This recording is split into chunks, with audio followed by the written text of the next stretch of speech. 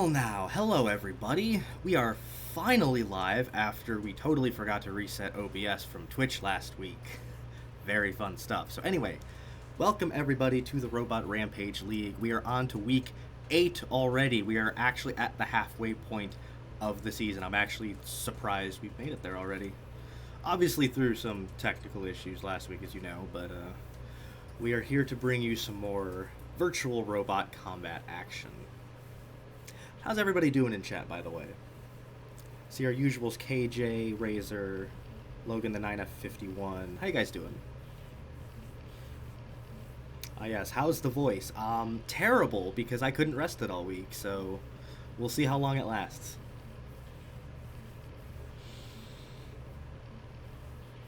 Right, well, we have a couple of things to go over after whatever the hell last week was. It was a very interesting week. Check out the standings at least. Music isn't playing. Well, music might just be really low. Hang on.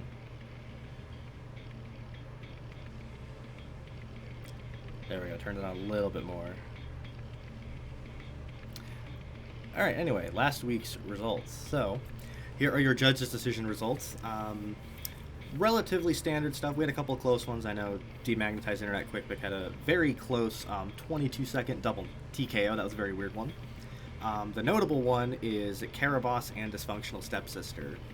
Caraboss has ended Dysfunctional Stepsister's undefeated run. So, very interesting, because everyone was expecting Caraboss to get destroyed in that fight, and it didn't happen, so good to see.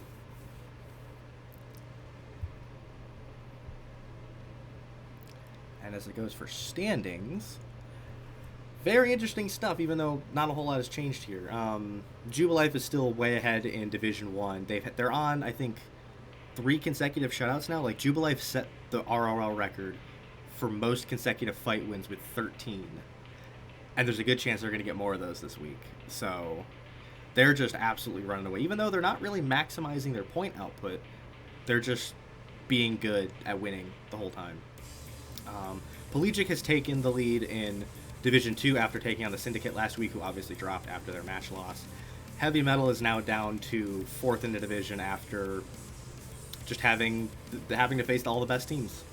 That's what happens when you don't play a ground game, I guess.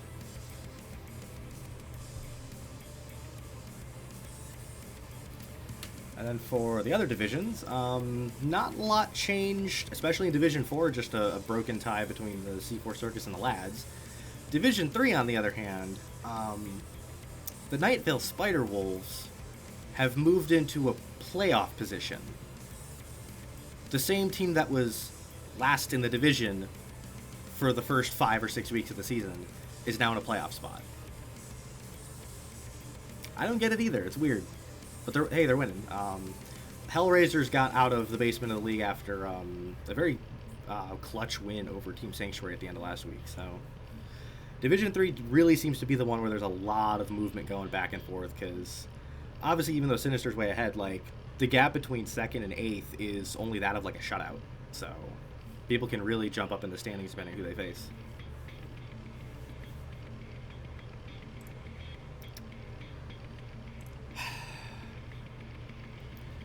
Right, well, I can let you guys know about our feature match and fight for the stream. Our feature match is going to be a rematch from last season. Orlando is taking on Heavy Metal Robotics this week.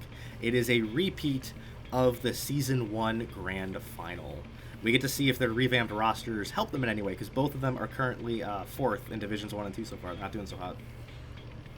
And our feature fight is going to be Kepler taking on Rosewater when Halifax takes on the Levantine Alliance. I think they're match 5 this week. Both of them are really good flippers that have been dominating the middleweights, minus 1 or 2 losses here. That's going to be really fun to see.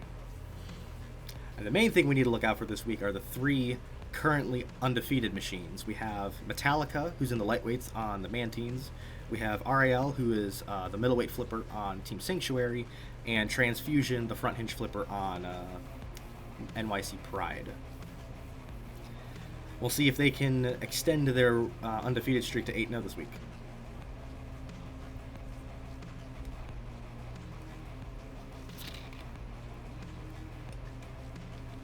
Nightvale really making waves. Yeah, Nightvale just... Apparently they were just messing with us the entire start of the season. Now they're just dumpstering everybody now that they got a chance. All 3 unbeaten to the second half of the stream. Yeah, that's how you know Divisions 1 and 2 are just so stacked well against each other. Like, every robot suffered at least 1 loss. Like, there's so many good robots in there.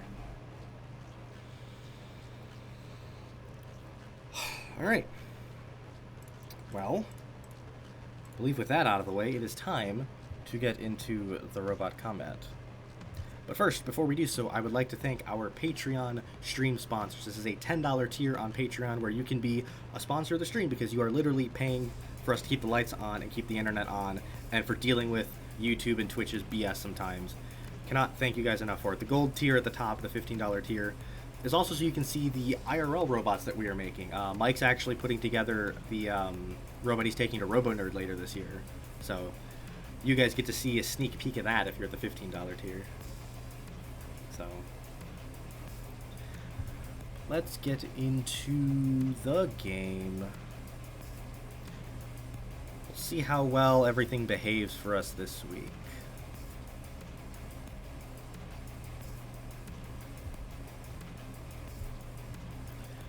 So up first, as you may or may not expect, it's going to be Team Syndicate. The mob, as usual, are starting us off. And they are taking on Angry Penguin Robotics. Ooh, the mob versus Angry Penguin. This could be interesting.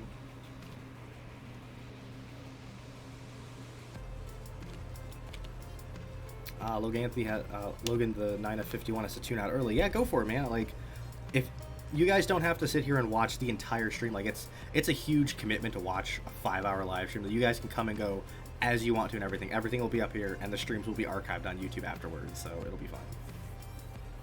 Anyway, lightweight matchup. We start, as always, with Whammy. It is a sit and spinner with kind of a V-shaped spike assembly on either side. Just sits, spins, does a lot of damage. It's actually one of the higher point scores for the Syndicate. Very underrated, actually. Angry Penguin Robotics has PogChamp, which is a rammer with 3 razor tip spikes in the front. Is invertible, but has a lot of exposed chassis.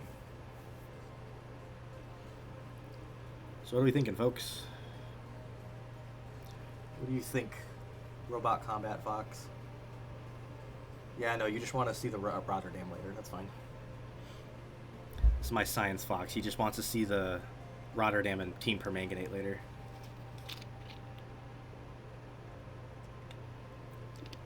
Glad to see her on water this week. All those mysterious liquids can't be good. I mean, the mysterious liquids are fine, but like, I've already gone through like 3 water bottles today because my throat's so dry. So we'll see how long my voice lasts. Anyway, most people seem to be going for Whammy here. Let's see if Whammy can extend Syndicate's lead, get him some more points. Ooh, PogChamp does go right in, but Whammy's already up to speed. And definitely connecting with that right side wheel of PogChamp. Ooh, but PogChamp has actually been able to shove Whammy back and onto the grinder, and it actually took one of the spike assemblies off already. This is unforeseen. And now Whammy's caught on top of the wall, but PogChamp does get down to free it and everything. PogChamp's front end is definitely getting caved in, but it's done a lot of... It's taken off most of Whammy's weaponry already. Ooh, and it's taken a wheel off of Whammy. Both of the wheels are off Whammy already. What? PogChamp with an absolutely precision ram into the grinder to take Whammy's wheels out. Oh, but it lost one of its own wheels to the spike on Whammy. Not going to be able to go in for the KO, but it is sitting here waiting for the TKO count. And that is going to be a 55-second TKO for PogChamp. That was very unforeseen. Okay.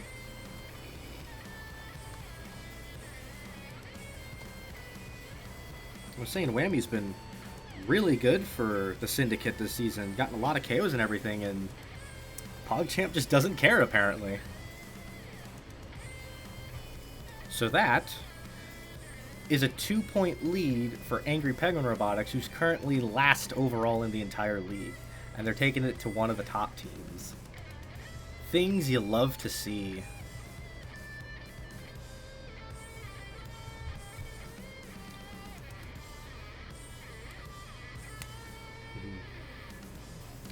PogChamp's wheel was going to Havoc there for a second. Yeah, I was worried Whammy was going to get Havoc there out of the corner, but luckily we were able to keep that one. Highlights, you know what? Yeah, I'll throw that in the highlights just in case.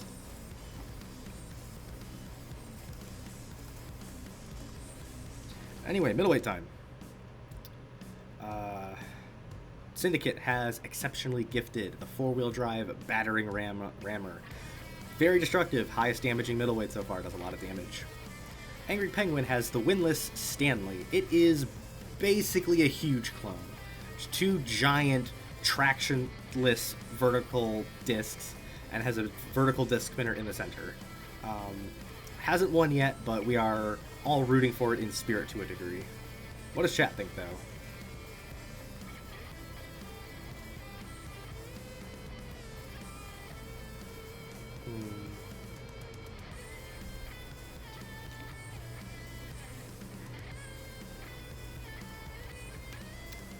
A lot of people going for exceptionally, or at least hoping Stanley is able to stand a chance here. I mean, Stanley's weapon is kind of centered, so it could get the battering ram assembly off of exceptionally, but that's why you run the fights. You gotta see what happens.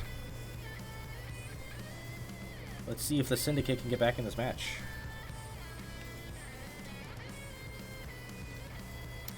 Exceptionally comes right in. Patient approach, though. Absolutely taking it to the front end of Stanley already. Oh my god, that was all of the control board hits in one. And that is an 8-second knockout for exceptionally gifted. Okay. That was not what I was expecting. Not you. Huh. It is worth noting, Angry Penguin Robotics robots don't use the same DSA armor that we usually do. So, like, especially like in this case, like Stanley's chassis was just much more weak compared to a lot of other robots here.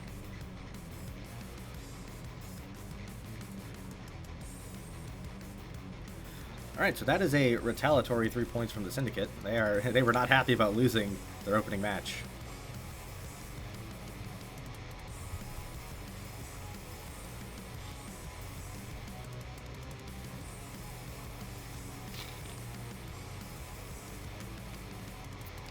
Only 1,400 point control board KO. Yep, that's what happens when you don't use the best armor in the game. But considering Angry Penguin was made by Sam FM52, who I don't think plays stock RA2 that much, I'm not sure he really knew how to get DSA on his robots, so it happens. It's not the only team. We have quite a few teams in here that don't use the DSA armor. Anyway, heavyweights. Relentless Heartburn for the Syndicate.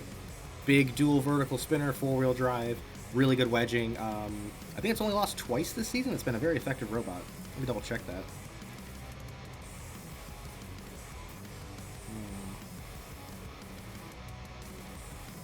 Not you. Yeah, Relentless Heartburn is currently 6-1. Very impressive robot. Angry Penguin has e-girl power in the heavyweights. Dual rear hinge flipper with kind of spikes sticking up to prevent robots from going all the way over the top of the sledge festing. Can be pretty efficient, but again, its armor is weaker compared to what Relentless Heartburn has, so. Predictions, chat. What do you got?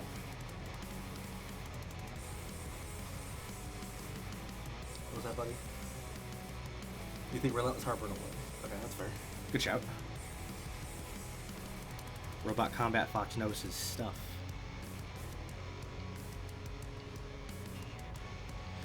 Pretty much. Well, actually, no. Chat's kind of split. Half going for E-Girl power. Relentless Heartburn as well. So, I mean, we'll see. It's going to be a tall order for E-Girl, but it's got a shot if it can invert the uninvertible Relentless Heartburn. Fortunately, E-Girl's flippers have gone straight up the wedges of Relentless Heartburn, and they are getting absolutely chewed up right now. Relentless Heartburn was able to invert it and do quite a bit of damage to the underside. One of the flipping panels is now off of E-Girl.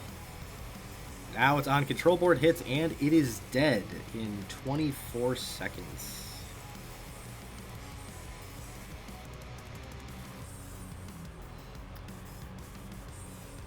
Well, I mean, E-Girl had the good shred trying to go head on, but it just wasn't able to get into those wedges of Relentless Heartburn.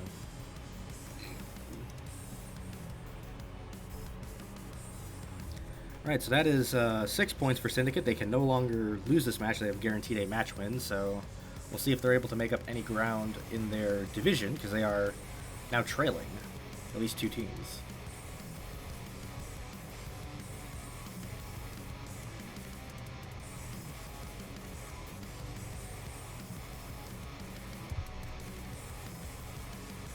Heavyweight, or super heavyweight time, sorry. I just spotted that in the chat, Razor. US meta beats UK meta. Yeah, spinners, vertical spinners beat flippers, little did we know. Alright, super heavyweights. Syndicate has one father, a dual rotator-esque horizontal spinner, lots of armor around there, but it is rather slow and can be taken advantage of as a result. Angry Penguin is Pingu's death machine. Undercutting spinner with axe heads and 2 battle axes going over the top. What does chat think here?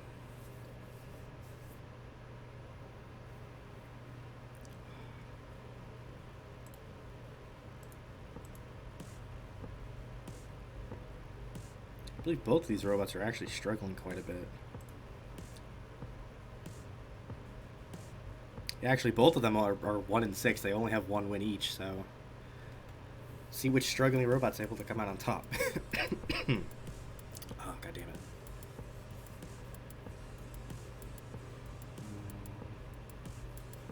Yeah, chat seems to be more or less split. Finally, one father gets an opponent that won't completely body it. Yeah, you're not wrong. I mean, it was able to beat Event Horizon just by being an undercutter, but you know, it's actually probably be a pretty even matchup.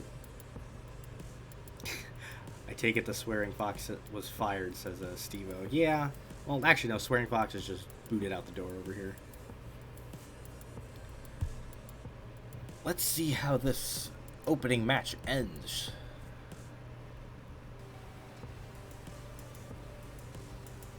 Both meet in the middle with their undercutters, although it looks like one father's is doing significant damage to the motor on Pingu's death machine. It is unarmored.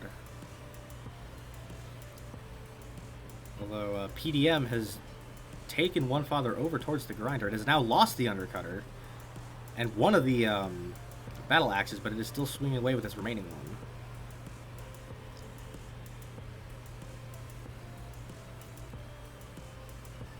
One father is definitely carving up the right front side of the death machine of Pingu, but that battle axe that's remaining is getting towards the wheel on one father.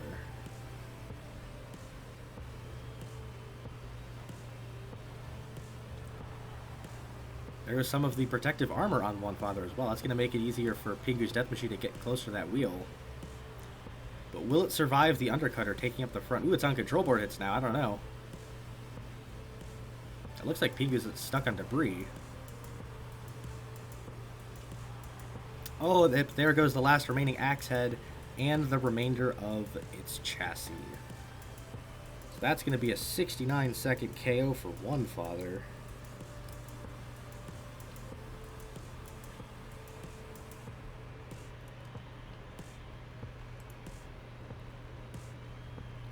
Alright, so what looked like a promising start for Angry Penguin, apparently really pissed off the mob because they came back with 3 KOs and have won 9-2, sorry. Syndicate's definitely going to be jumping up in the standings after that. Because they're 7 points down on the Wanderers right now and 5 down on second place, or Levantine Alliance in second place, so that should be a good point sweep to get them back in the standings. What do we have next? Aha. We move to match number 2.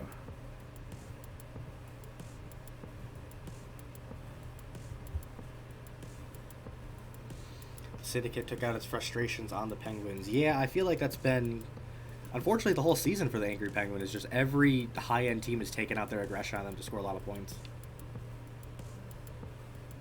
How many damage points did Stanley get? Oh, that's a good question. I need to actually double check that. Definitely was not a lot, I can tell you that for you. Anyway, let's open up our next match for predictions. Kinetic creatures have network in the lightweights. It is a dual saw spinner. kind of undercutting to a degree. For some reason, it makes a really good wedge with saw blades. It can be sneakily good. Avalon has Dainsleaf, which is a rammer with a kind of a fork-style weapon in the front. Was unfortunately built underweight because the builder was not aware of what the weight limit was.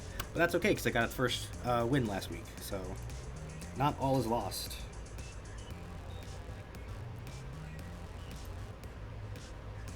.282, there we go. Alright, I got that damage listed for Stanley Boy. Thank you for catching that. Dainsleaf could actually take out the weapon motors on network here. Yeah, I honestly think its weaponry is at the right height to hit the motors on network, but are its wheels going to survive against the saw spinner? We don't know. Is Dainsleaf under 200? I believe it might be 200 exactly.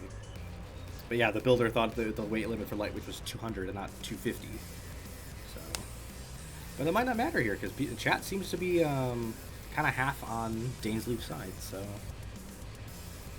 let's see if Dainsleaf can do the chat justice and do him proud here.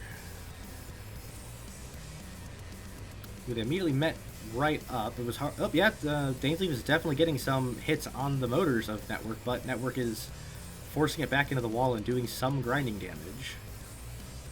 And has gotten Dainsleaf back into the grinder now.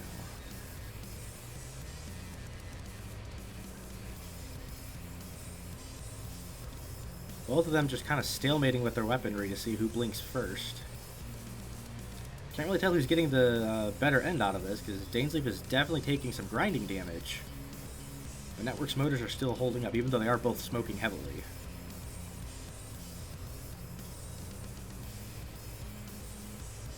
Ooh, Network made a driving mistake there, exposed its wheel to Dainsleaf, but it was somehow able to get around and get to Dainsleaf's wheel, and is now pushing it around with the saw blades. Using saw blades as a wedge to push stuff around. Never thought I would see that.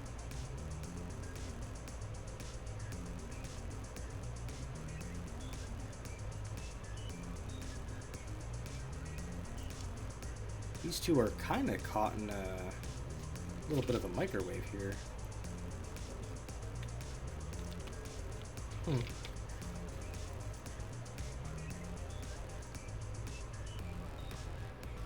We're just about halfway through the fight.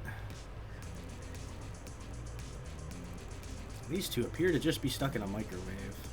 I can't really tell if, oh, they broke it at least, but I can't tell if Network saw blades were actually doing any damage there. Although, Dainsleaf was able to get down and take off one of Network's saw blade motors. Now it's just left with one.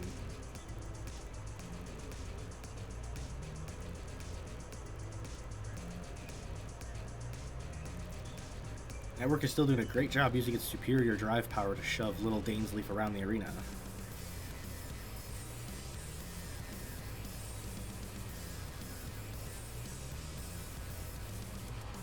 Ooh, but there goes the last remaining saw blade motor on Network.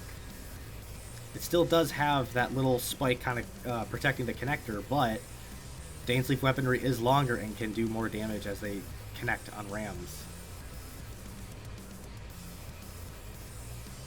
30 seconds left. Can Dainsleaf potentially pull out a KO, rack up the damage here? Or is Network going to make it to the judges, possibly?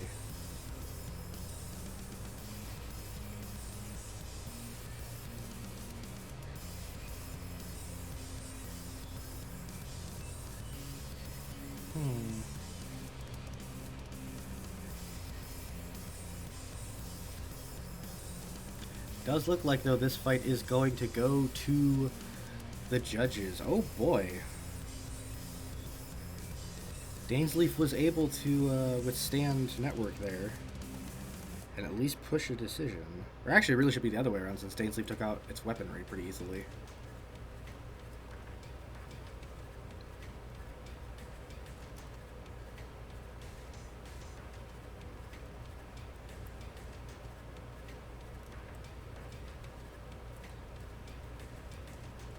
Alright, so, as our first judge's decision of the stream already.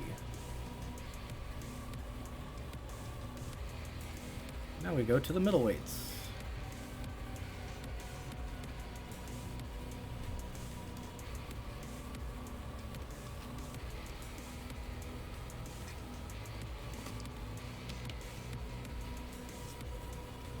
Kingsleaf 1 damage versus Network. Yeah, honestly, a pretty good chance, because Network didn't really have a good way to connect those Saw Blades, and Saw Blades don't do a ton of damage unless they're grinding constantly. So,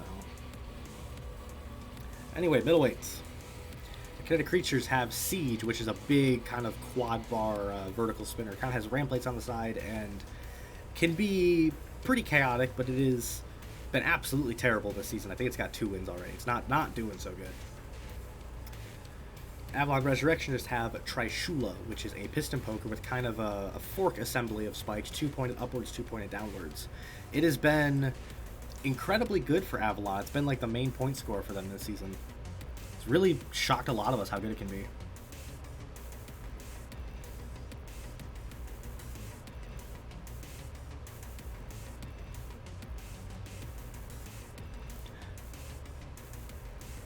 The most amount of damage points Danesleaf has ever had. I don't think so, no. I think it had a pretty high amount at some point.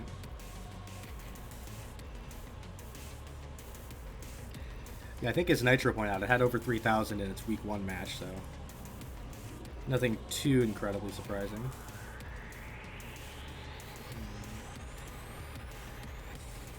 Steve-O's got to duck out. See everyone later. Yes, stop by whenever you can. Hope whatever you're doing will go well for you. Chat seems kind of split, or at least for those who have predicted, are split. So we'll see if Avalon can get any points here with that decision withstanding still. Ooh, Trishula immediately knocks Siege over. Siege is able to kind of self-right, but it definitely takes its time. Oh, but now, after getting pinned to the wall, Siege was able to invert Trishula, who is, while they are invertible, that definitely did some damage to the underside of the piston poker. Ooh, big hit to the wheel there.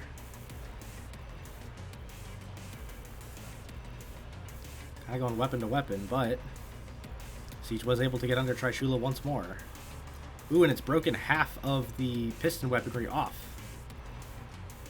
Trishula got a ram plate off of Siege, but it has now lost all of its weaponry on the piston. Now it is just a box with wheels.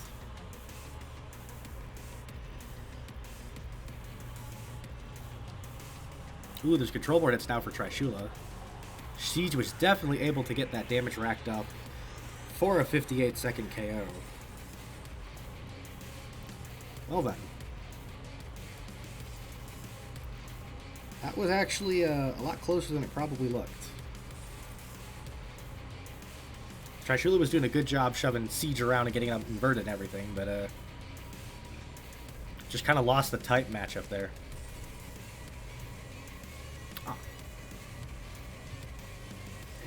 It is time for our first multi-bot of the stream.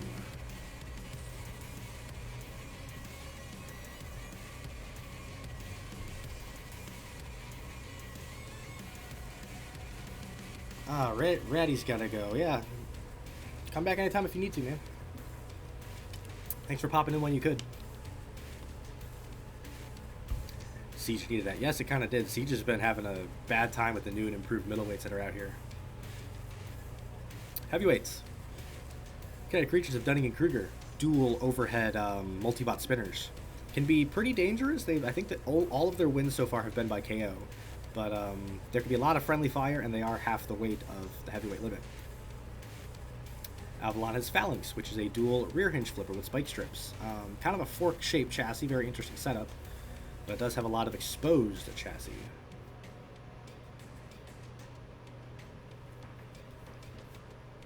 What does chat think here?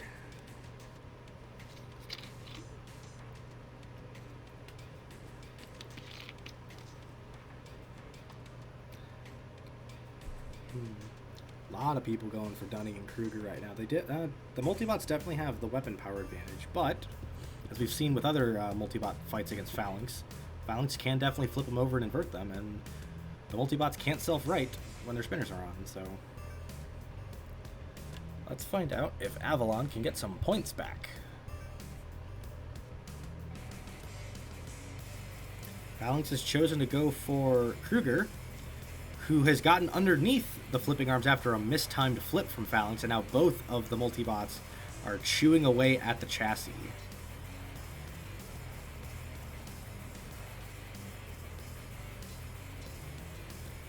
Phalanx trying to use those flipping arms to kind of jam up the multi-bots. Oh, but physics has decided that that's not acceptable. So that is going to be a restart. Well, poo. At least that was funny looking.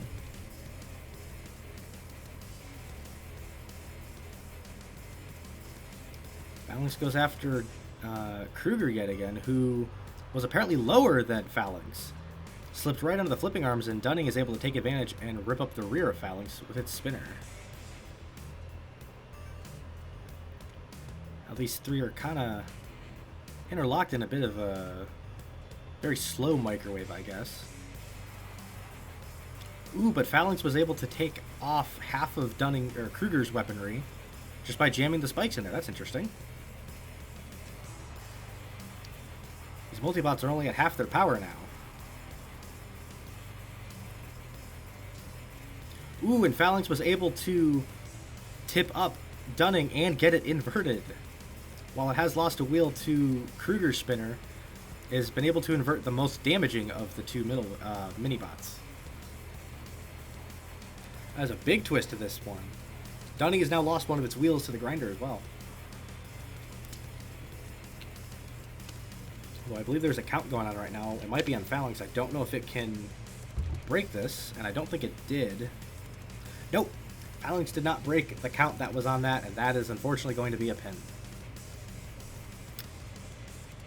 Alright, take number 3. One thing we should note is we cap all restarts at 5 restarts, and then if they continue to act up after that, we'll take it off stream and finish it when we have the time. Both a physics and a pin restart in one fight. Look at that.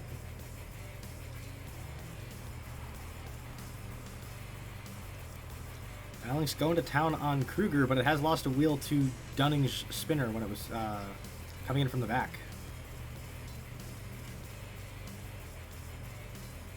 Phalanx doing a good job to keep the mini-bots in front of it and have them kind of give each other a bit of friendly fire. They're definitely hitting each other with their overhead spinners.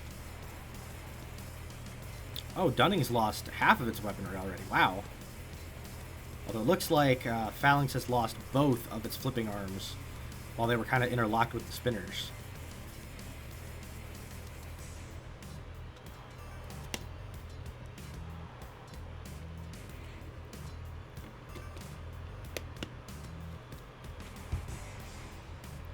Multibots are taking each other's weaponry off. They need to be careful here because Phalanx is still a functional robot. And if they lose all their weaponry, they're not going to be able to KO and get those 3 points. Miscommunication from the kinetic creatures here.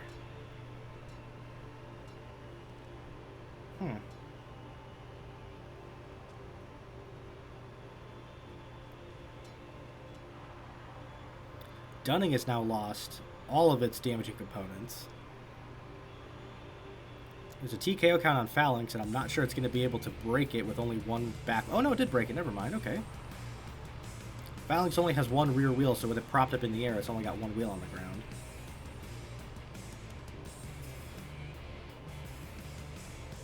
Can it break the TKO count this time? Kruger's definitely getting in the way. Huh. So Phalanx was not able to break the TKO count there, and both of the multibots were not touching it for a lot of that. It could have backed up and everything, and it didn't. So I believe that is going to be an official TKO loss for Phalanx, because it was not able to... Because in that case, the multibots had backed off and gave Phalanx space, and it was not able to break the count anyway. So I believe that is going to be official. Yep. 112 left is... Oh god, I don't even remember. 8.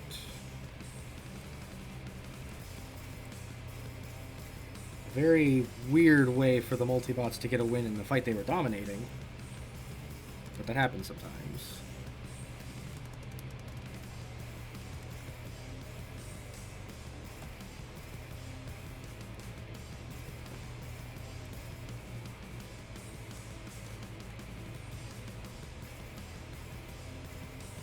A strange ending to that fight. Yeah, it was very bizarre. I thought with Phalanx on the floor, it was going to be able to break the count and back up and continue the fight, but just wasn't able to with the damage it suffered.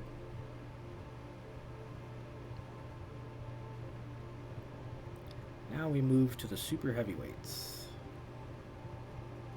Aha! I tell a lie. We move to the game crashing. Fantastic. Love this game. Once again, thank you to our stream sponsors for sponsoring our crash page. $10 tier and everything. It's about $250 a stream because we do 4 streams a month. And it goes towards literally keeping the lights on here and keeping the internet running and letting us continue this league. Thank you guys so much again. We'll have some patron tier matches coming up. I know Tennessee is actually one of our patrons. So we already had at least one pop up. I think actually our next match just after this is going to be another patron. Oh, yeah, it's typical second match crash. Yep. Game really doesn't like the second match of the stream. I don't think it's going to like what's about to pop up in here either. Because, got a bit of a mismatch here.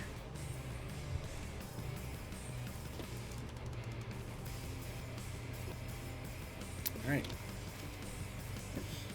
So, Kinetic creatures have death penalty for the super heavyweights. It is a sit and spinner with flail assemblies on the side, some Bushido sword, wheel guards, and everything.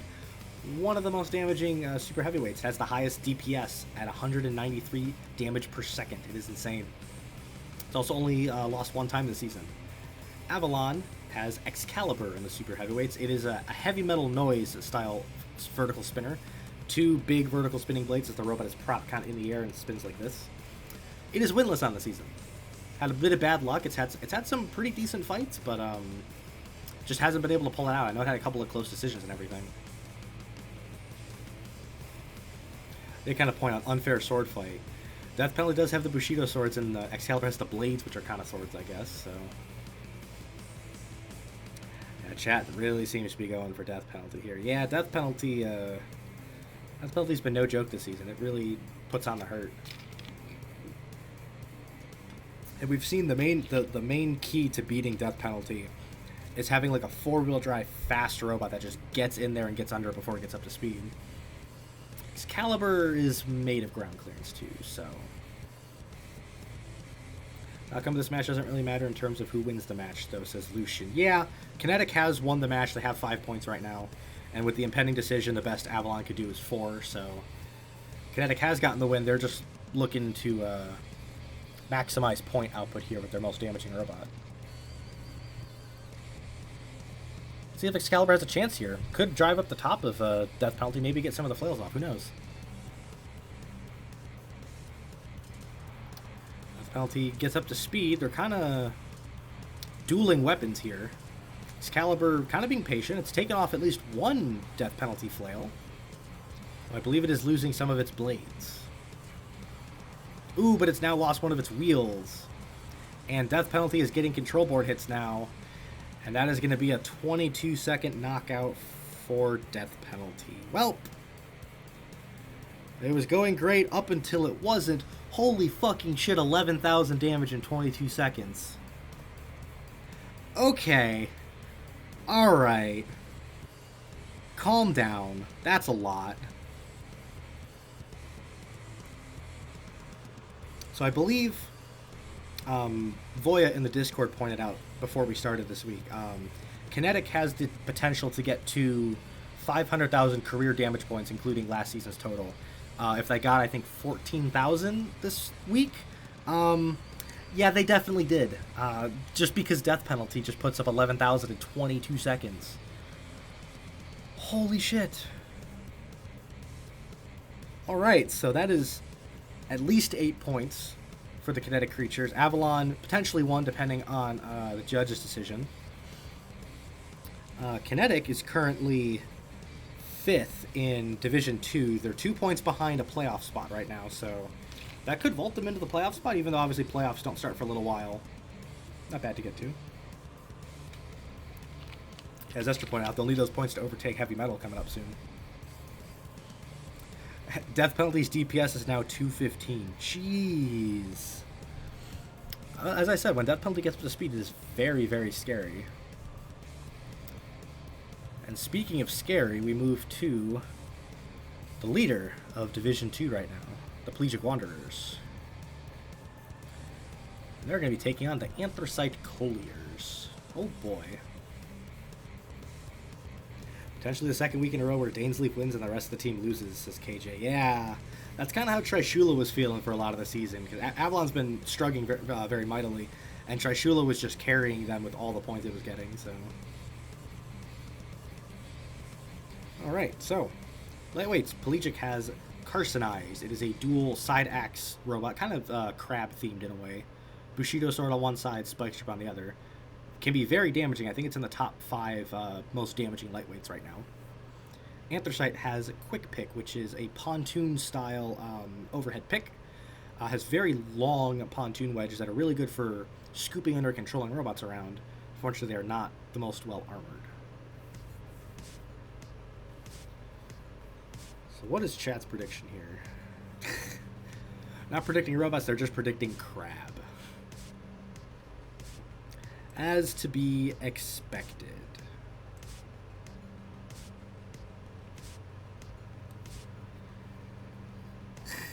Yes, everybody loves the crabs here. I love the Colliers team, but damn, they have awful matchups. Yeah, the Colliers have had the absolute worst opening schedule ever. They faced all the top teams so far. They got a break last week against the meme team, and now they're taking on #1 team. So let's find out if Anthracite's able to compete with the Wanderers at all. Ooh, Carcinized went right up the pontoons after first swinging, and Quick Pick got a huge hit on the top of it. However, Carcinized is going to town on those pontoons. Part of Quick Pick's pick broke off there, but it was one of the ablative pieces to take hits like that, so keeps it for the moment. But Carcinized Spike Strip is doing a ton of damage to that left side pontoon.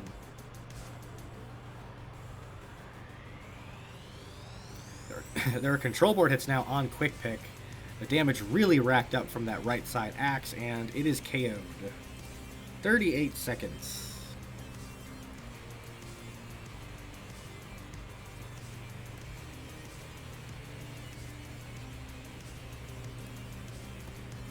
Carcinized doing its thing, giving Pelagic a quick 3 points to get him ahead of the match early. How many KOs is that now for Carcinized? Oh, that's Carcinized is now 6-2, and it's only ever won by KOs. Yeah, it is very much one of the most damaging lightweights by far. Now we get an interesting middleweight matchup. Oh boy.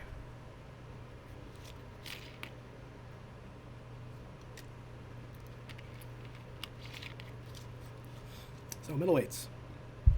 Breach comes in for the Wanderers. It's a triple rear hinge flipper. 2 of them are what we call pure flipping segments because they have no damaging opponents, but the spike strip in the center is damaging and is on one of the flipping arms.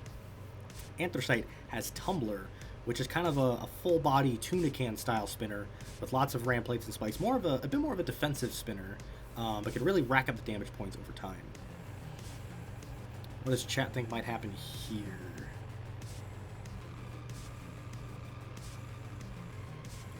Breach is my favorite robot. One flip in this fight is over. Yeah, Tumbler being a full body spinner is not able to self-right, so we'll see if Tumbler's able to stay upright, because if it does, it can really rack up the damage on Breach quickly.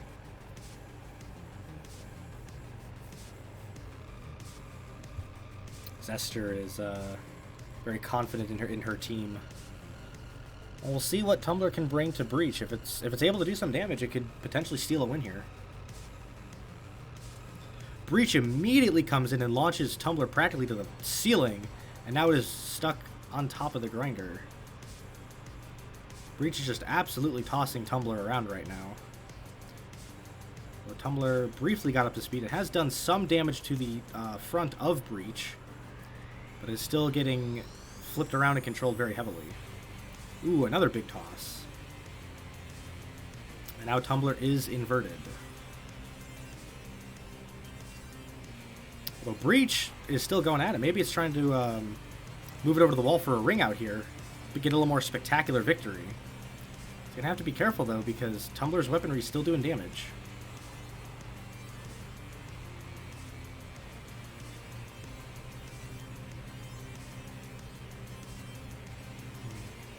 Tumbler is now propped up against the wall, but Breach does free it. Yeah, Breach is definitely trying to line up a ring out here. Really trying to just get maybe one of the ram plates hooked on the wall and have Tumbler pull itself over, have it tumble out of the arena.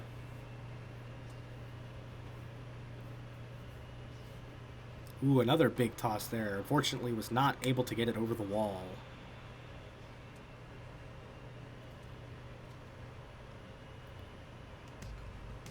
Tumbler is now wedged up against the wall. It looks like Breach is going to leave it alone. That's what it looks like. They're going to take the 2 points here for the TKO instead. Very clever, because you can see the top of Breach is caved in very heavily from getting beat up so far. Oh no, the Tumbler was able to shuffle across the floor and break the count somehow, huh?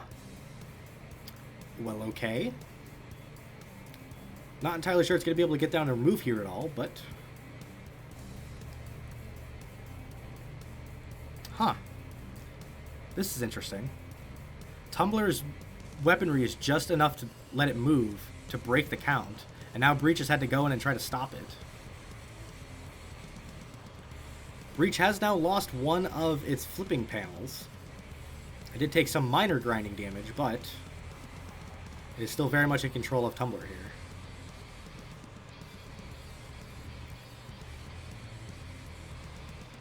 "30 seconds left. Breach is, Breach should probably just leave Tumbler alone at this point, because it's got... Tumbler's not able to get up at all.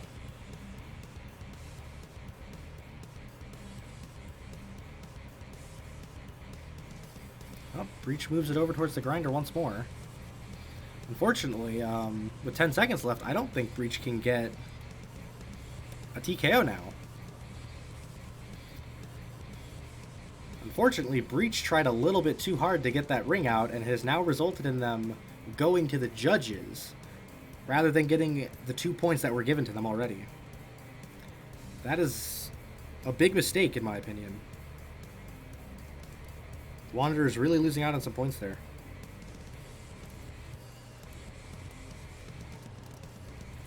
Although, to be honest, that might end up in the most lopsided judge's decision we have ever seen.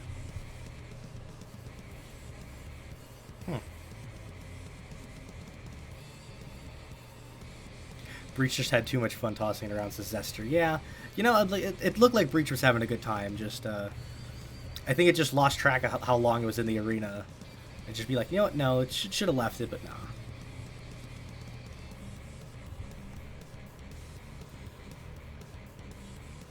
Alright, heavyweights.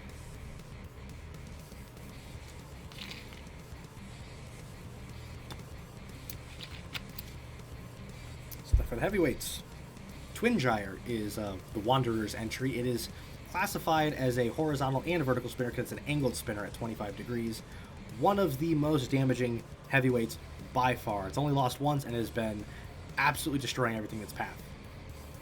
The Colliers have Jackhammer, a dual piston poker with kind of some spikes, iron spikes on each piston, a little bit of a fork assembly with spikes on the top. Also very low to the ground. Not sure it's going to matter for a spinner that just drives on top of stuff, though, so... Is this OG or modern BattleBots? Ask Leaf. This is OG. This game came out in 2003 and is based off of Robot Combat from the classic series, so... Much older stuff, to be honest. Although there are mods for this game to introduce some more modern components. Oh, my phone's finally done charging. What do you think, buddy? Twin Gyre gonna wreck him? Yeah, we'll see. I'm personally rooting for Jackhammer. I want to see the Colliers get some points.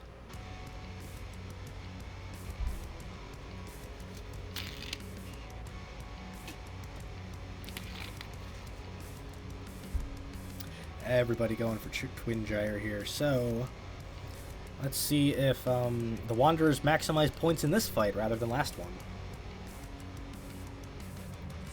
Get it very quickly in the middle. Twin Gyre's kind of gotten stuck on the front of Jackhammer's, doing damage to the top side of it, but Jackhammer's definitely poking away at the underside of the chassis of Twin Gyre.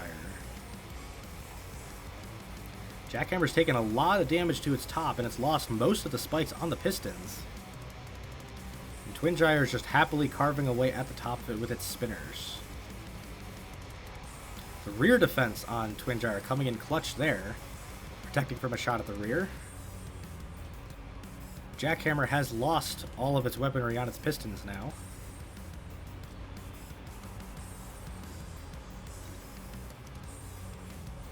There are now control board hits on Jackhammer. Twin Gyre's weaponry is really effective, does a lot of damage, especially when for a robot that doesn't have top armor like Jackhammer. Ooh, a huge ram there, and I believe it got the KO on the grinder there. That's interesting. A 60-second KO for Twin Gyre.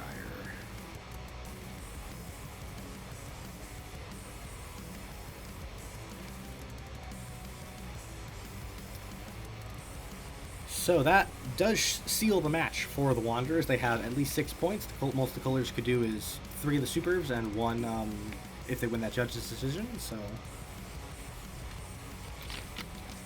the Wanderers saw what the Syndicate did earlier this stream and is like, yeah, no, we got to distance ourselves now. It is now time for the super heavyweights.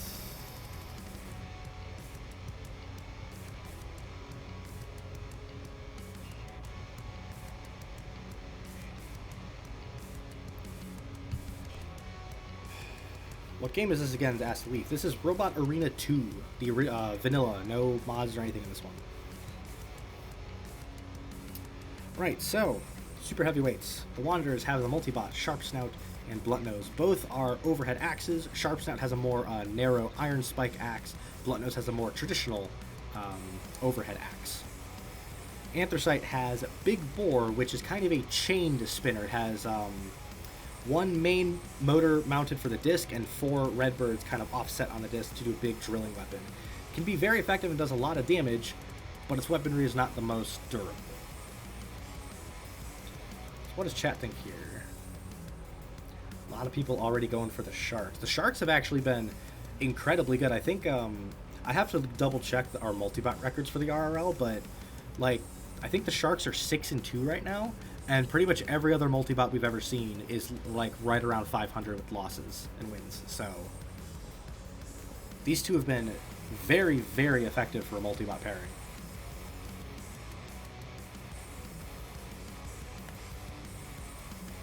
Predicting the Sharks, but rooting for Big Bore. Any other day I'd root for the Colliers. Yeah. Honestly, I'm always kind of rooting for the Colliers just because I want to see them win. And I absolutely love the Colliers robots. They look incredible. But they're facing robots that are designed for winning rather than looking very good aesthetically, so. Although honestly, like, the Sharks here look great as well.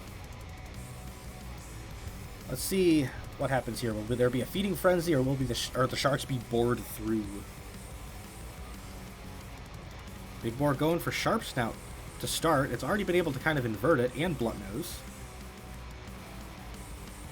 Though Sharp Snout is definitely getting hits to the rear of Big Bore. Both of the Sharks are getting to the side now. Blunt Nose absolutely caving in the top of Sharp Snout. Bit of friendly fire here. That's bad.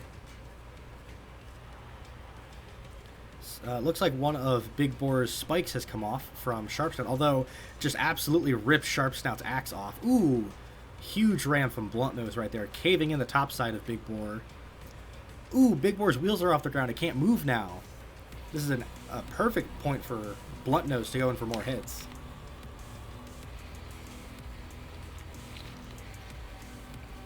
Although Sharp Snout is inverted, and it does not appear to be invertible. It's not driving in any way without that axe there. And Blunt Nose was inverted as well.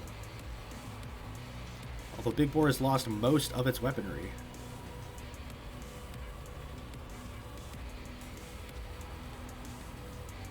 Big Bore has now lost all of its weaponry, and Sharp Snout appears to have been TKO'd. So it is now just Big Bore and Blunt Nose, although Blunt Nose is upside down and not having a good time right now.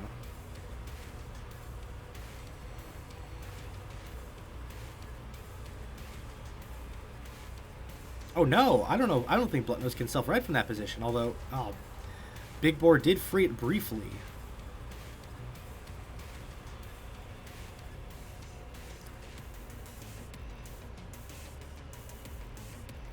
Bluntnose was able to self-right and is taking it to Big Boar once again.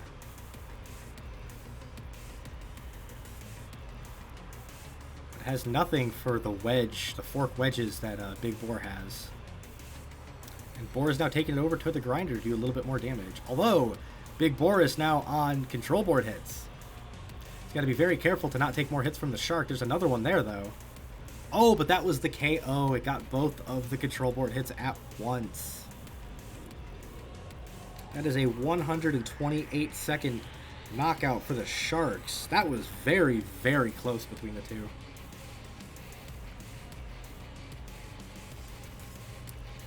Big Boar was doing everything it could to withstand the multi-bot swarm, and it did a fantastic job, just ran out of weaponry, unfortunately.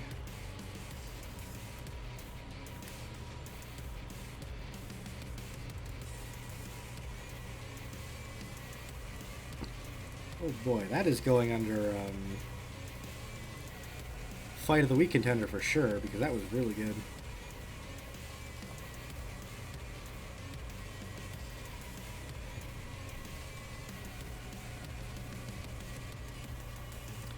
KJ early Fight of the Week candidate. Yeah, I'm definitely putting that one under the Fight of the Week candidate list. That was a fantastic back and forth right there. Excellent fight. Good to see Bluntnose going solo, says Esther. Yes, Sharp Snout's usually the one going solo for the two. That was an absolutely fantastic end to that match. Unfortunately, that's 9 points for the Wanderers with a potential decision in there and nothing for the Colliers right now. So that could be another shutout for the best aesthetic team in the league. We now move to match 4, where I need to use my voice better.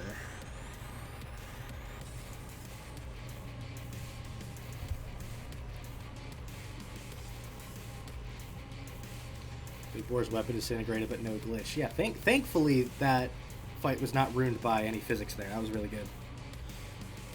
With those exposed motors on Big Boar, it could be susceptible to physics glitches very easily. All right.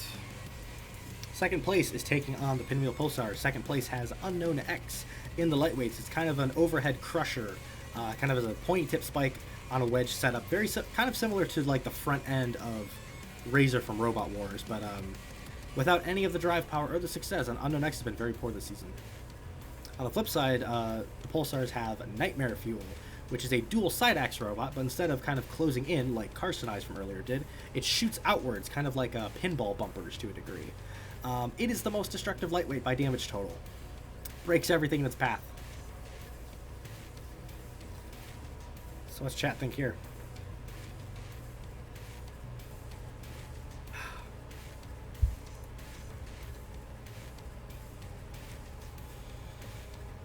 Everybody going for Nightmare Fuel. Nightmare Fuel is very damaging. I can pull up that stat. Give me just a second. So currently, Nightmare Fuel is 22,000 damage points total. The next closest is Metallica, who's the only undefeated lightweight remaining. So Nightmare Fuel is more damaging than the only undefeated lightweight. It's very impressive. Let's see if Unknown X has anything for the most damaging lightweight. Unknown X slides right in between the pontoons on Nightmare Fuel. It's gotten a couple of hits on the center chassis of it, but Nightmare Fuel is absolutely caving in the front of Unknown X.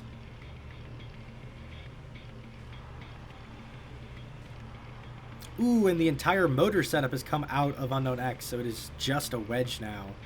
Nightmare Fuel doesn't care, is just absolutely taking it to it, and has gotten the knockout in 28 seconds.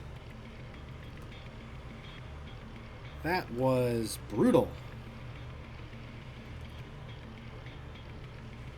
Wow, Unknown X really only scored 200 damage points with those hits to the top? That's very surprising. It looked like it was doing a lot more damage than that. Okay.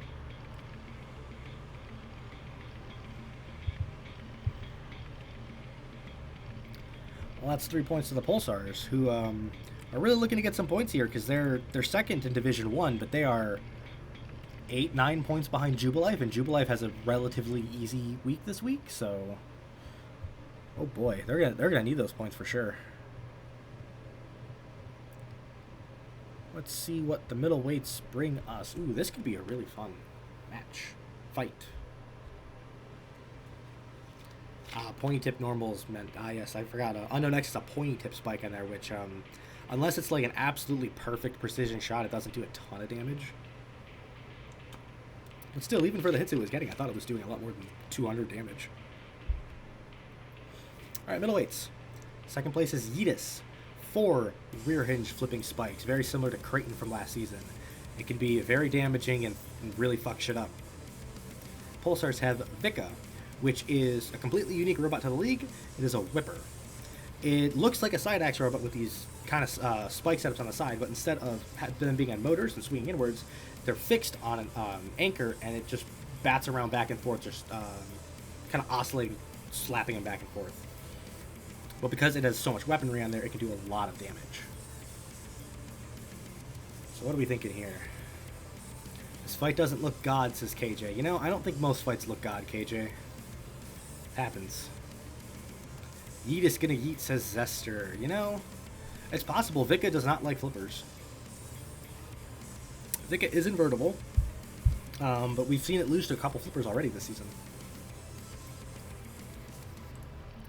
So let's see which of these two robots comes out on top. This could be a very even matchup. Yeetus comes straight in and tosses Vika, I don't know, 5 feet in the air easily. Vika is upside down and was tipped upright. It couldn't move for a second, and Yeetus has moved it, but is doing a ton of damage to the middleweight. Vika is just not able to get its weaponry into play from being up in the air. Yeetus is not giving it an inch. Something came off there. One of Yeetus' flipping spikes appears to have come off. It's currently just pinning Vika to the wall. Ooh, it's removed the center spikes on Vika that were kind of for defense. Oh, but it caught one of Yeetus' wheels. That's going to completely change this fight, because now Yeetus can't get in there for the flip. And Vika can just go to town on the crippled robot. Oh no, but it drove up the wedge of Yeetus and got a control board hit, but it removed the last remaining wheel on Yeetus. Although, I don't think Vika's on the ground right now, so I'm not sure it's mobile. I'm not sure which of these two is getting counted out right now. It appears to have been Yeetus, so that Vika was not pinning it because it did not have any wheels, and they were not simultaneously knocked out. Yeetus lost its wheels first, so that is not a double TKO. That is an official TKO for Vika. Well, that would have been very close if Yeetus could have still moved there.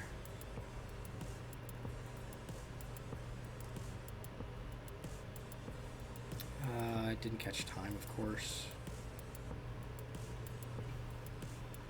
Well then.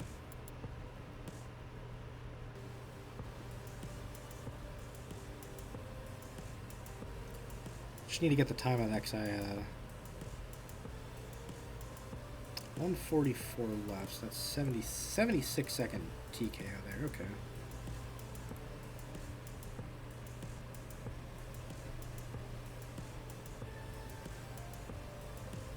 Thought Vika tilted forwards and Yeetus drove its last wheel into it. I think those were more or less both the same action. Just my basis there is that, like, Yeetus could not move in any capacity, and Vika was just propped very slightly forward. So,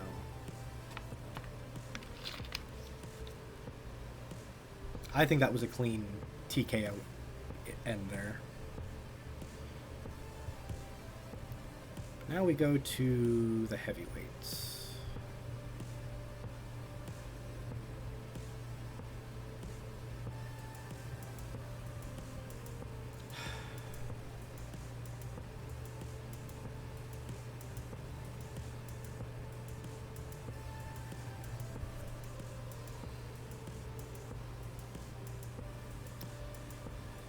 I see a $5 super chat from Midnight McLeod saying GG. Yes, that was indeed a very good game there. Thank you very much for supporting the channel and supporting us here. I don't know why that was down there.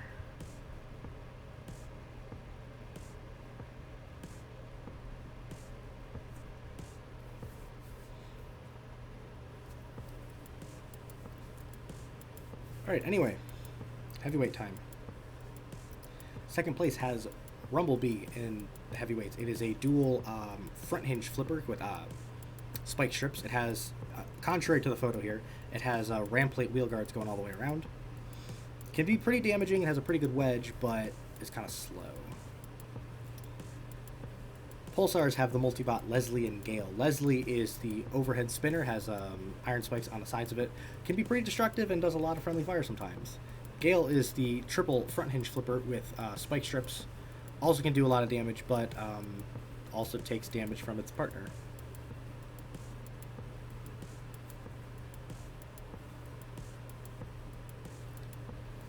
So what are we thinking here, chat?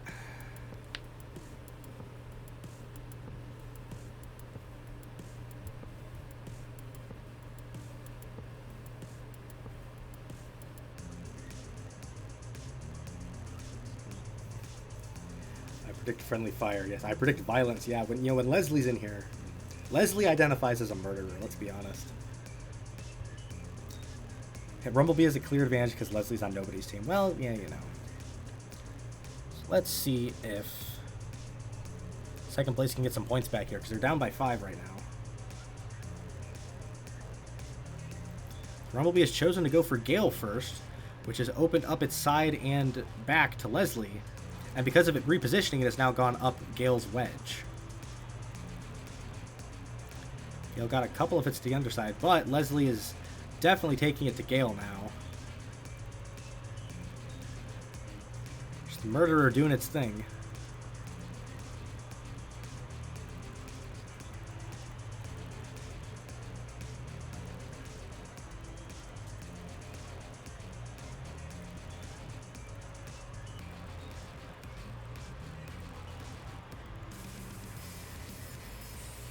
Ooh, Gale's been able to get under Rumblebee once more and is about to get it inverted, doing a ton of damage to the underside of the heavyweight. Leslie just kind of coming in for fun. It's taking at least some of the armor panels off, and there are now control board hits on Rumblebee. The multibots were able to get through its defensive features. One of the wedges is now off of Rumblebee. It is targeting Gale, which has allowed Leslie to come in from behind and get the knockout. 75 seconds. And this fight has been sealed.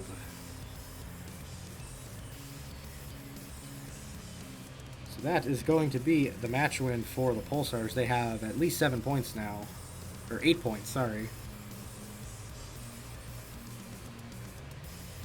Second place has yet to score.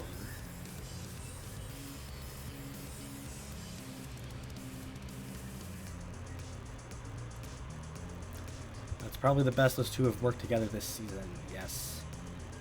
All three bots with very similar damage totals. Yeah, that's just really worked. It's just helped that the multibots were able to get through the defenses of the more heavily armored Rumblebee. Now we go to the super heavyweights.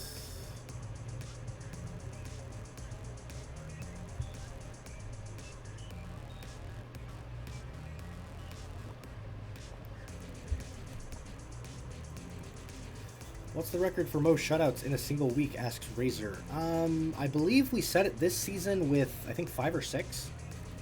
It's been quite a bit. Anyway, super heavyweights. Second place is Supernova, which is a big defensive undercutting spinner, very similar to Supernova from Robot Wars, if you remember. Doesn't fare so well because of its lack of drive power, unfortunately. Pulsars have 787B, which is a Le Mans prototype style rear hinge flipper. I believe it has 5 or 6 rear hinge flipping spikes. It's really fast, it's really aggressive, and it throws shit out of the arena or kills it before then. Who knows? So, this could be a massacre, or this could be a surprise. I don't know.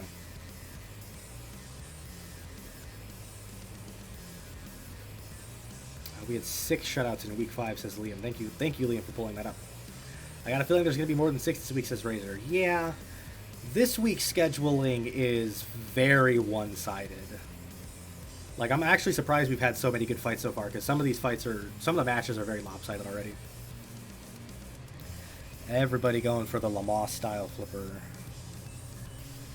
Let's see what 787B does with it, or if Supernova somehow surprises us. Supernova just gets absolutely yeeted into the air. Lost one of its wheel guards already, and has now been parked on the grinder by 787B. Although the flipper's got to be careful, it took a lot of grinding damage there. And has gotten its, well, it had its flipping spikes parked on top of the undercutter, but the undercutter has now come off of Supernova. Another big toss there.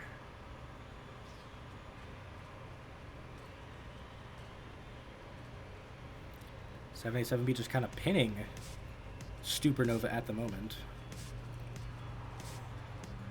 Although Supernova did break the count, so we don't have to worry about a pin situation. There goes more of the defensive work on Supernova.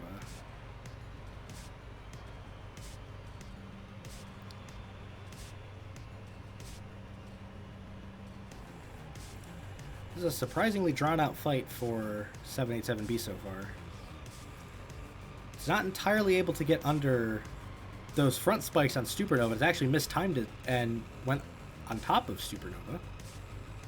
It's definitely controlling the pace so far. Ooh, Supernova lost a wheel to the grinder. That was very bizarre. Hopefully, physics doesn't cause much of an issue here. Although, I do believe, because Supernova can still move here, I believe this is going to be a pin. Yes, it is, because... Oh, wait, no, it didn't break. Never mind. That was not a pin. At least not yet. Supernova did break the count, but it is now propped in the air by 787B. And this is going to be a pin. That is unfortunate. Yep. So that is going to necessitate a restart.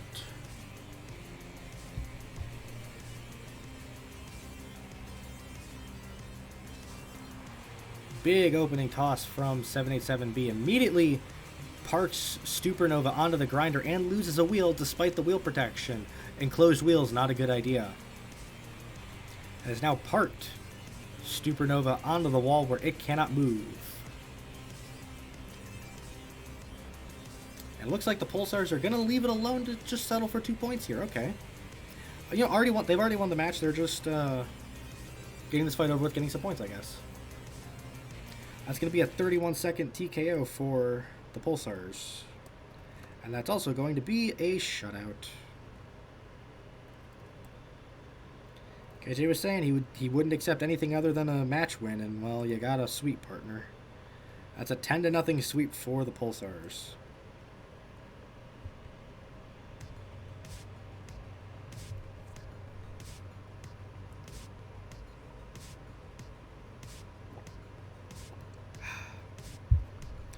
So, before we get started on our next match, I need to change something in OBS very quickly.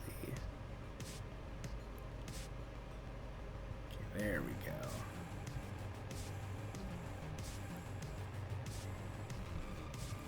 I need to very quickly restart the game, because if I don't, it's going to crash even more. While I was like moving my mouse around, the alert box for when super chats and stuff pop up was just moving with the cursor, so I had to put that back into place. Make sure it didn't go anywhere. Alright, now we should be good. Now we can move on to match 5. Oh, it's going to be one of my teams. Cool. We have the Halifax Supernovas taking on the Levantine Alliance.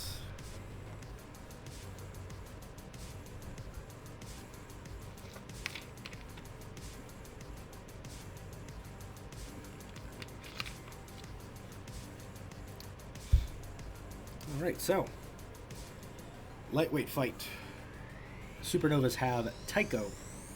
In the lightweights, it is a singular front hinge flipper, with a singular spike strip. Could be a pretty good wedge, but has a lot of exposed chassis here. Levantine has VSSV, which is a vertical spinner that is very slightly angled to the side, not enough to be classified as a horizontal, but it's enough to give it a bit of motor protection, stabilizing force out to the side and everything.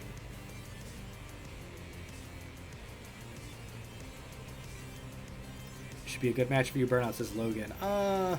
No, because Levantine is currently second in Division 2, and they kill the shit out of everything, whereas the Supernovas that I've built here are the lowest scoring team in terms of damage points by a mile. They don't damage anything, they just flip stuff over. So, while I have some confidence that we might win here, I'm pretty sure I'm going to have a bad time.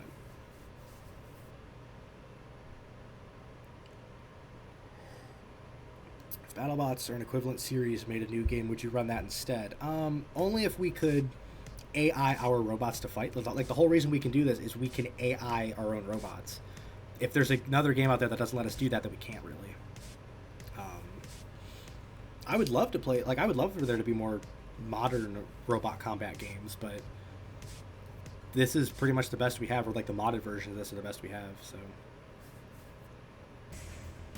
Everyone seems to be going for the SSV, so let's see if Levantine can get the win here. Ooh, VSSV went straight up Tycho there. Took a shot to the underside by the flipper.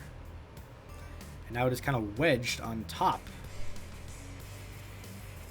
Although, because of its stabilizer being so long, they've kind of turned this into a bit of a microwave fight.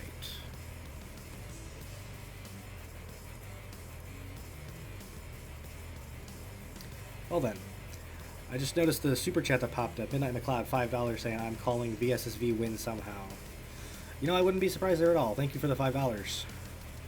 They did break the stalemate, and both of them are going to town on each other. Tycho's done a lot of damage to VSSV and its weapon, but it has taken a lot of chassis damage. And now that VSSV is inverted, it's spinning downwards and doing a lot of damage to Tycho. Ooh, a huge hit there from Tycho again. Now hitting the stabilizer of the vertical spinner.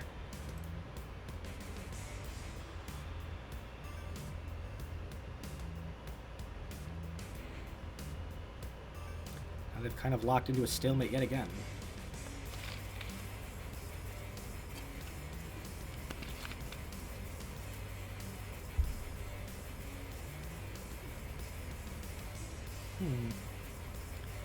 About halfway through the match now, and neither of these two have really taken full control of the other so far. They've really been dishing blows back and forth. In between all these microwave stalemates, they've been beating the crap out of each other.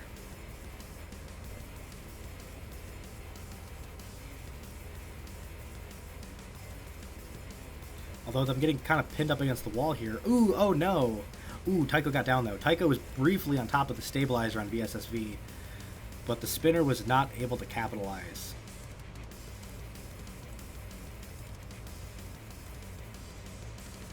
Less than a minute left. How easy is it to submit a team for Season 3? I have a few ideas for robots, but no Discord or no RA2. Luckily, RA2 is very easy to get. It's a free game you can download.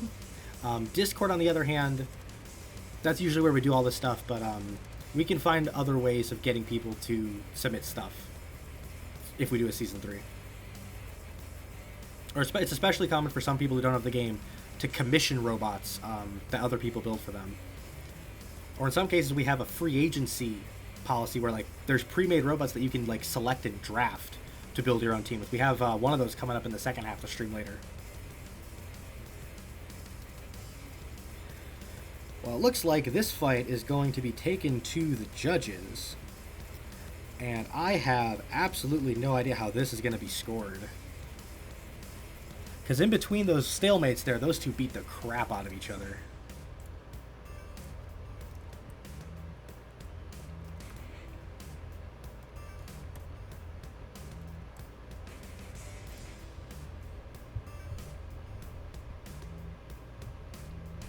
Probably go for a free agent team with one or two of my robots of my own. Yeah, you could do that. I think we had a couple of teams where, like, somebody built like one robot and then just did free agency. Actually, Levantine's that. The middleweight that we're about to get to here was the only one that the team owner Hexbug Heroes made. All the other robots were either commissioned or brought over from another builder.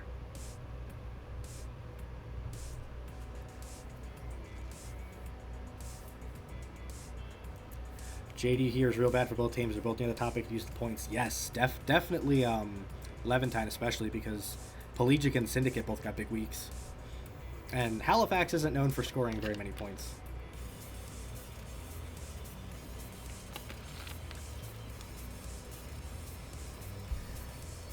Alright, middleweight time. And this is our feature fight of the stream. I'm very looking forward to this. Kepler for the Supernovas. It has 4 side hinge flippers, but instead of going one direction, they kind of pop outwards through the fork wedges like this. Can be very destructive and really throw stuff around. Levantine Alliance has Rosewater, which is both a rear hinge flipper, it has 2 pure flipping segments, and a piston poker. It has a singular iron spike that just shoots out like that. It is incredibly good for what it looks like. It's like, not that it doesn't look like a capable machine, but like it's been KOing stuff left and right. It has made fantastic use of its weapon diversity. Would it be convenient for some viewers to put the download link for stock RA2 in the description, says KJ. You know, we might do that actually. That kind of sounds like a good idea. Although considering like we don't know how long GTM is going to be available, I don't know if it's really worth it, but something to consider. Chat seems to be kind of split here between going back and forth between Rosewater and Kepler. As much as I would love to see my own robot win, I don't think Kepler's wedge is good enough here. So we'll see which of these two comes out on top. Kepler goes right up the flippers of Rosewater, and Rosewater's absolutely carving it up with that piston. Gotten Kepler stuck on its top, and it's just absolutely wailing away, swinging downwards with those spikes. Kepler's on top of the grinder now. Its wheels are in massive jeopardy here, taking a lot of damage from the grinder. Ooh, it's lost a wheel to the grinder, and it now has a TKO count, and it cannot break the count with only one wheel. And it looks like this is going to be a TKO victory for Rosewater. It was able to overwhelm the side hinge flipper and get it stuck in the corner so it could not move.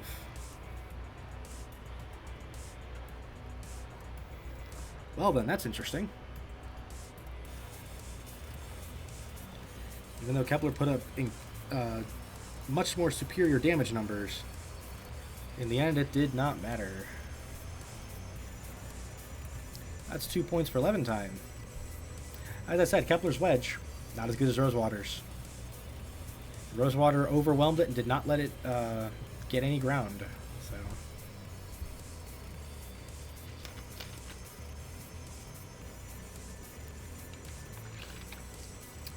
put down the download link for season 1 instead. Ooh, that'd be really smart, Cora. I'll have to see how we can, like, where we can store that link so we can do that.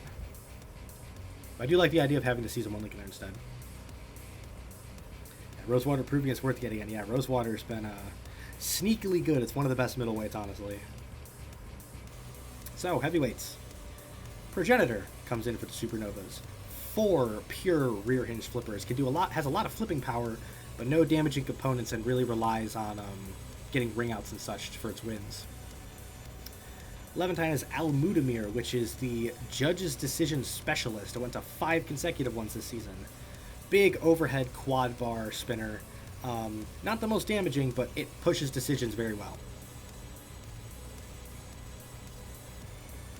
Because notably here, we have the decision in the lightweight standing, and 2 points for Levantine right now. A decision here would honestly not be the best for Levantine, but like it would be significantly better for them going into the super heavyweights. At least for what the Supernovas have, because Supernovas don't do a lot of damage.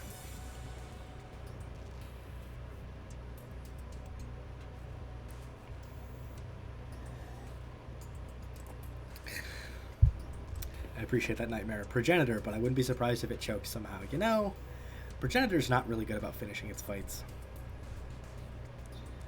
Let's get into the arena and see what happens, shall we?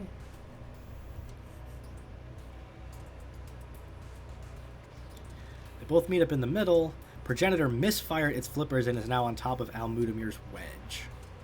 And now the horizontal spinner, while it is not really spinning at high speed, is definitely grinding away at Progenitor's wedge. Progenitor is now kind of stuck on top of Almudamir's spinner. Not where you want to be if you're a Progenitor. Ooh, Almudamir took off the wheel guard that Progenitor has, but that gave Progenitor the opportunity to flip it over. So now Almudamir is stuck upside down and has no way to self-right. Although Progenitor is relentlessly trying to hold it down. So because Almudamir has absolutely no way of getting up here and it would just be spinning in place, this is not a pin and will be an official TKO in 60 seconds. Because Almudamir has no way to get up from that position, and with how its tri-bar is, it's not going to spin around on the floor, so that is not a pin there. And Progenitor was still able to move around, so it's not a double knockout either.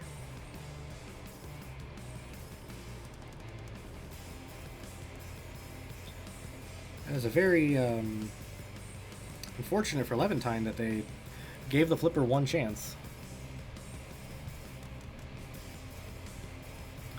So we are now tied at least 2-2 going into the super heavyweights. And oh boy, is this going to be brutal.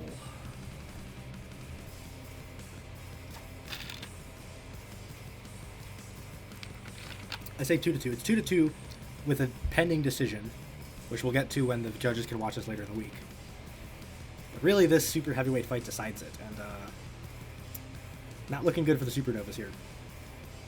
Supernovas have Event Horizon, which is a piston flipper. It has 5 pistons in the center with not spike strips, iron spikes going out and just shoot stuff in the air. Pistons don't really apply the laws of physics properly. Like, they have a decent amount of power going up, but they have all the power retracting. But with 5 pistons, especially in Event Horizon, it still has the power to get Udas. It actually has 3 Udas on the season. It's a pretty decent flipper. The Levantine Alliance has Anthracite, which is a combination of a dual side axe and an overhead scorpion tail axe. It is the most damaging super heavyweight by damage total. It has been absolutely brutal this season. And it's facing a robot with a lot of exposed chassis who may or may not have a better wedge. So, what's chat think is going to happen here?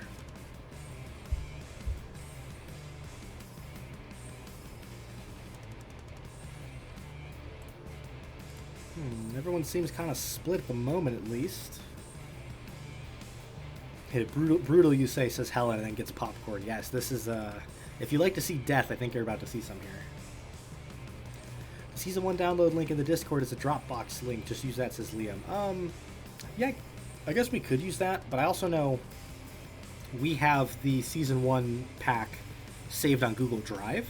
So I'm wondering if we could actually just link that and just keep that drive, like, or that file just separate. I don't know. We'll see. Let's see how this match concludes. It's very close right now. And both these teams desperately need the points.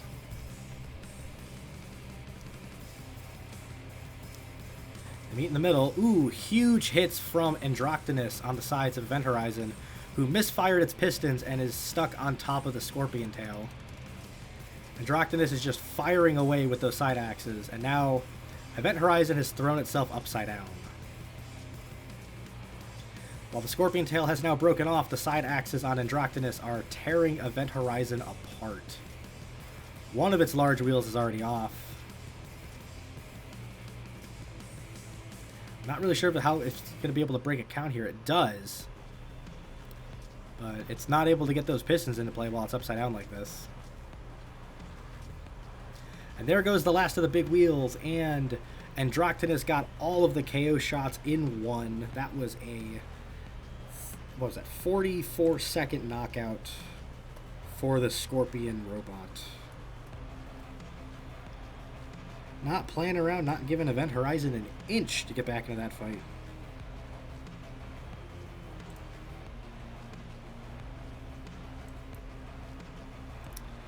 that is a match win for Levantine. They have at least 5 points, potentially one more for a decision, and Halifax only has 2 right now.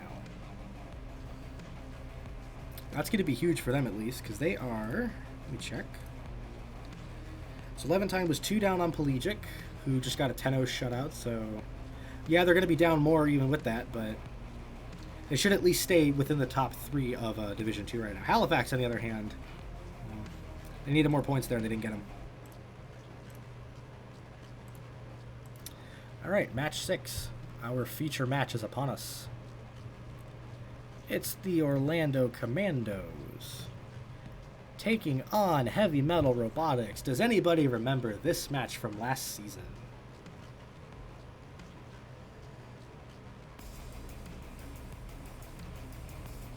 This is a repeat of our Season 1 Grand Final, where Orlando won, I believe it was 8-3, or 9-3, over Heavy Metal. So the defending champions have more airtime in the lightweights. It is a piston flipper, very similar to Event Horizon, just with one piston, and the piston is exposed. Lots of exposed chassis on the side though, but it does have a pretty decent wedge. Heavy Metal has Voidwalker, which is an overhead tri-bar spinner with iron spikes on the spinner. It is one of the more consistently damaging lightweights. I don't think it's quite at the top of the leaderboard compared to some of the other lightweights, but I don't think it's ever won a fight other than KO across the last 2 seasons. So the rematch we've all been waiting for is Mr. Circuit. Yes. Oh yes, Razor has his bingo card saying the Heavy Metal wants vengeance here.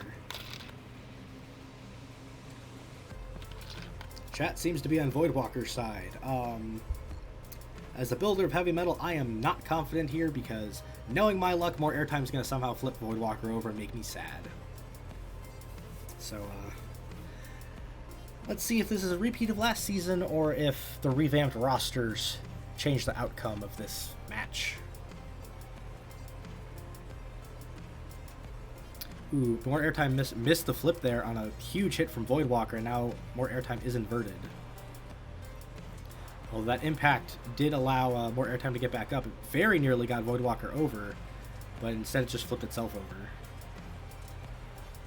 Ooh, but more airtime was able to get a shot on Voidwalker and flip it over. Voidwalker is not able to self-right, it just kind of flails around.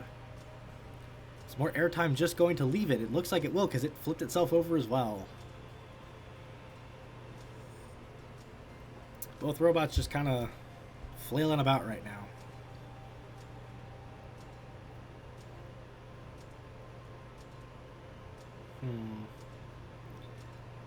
This is a very bizarre cripple fight, I will say. Ooh, but more airtime was able to get back up eventually, and it has now lost its flipping panel and self-righted, or righted Voidwalker. You idiot. Although Voidwalker drove its spinner into the grinder and lost a spike. Neither of these two doing so well right now. Although more airtime has now lost a wheel due to the spinner.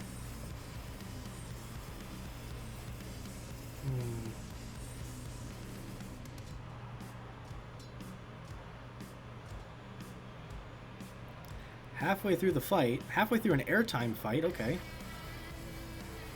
Now Voidwalker is starting to get some of those hits in there. Control board hits now. And that is going to be a knockout in 98 seconds.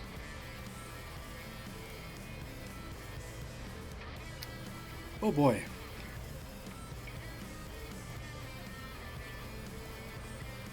I do appreciate how I saw someone throw in the chat, Voidwalker, no question. That was a lot closer than it should have been, let's be honest. That was a lot closer than it should have been. It was more competitive than the last fight, Sinister. Yep. That's a bonus, I suppose.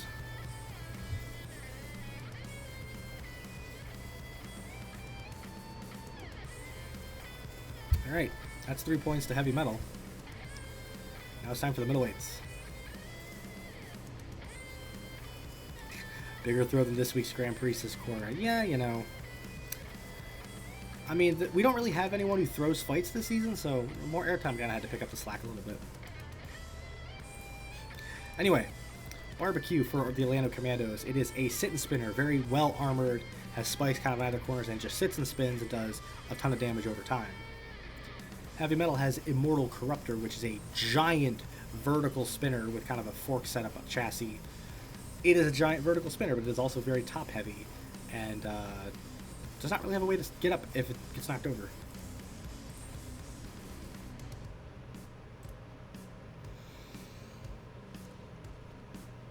What's chat think?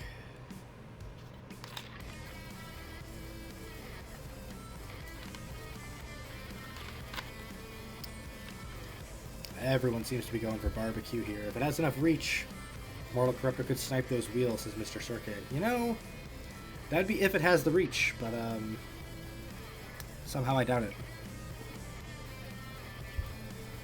Let's see if Orlando can get some points back here. Last season's Q was very good at getting points back after an airtime fight. Ooh, big contact there through Barbecue in the air. Absolutely going to town on the right side of Immortal Corruptor. Although Immortal Corruptor's kind of trying to wedge it up against the wall and got it inverted, briefly at least. Don't really know how much damage that did, but the spinner has been able to get Barbecue off balance quite a bit. Damage is definitely starting to pile up on Immortal Corruptor. It's lost one of its spikes on its disc and it's taken huge hits to the chassis.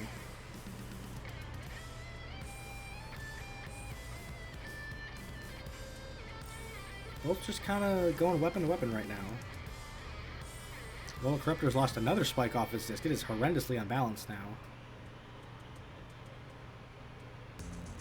Barbecue is still spinning away.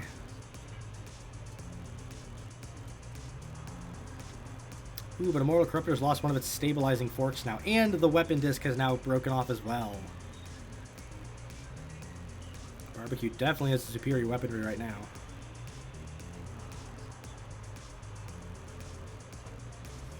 Now there's control board hits on Immortal Corruptor. Not as immortal as it turns out, because it has now been KO'd in 84 seconds. A retaliatory 3 points from the Commandos. Very unsurprising. Ooh, Immortal Corruptor was so close to getting the single-digit damage total there. All fives.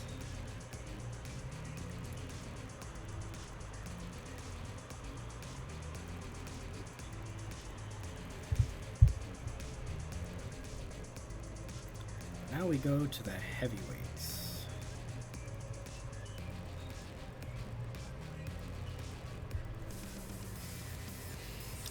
Immortal Corruptor became the Mortal Corruptor. Yes, it's... Immortal Corruptor is nowhere near as immortal as you might think it would be. It's a bit of a meme if we're being honest. Alright. Heavyweight time. Hot mess for the Commandos. It is kind of a dual full-body drum spinner of sorts. It is two sets of drums that spin around the chassis, and the rest of the robot is kind of extended below the chassis. There's two very effective wedges in the front with well-guarded motors at the back. Heavy Metal has vacuity as always. It is a singular overhead axe with a very well-armored pontoon setup on the front and has wheel guards on the side. No ground game though.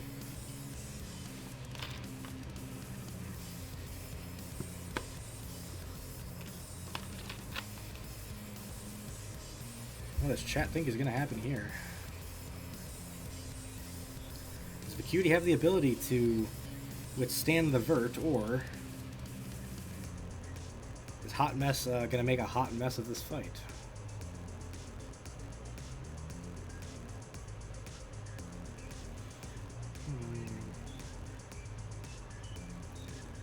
Vacuity will lose its axe. Will it lose the fight? You know, it's possible. I mean, there is a gap between the drums on Hot Mess that Vacuity could theoretically hit, but, you know, I don't know if Vacuity's ground game is good enough to repel Hot Mess. Let's see who's able to take control of this match. It's tied 3-3 now. Ooh, Hot Mess went right under Vacuity, but tipped over on the initial impact, and is now running inverted. Vacuity trying to work towards the wheel setup on Hot Mess. It's now righted it, and it's going to town on the right side wheel of Hot Mess. It's taking the right wheel off. Vacuity doing a good job of going after that extender work on Hot Mess. It's now stuck on top of the drive motor. I was able to get free in the end. Ooh, but Vacuity has now lost its axe due to the kind of iron spikes that are on the wedges of Hot Mess. So while Vacuity is now weaponless, Hot Mess really doesn't have any way to drive with only one wheel, and is starting to lose part of its drum. And Vacuity has now forced it back into the grinder. Oh, and Hot Mess's other wheel has come off. Hot Mess can no longer move, what's the word for it? It can no longer have controlled move, and it's just the unbalanced drum moving it around now. Vacuity's still going in, getting a couple hits with the defensive features, but gotta be careful not to take more damage from those spinners. There's a TKO count right now on Hot Mess. It does not look like Hot Mess is going to be able to break it. No! That is an 86-second TKO for Vacuity of all robots. That is a very surprising outcome. Vacuity was able to get the opportunity to go with the wheels of Hot Mess and took it, and was able to effectively immobilize it. So there's now a 5-3 lead for Heavy Metal Robotics. They have avenged at least half of their match with them in the finals last year.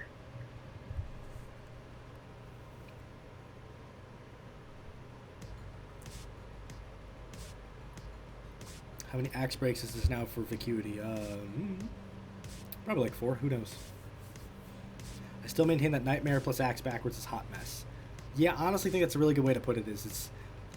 Can you imagine axe backwards if it was the size of like Nightmare's disc? That would be horrendously terrifying. Alright, anyway, super heavyweights. The Orlando Commandos have King Drillosaurus. It is a triple horizontal spinner with kind of a wedge setup to get stuff up the wedge and grinded up by the spinners. Not as effective as the heavyweight Drillosaurus from last season, but it's still been winning points for the Commandos. Heavy Metal has Aqua Dementia, which has 6 side-hinged flipping spikes. Can do a ton of damage, but doesn't have much of a ground game going on here. A lot of exposed chassis as well.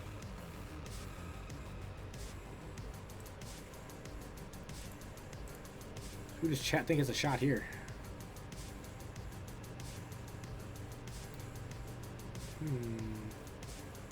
Couple people going for Drillosaurus, which reasonable. I do believe Drillosaurus's wedges are on motors, so it's a little bit better than a chassis wedge, but King Drillosaurus also has exposed drive motors, whereas only half of Aqua Dimensions are exposed. Now it seems a little more split. On one hand, Aqua has been more effective. On the other hand, it has a chassis wedge. Yep. So we'll see. We'll see which of the wedges wins out here. As we all know, the ground game is key.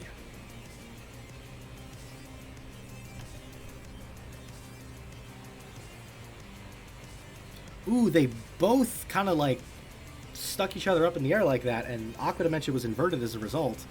And now King Drillosaurus is absolutely ripping it up. Aqua Dimension is not able to self-right, but it is able to drive inverted and fire those flipping arms. It's firing it into the top of Drillosaurus, who has now righted it, but King Drillosaurus appears to have the better wedge. King Drillosaurus does have those axe heads and the ramplets in the front to do a little bit of damage when it stalemates, but I don't think that's really affecting it right now.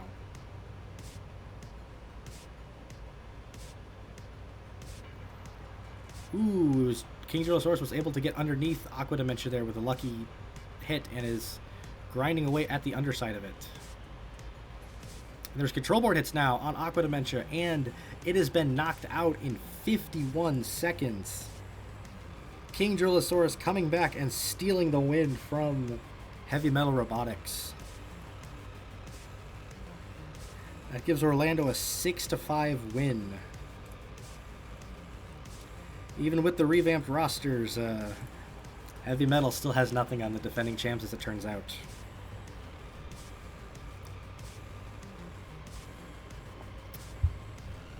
That's also the 4th consecutive match loss for Heavy Metal. They started off 4-0 and are now 0-4. Not surprised though. I figured they were going to lose this one anyway.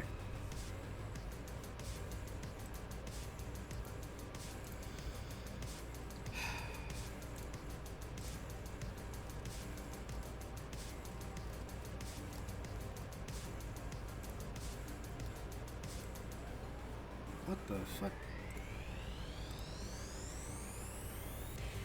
Alright, match number 7 now. It's going to be the meme team. Taking on the Jubilife City Jigglypuffs. I tell a lie. The meme team is not taking on the Jubilife City Jigglypuffs. They're taking on the Game Crashing. Once again, thank you to our stream sponsors for sponsoring our Crash page on Patreon. Literally letting us run the league and actually like do this and promote it to an audience instead of just running all these tournaments off stream and everything. It's very much appreciated.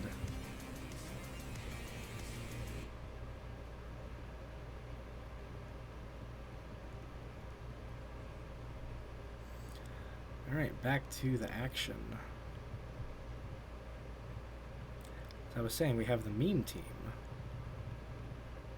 We're out of the United Kingdom.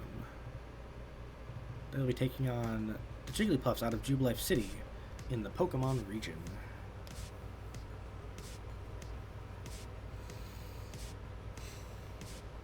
Alright, so we have demagnetized internet for the meme team. It is a rammer with 4 mining pick style weapons on the front.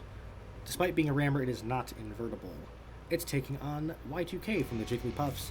It is a front hinge kind of sword robot, similar to Tycho from earlier, but a little bit higher up on the arc. Has a very good wedge, but unfortunately has exposed drive motors at the back. What does chat think's gonna happen here?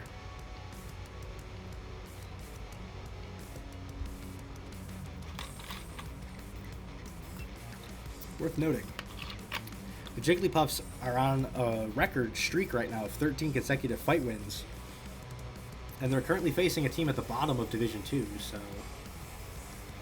looks like they could extend that streak. We'll see. Blackbird has made it to the stream. Good to see you. Hope everyone's enjoying the stream so far. Let's get match number 7 underway. Demagnetized internet goes right up the wedge on Y2K and is immediately inverted. Y2K is just going to shove it back over to the grinder.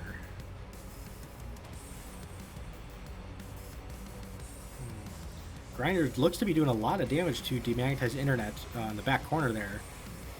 But Y2K is going to back away, and it looks like they're going to take the simple TKO victory here. That is a very clean and efficient 29-second TKO for Y2K.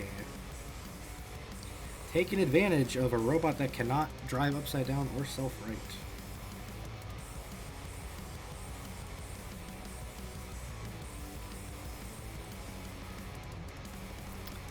Well then. Jubilife is, despite being the top, like the most fight wins out of any team in the league right now, they're really not good about maximizing point totals and everything.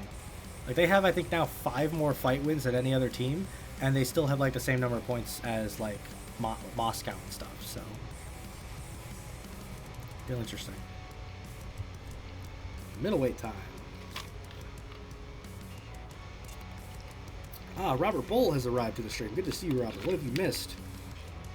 You've missed a couple of good fights and a lot of somewhat top-heavy matches. This is a very top-heavy week in terms of matches. Speaking of top-heavy, the meme team has On Your Own, which is an undercutting spinner, 2 ramp plates in the front for defense, and it is invertible. It is unfortunately winless on the season and not been having a good time. And unfortunately, it's taking on Polybius from Jubilife City. It is a rammer that has 2 kind of forked wedges on the front and has these row of razor tip spikes, so it can just scoop stuff up and just shove them around the arena doing grindy damage over time.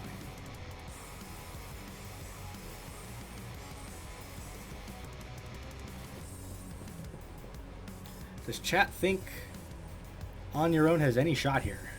Let's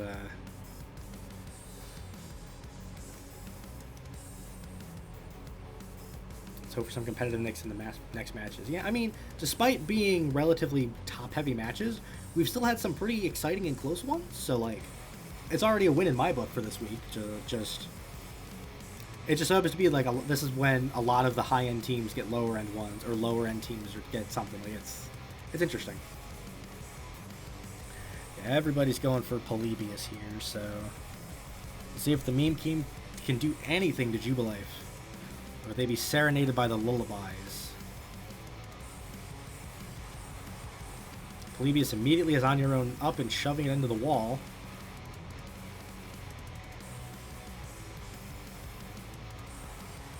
Ooh, and it's now removed a wheel from On Your Own. The ability is going to be incredibly crippled now.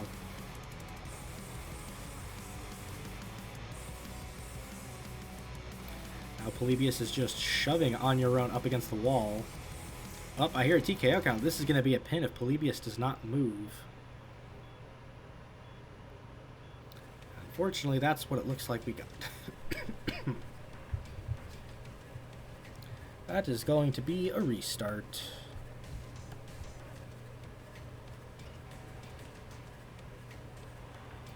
Polybius once again goes right in and immediately gets to the top side of On Your Own. Immediately has it inverted.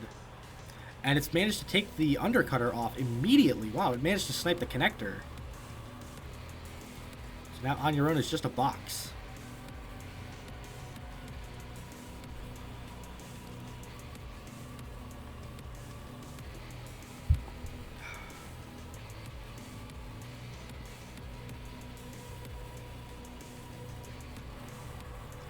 Polybius just kind of playing with its food now, just pinning On Your Own to the wall to show some aggression.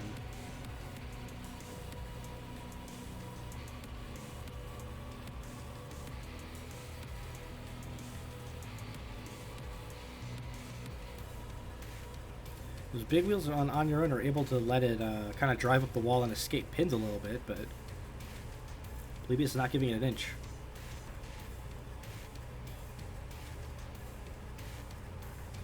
Ooh, a huge hit there. Got a control board hit on Your Own.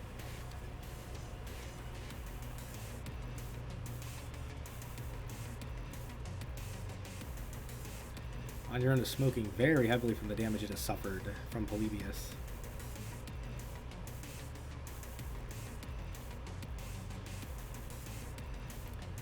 Polybius once again inverts the undercutter and took a wheel off.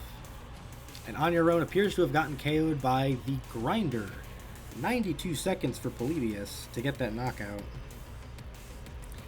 Using the hazards more so than its own weaponry to try to get that knockout there. That is Polybius' game in a nutshell.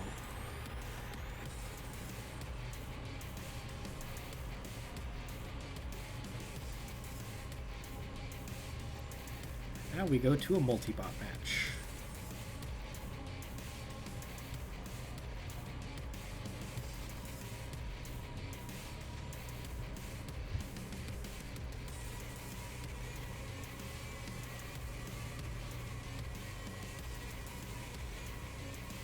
Alright, so the meme team brings 4-pound 90 into the heavyweights. 4-pound is a dual vertical spinner with two razor tips on the disc. 90 is a dual side axe with fireman's axes. Can be decently, these two can work pretty okay together, but they're a little more underpowered compared to some of the other multibots. Jubilife City has I Love You, which is a dual vertical spinning disc spinner. Very long pontoon wedges going out the front. Also can be very top heavy, but does a lot of damage. And can Uda stuff pretty easily too. It's gotten, I think, 2 ringouts this season.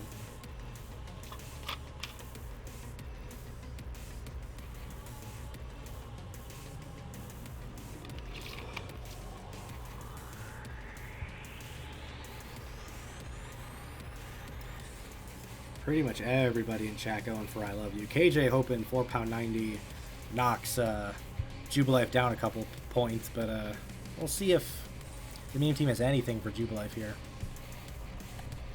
Could just be a bit of a mercy killing. I Love You has chosen to go after the side axe 90. It's taken one of the side axes off, but it's getting hit from the back by 4 pound and now 90. Although it has now faced both of the robots. 90 has been propped up on the wall and is tipped up and out for a ring out. And 4 pound is still, well, was laying on the ground, but I Love You is now taking it to it. It's got the multi-bot pinned to the wall. Got control board hits now. Is he going to KO it or ring it out? Ooh! So there was not a control board hit there. That is actually a double ring out for I Love You, which means it only gets 2 points for that. That was very impressive to dispose of the 2 robots that quickly.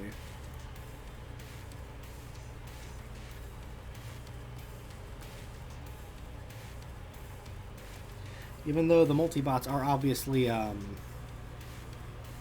much lighter, like they're half the weight of a heavyweight, being able to UTA both of them like that and that quickly is very impressive. I was going to say, you know, 90 getting rung out means I Love You can only score 2 points, even if 4 pound got knocked out, but it also got rung out too.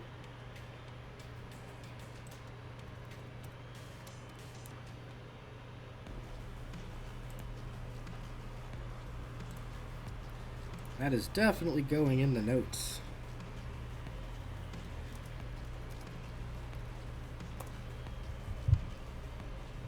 Also going to save the crap out of stuff because my laptop does not look happy with me right now.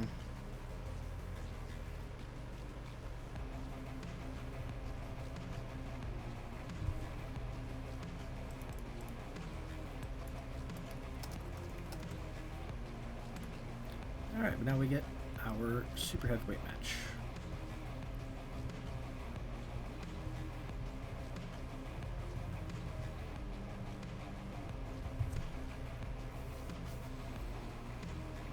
I Love You making sure the arena is tidy. Yes, I Love You is our arena Roomba. Yes, it more or less recreated Eruption versus Aftershock and Crackers and Smash. Yes, it was like Crackers and Smash getting just thrown out of the arena like that. Alright, super heavyweights. Monk Eat Banana is the super heavyweight of the meme team. 4 rear hinge flipping spikes, 4-wheel drive, lots of wheel guards in there, but it is rather slow. Jubilife is Hello World, dual horizontal spinners on the sides. While it's a horizontal spin, it's what we colloquially call a juggler. Robots will go up the feeding wedge that it has on the front, and it just slowly grinds away on the bottom of it over time.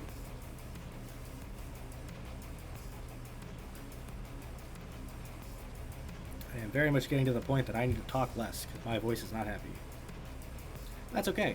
We'll make it through anyway. Bring some virtual robot combat to all of you.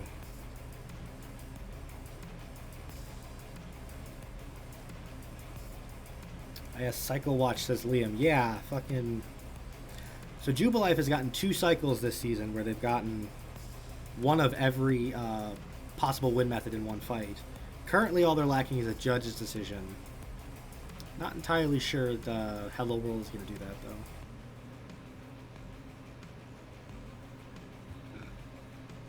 Everybody going for Hello World. See if the meme team can get any points. Or if Jubilife distances themselves again. Hello World went right under Monk Eat Banana and is grinding away at it very slowly.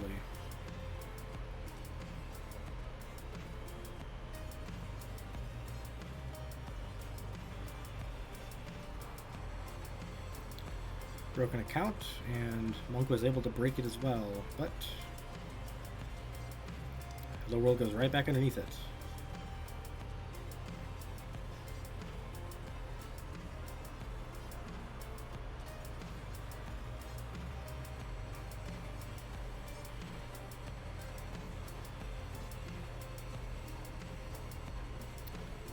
Monk appears to be getting shoved into the grinder right now, but it does have the wheel protection there. Unfortunately, Hello World is holding it off the ground, and I believe this will be a pin.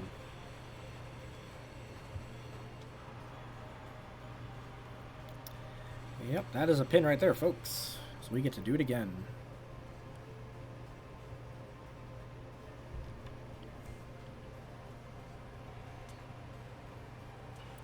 Ooh, Hello World completely slid underneath Monk. I almost wrung it out just by sliding underneath. That was incredible.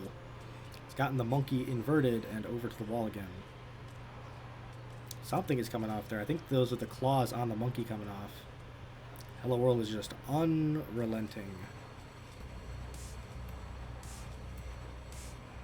I've got Monk up against the grinder. It's taking off some of its wheel guards and I believe a wheel.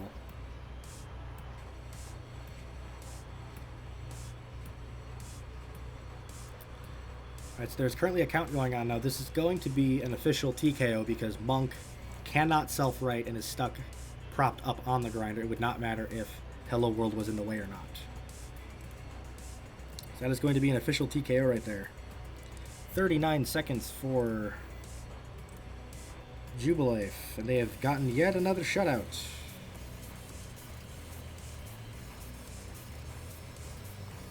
That is 17 consecutive fight wins for Jubilife City, which is, I think, more than double what the previous RRL record was. Unfortunately, even though they got a shutout, it's only 9 points. They're definitely distancing themselves in Division 1 right now.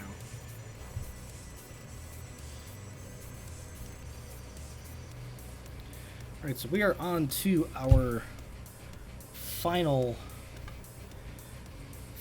match of part 1. However, I desperately need to go get some more water right now because my voice is killing me. So, just for fun, I'm going to throw on a Battle Royale just so you guys have something to look at. Because, I desperately need some water right now. I was going to try to power through the last match, but there's no way I'm going to be able to.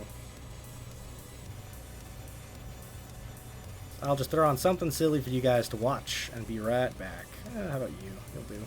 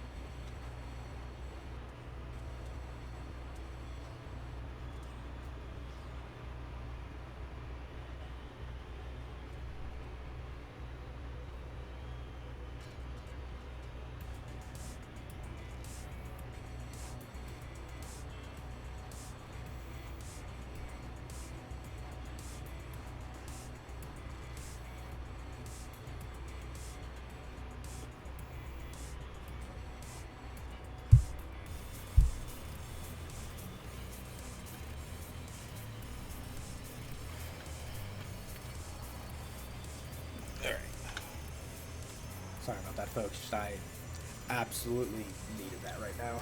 So.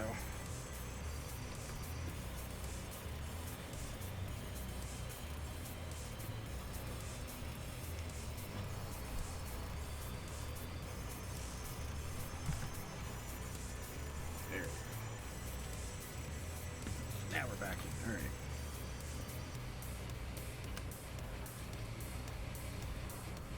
That was fun, but we should get back to the matches now.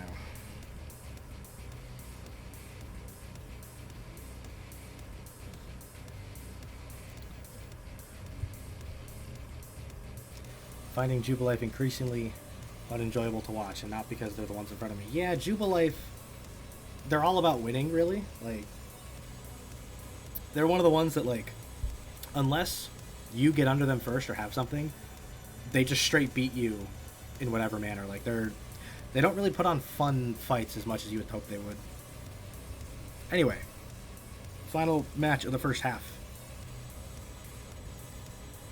We're going to have the West Elizabeth Warbears out of Valentine, West Elizabeth in Red Dead Redemption World.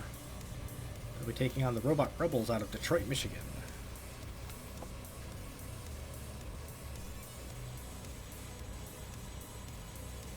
Yes, they're the meta of Season 2, says Esther. Yeah. I mean, the only difference is, like, I think Meta was a part of 5 or 6 fight of the week, so I think it's just that Jubilife is just on another tier where like they just straight win. I don't know. Maybe they just haven't fought any of the robots that will provide the good matches yet. Who knows? Or maybe we just got unlucky. Anyway, the Warbears come into lightweights with Ursa Minor. It is an asymmetric horizontal spinner, has a singular spike on the side, sledgehammer counterweight on the other. Can be pretty effective, but also has a lot of exposed chassis if you can stop its weapon. Robot Rebels have Overclock, a piston poker, has 5 iron spikes on the front, shoot outwards, but has a lot of exposed chassis and wheels on the sides. These two teams are not having the greatest time. So West Elizabeth was behind the Commandos by a point, so they need at least 7 points to get close to them again. The Rebels are 6th in Division 2, and they are at least 10 points behind the playoff spots in that division, so yeah. These two teams really looking to get a big points week here. And this is one of the more, I think this might be one of the more even matched up matches so far. So, a lot of people seem to be going for Overclock, couple for Ursa Minor. Pretty split, which is nice to see. We'll see if which of these teams can take advantage first. Could be a pretty even matchup. Ooh, Ursa was able to block Overclock's piston on the initial charge. And they're both kind of just going weapon to weapon. Ooh, but Overclock was able to hit the wheel on Ursa Minor, and because of the gyro forces, Ursa Minor inverted itself.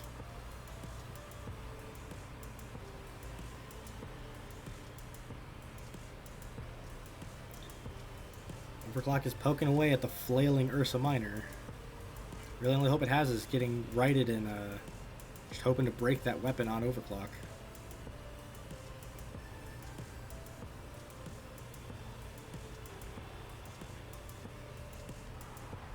Ooh, but Overclock has now broken the spike off of the spinner on Ursa Minor, so it's going to be even more uncontrolled.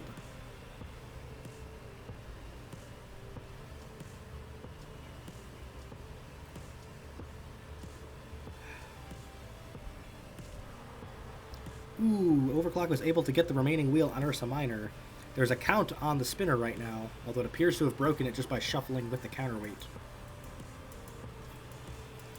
Overclock is kind of just playing with its food right now.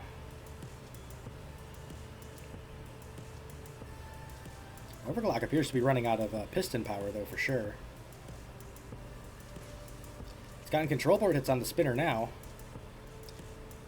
Is it going to go in for the kill, or are they satisfied with just getting the 2 points here? It looks like the Rebels are going to take the 2 points. Leave Ursa Minor alone. Not confident in Overclock's lack of piston power right now. That's going to be... what's that? 105 seconds? 105 seconds on the TKO.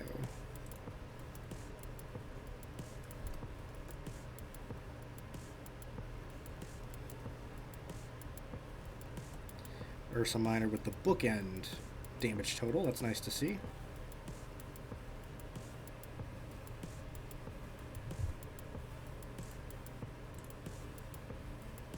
That's a very quick 2 points to the Robot Rebels. And we now go to the middleweights.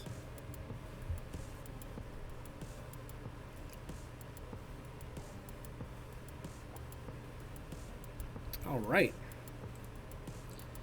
So for the middleweights, the Warbears have Grismo, which is a fast AF 4-wheel drive rammer with spikes and bear claws on the front.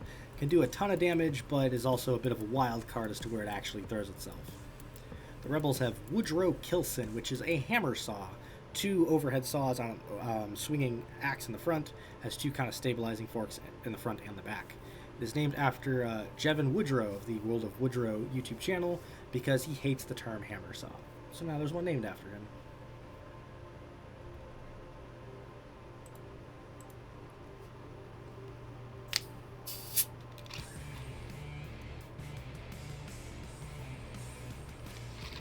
KJ's calling for Grismo to add to its ring out lead. Yeah, Grismo has 2 ring outs to its name, which is tied for the most of the middleweights so far. Very weird.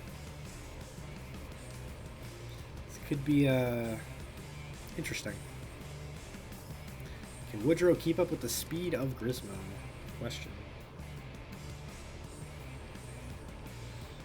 A lot of people going for Grismo. Let's see if Grismo can get to your expectations, chat.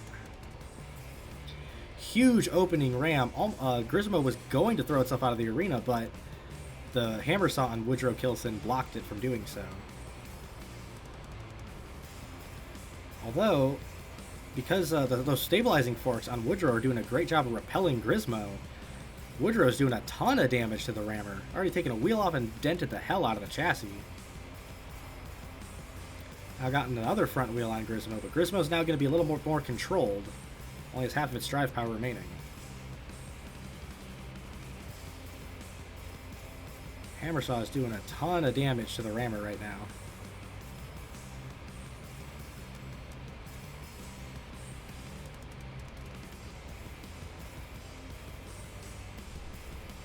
Grismo is smoking heavily from all the damage it suffered. It's on control board hits now.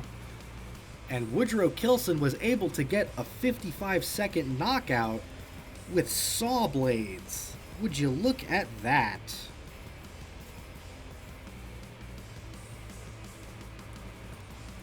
Defying everybody's expectations, Jevin Woodrow, your hammer saw counterpart, has gotten a knockout today. That was one hell of an upset. Wow. I would not have seen that coming at any point.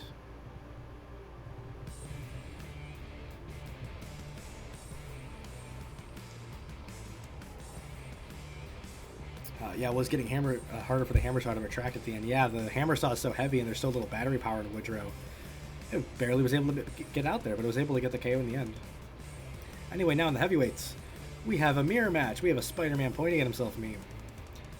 Warbears have Warbear, their namesake. Dual side axe. One side's more of a bear claw, the other side's a giant sledgehammer. Kind of has spike strip wedges in the front to do a little bit of damage when it matches up with stuff. The Rebels have Jaws of Death. Another dual side axe robot. This one has spikes and spiked clubs this time. Has a ram plate and a wedge in the front for wedgeability.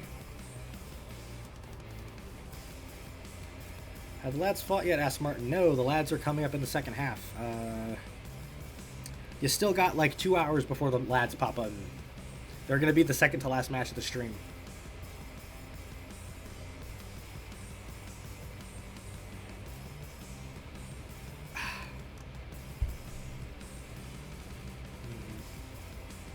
Couple people going back and forth between Warbear and Jaws of Death. Helen predicts there's going to be hugs. There's going to be a lot of hugs there.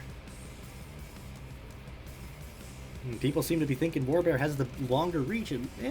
Could potentially, but longer reach also means it takes a little bit longer for the weapons to shoot and retract back, whereas Jaws can go a little bit faster. So let's see which of the Spider-Men comes out on top.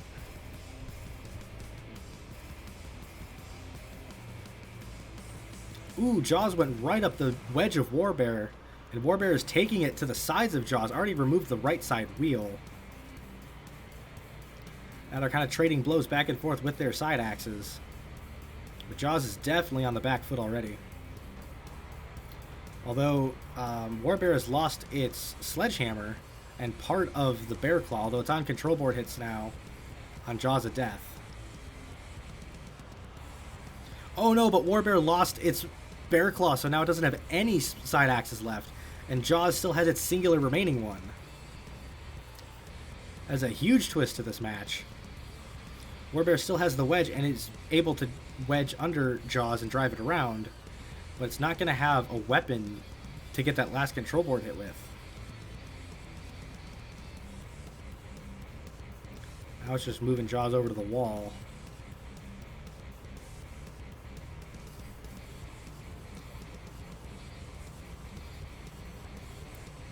Warbear's kind of wearing Jaws as a hat right now. Shoving the crippled robot around. Each grinder, maybe trying to use the grinder to get that ramp blade off so it could use the grinder for the KO eventually. Although Jaws has now gotten down and is still using its remaining axe.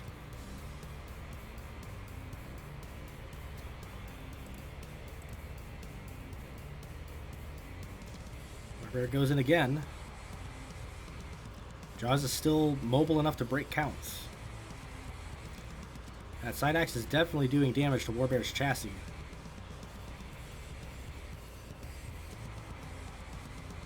Warbears broken off the wedge on Jaws of Death, so now Warbears going to have the ground game for sure. Slips right under Jaws. A minute left now.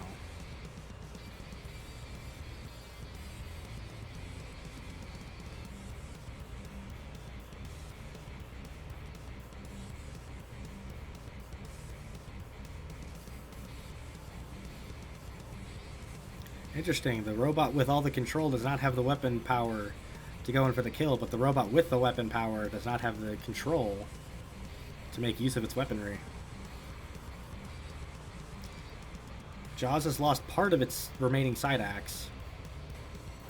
Ooh, Warbear rammed it into the grinder and was able to get a KO. I did not expect that. It was finally able to line it up. 26 seconds left. That is 154 seconds for Warbear. A very clutch win there without having a weapon.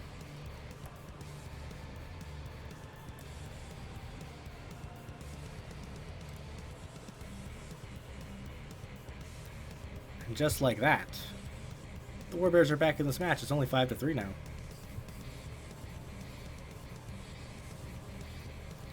And this takes us to the super heavyweights.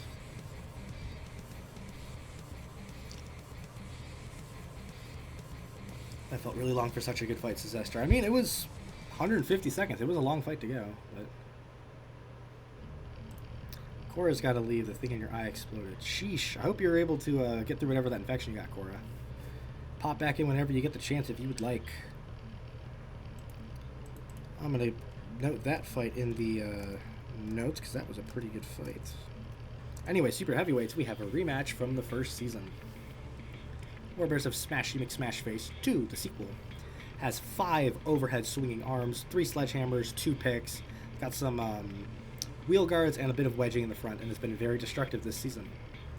The Robot Rebels have Heart Attack, which is a 6-wheel drive rammer, but unlike other rammers which are very aggressive with their weapon power, Heart Attack is more about controlling and pushing robots over to the grinder, do damage over time. Who do we think is going to win the rematch? I do believe Heart Attack was the one who won this in Season 1.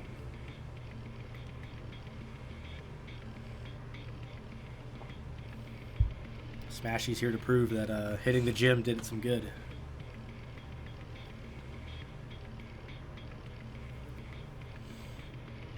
Everybody seems to be going for Smashy right here. Everybody loves Smashy from the first season. Well, this Smashy, rather than being the lovable loser, is the lovable murderer, as it turns out. This thing is very destructive.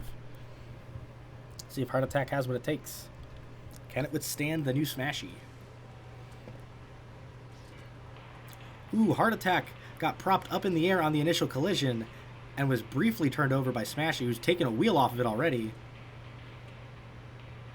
Smashy's new weapon power coming into play for sure. The Heart Attack still has that pushing ability, even with the wheel missing.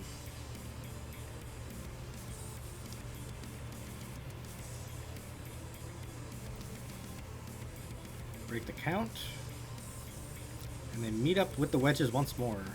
Both of their wedges are anchor, they are static, so really depends on if they can get a good push in there. Heart Attack was able to get to the side of Smashy and get under it, but they are now reset. Well, that time Heart Attack was able to get under it. Smashy's still very dangerous with those axes. The Heart Attack has those spikes in the front pointed upwards, specifically to defend against axes. It took off at least one sledgehammer.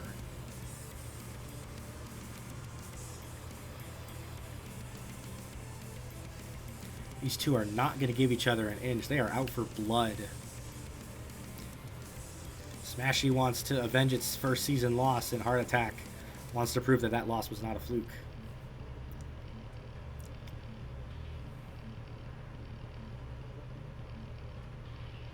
Heart Heart Attack is kind of working Smashy over to the grinder. That wheel might be exposed to it in a second, and it is. Smashy has now lost its left side wheel from Heart Attack, pushing it towards the grinder. The wheel guard not in the correct position to defend it in that corner. Although there briefly was a count. I'm not sure if Smashy has a count on it right now. Heart Attack's just pinning it to the wall right now. Stalling for time, maybe. Trying to keep up, trying to just stall the better weaponry. There's a count. Heart Attack breaks the pin. It's up to Smashy. Can Smashy get out of there? It just did. It barely has the drive power to break counts right now. Smashy took a ton of chassis damage from that grinder, too. Heart Attack using the arena hazards to its advantage.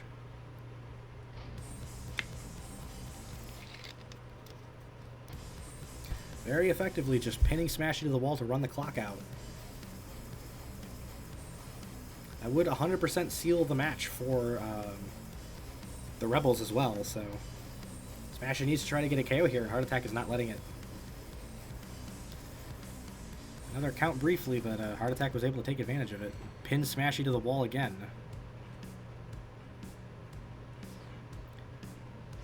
Smashy just does not have the ability to face Heart Attack right now.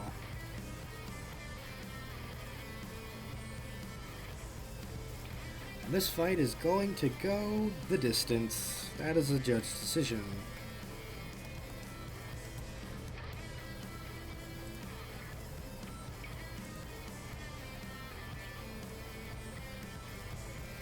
Heart Attack unable to use its weaponry to KO Smashy, so it just did the damage it needed to with the grinder and taking it to the distance instead. So that does seal the match win for the Rebels. They have 5 points.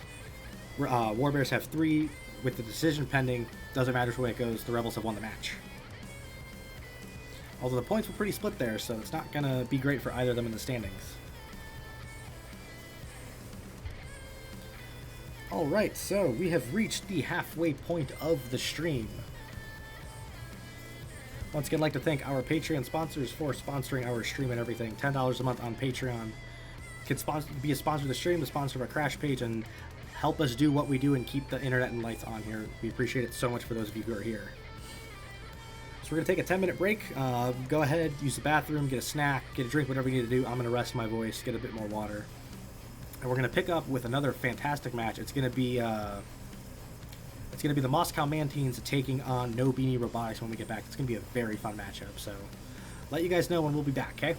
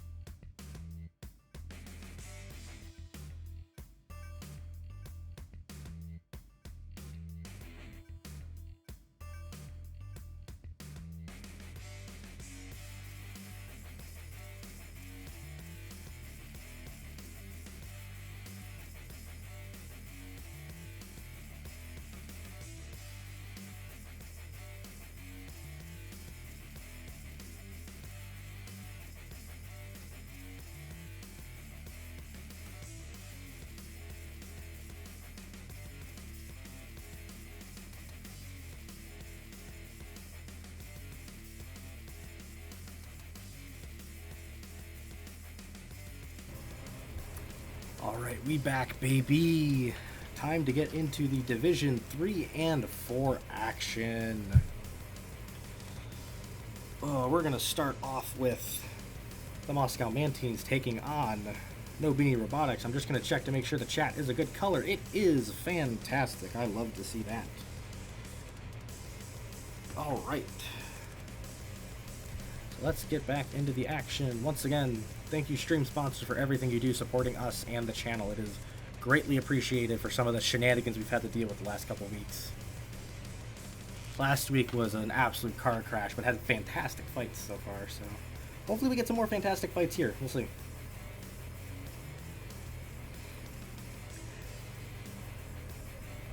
Helen asks, am I repping the Egyptian legends? No, I'm wearing a shirt my friend got me. I'm the keeper of the legendary Green 5, is what I am. It is the inside joke that will never die, and I love it.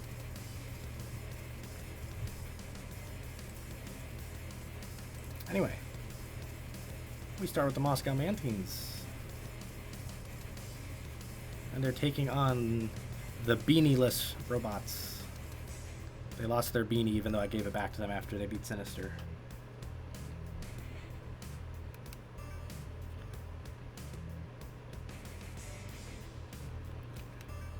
Alright.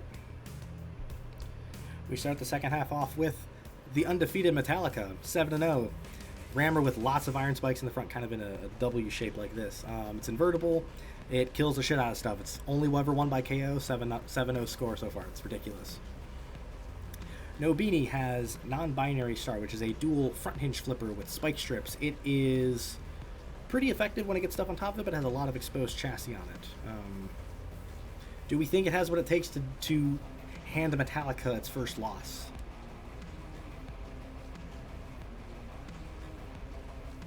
What do you think, buddy? You think Metallica is going to be undefeated still? I kind of doubt it. I'm going to root against it just because of you.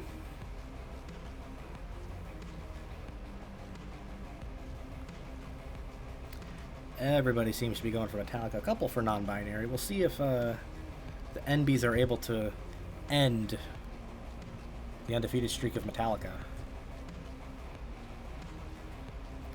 Metallica very patiently coming in. Got a huge hit on the front of non-binary star. But non-binary's now worked it towards the wall. Oh, but it has escaped. Huge ram. A big toss from non-binary. Also got another huge hit on Metallica. Oh no. Metallica's getting pushed into the corner by the NBs. It's on control board hits now. Is this the end of the streak? Non-binary is under it again, but because it's inverted, it is not firing its weapon quite yet. There is a TKO count right now, though. I believe it's on Metallica, and that's going to make this a pin. Or can you guys please break it, please? God, that's a pin, and we got to restart. That was looking like a great fight at first, too. Unfortunately, we got to redo it.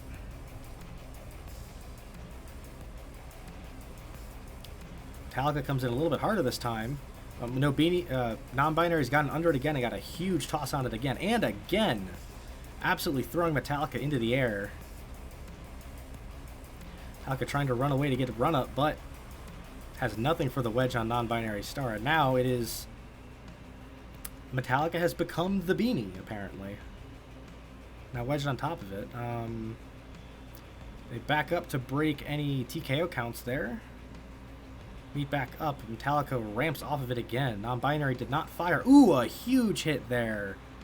Metallica did a massive flip, and that is the KO shot in 39 seconds. Metallica has been thwarted. Who knew the key to beating, who knew that beating speed metal, all you needed was someone who's non-binary? Would you look at that?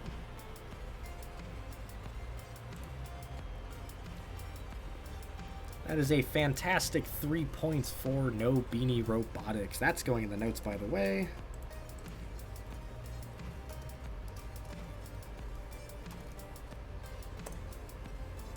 Love to see that.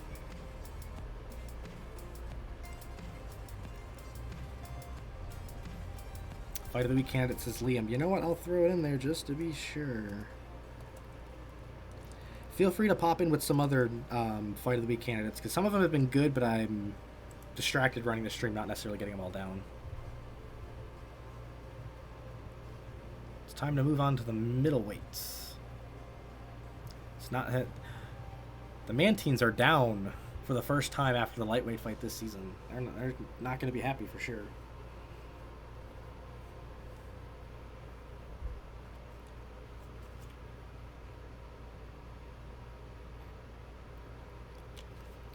What you cannot tell right now is that the entire corner of this desk is nothing but water bottles for me.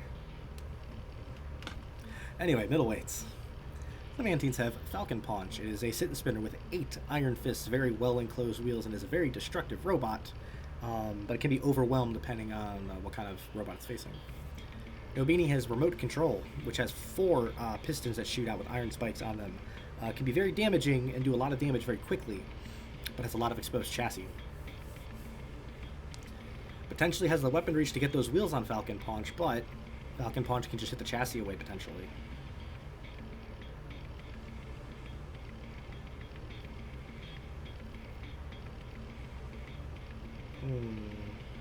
Falcon Paunch.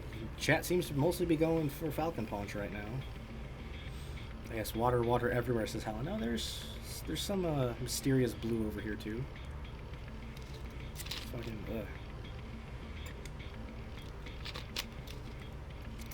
most people going for Falcon Paunch, couple for remote control. We'll see if No Beanie can extend their lead over the #1 overall team right now. Remote control goes in very quickly, got a big hit on Falcon Paunch, but Falcon Paunch is absolutely carving up the right side of the remote control. And that's going to be a very quick 13-second knockout for Falcon Paunch. Not playing around, not happy after watching Metallica lose. A retaliatory 3 points from the Mantines. Sheesh. That's one way to come back after a loss, Cap. Alright. We now jump to the heavyweights where we have a multi-bot match. Well, a multi-bot appearance.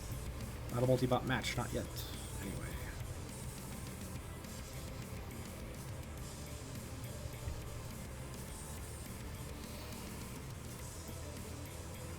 Gatorade asked Blacksburg. No, this is Mysterious Blue. Off the radar as to what it actually is. Oh, Cora's returned. Glad you were able to clean up whatever you got going on. Heavyweight match. The Mantines have 917, another Lamar-style flipper similar to 787B, but this one has, I believe, 4 or 5 rear-hinged spike strip flippers. Very fast, very aggressive, but has a very exposed chassis as well. No Beanie has Phobos and Deimos. Phobos is a dual rear hinge flipper with spike strips. Fork pontoon wedge is actually a very large robot for being a multi-bot. No Beanie, I said No Beanie. The other one is Deimos, is a full body tri-bar spinner as well. Not as quite as effective as Leslie from one of the other multi-bots, but they can get work done here and there.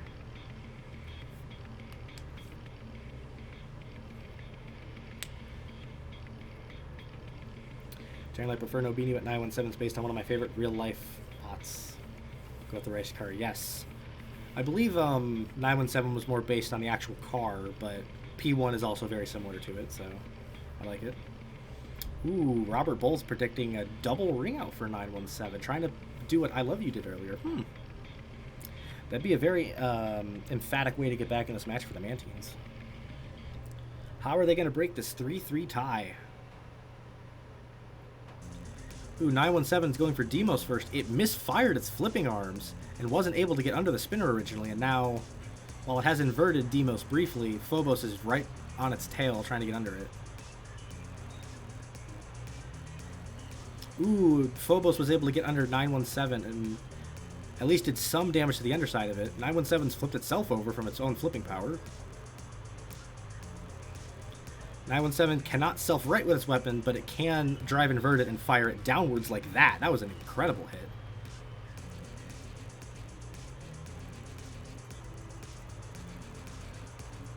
is doing a good job controlling the smaller robots right now, but the damage is starting to rack up on 917.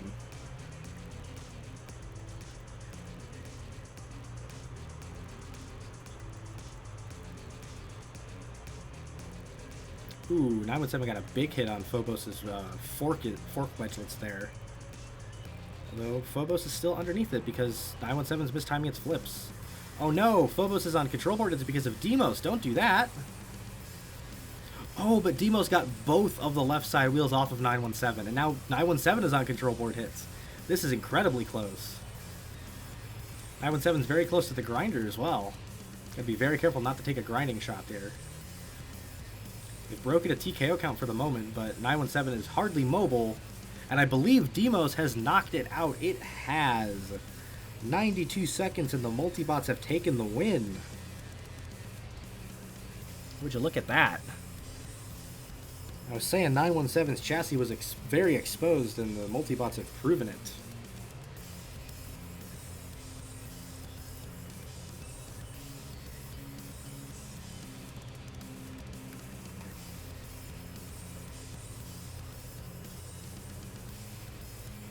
Another 3 points from No Beanie has made it a 6-3 match. The best the Mantines can now do is tie them.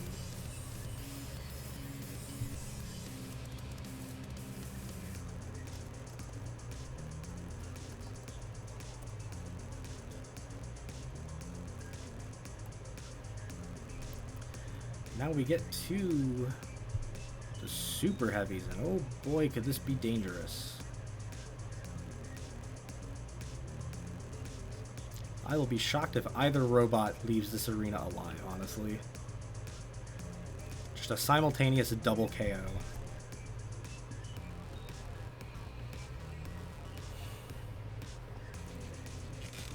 Alright, so the Mantines have Bolshevik Barracuda. It is a dual overhead axe robot with kind of curved axes on the top to go on its wedge. Has some spikes along its wedge and everything, and it is four-wheel drive despite its shape. Can actually be surprisingly quick. No Beanie has Ace of Spades, 8 axes, 4 side axes, 4 over top, has 2 wedges going in the front and some protection in the front. It mauls things when it gets in front of them. Sometimes it doesn't happen though. Everybody's predicting that this fight's not going more than 20 seconds, which I don't blame them. This is nothing but death here.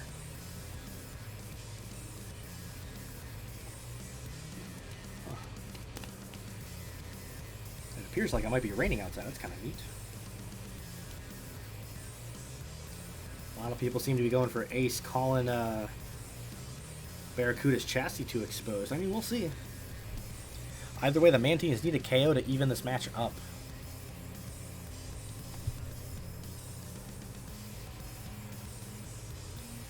Meet in the middle and kind of bounce off each other. Barracuda's gotten underneath Ace, but Ace is absolutely going to town on those axes. One of them has now come off. I don't think Barracuda really has the reach to get into Ace's chassis, although it has shoved Ace into the grinder. Ace is doing a ton of damage, though. Barracuda's not all the way underneath it.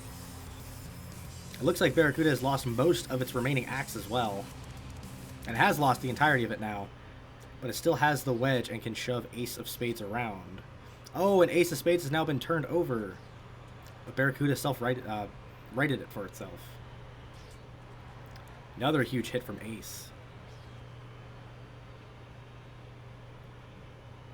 Barracuda just trying to survive at this point against the superior weapon power. I believe Ace is down 1 axe at the moment, and it looks like it's starting to run low on battery power from how many times it's firing.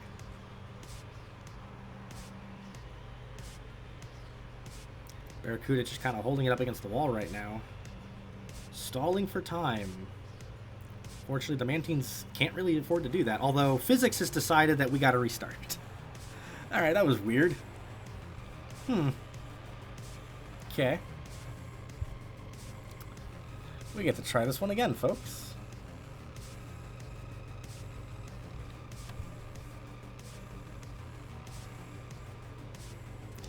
Both meet in the middle again. Barracuda is underneath Ace, but it has lost an axe already. Ace is going to town on it. Well, Barracuda did quite a bit of damage going over the front assembly on Ace, although it has now lost its other axe. Ace still has all of its weaponry, though, and is absolutely caving in Barracuda.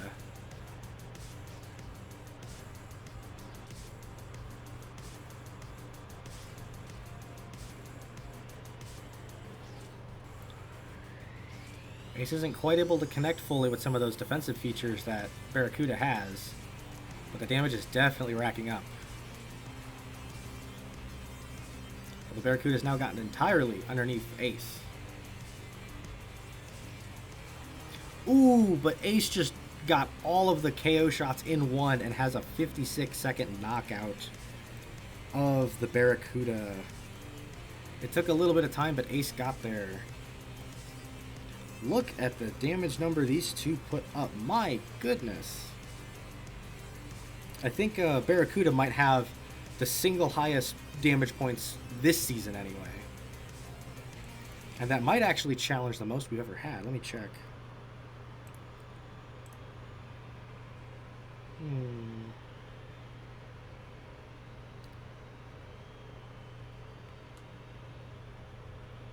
What do we have? Nah, it doesn't come anywhere close to the most damage points in a singular fight. That's still a lot for this season. So that is a 9-3 match win for No Beanie. They are definitely making up some ground in their division to catch Sinister Creations. And the Mantines have taken, I think, only their second loss of the season? Sheesh. Anyway, we're on to match 10 now. The Egyptian Legends have now entered the arena. They will be taking on our free agent team, Plan Z, the Zeds. Also one of our patron teams of Leafeon. Thanks very much, Leafeon, for supporting the channel. And for supporting the league.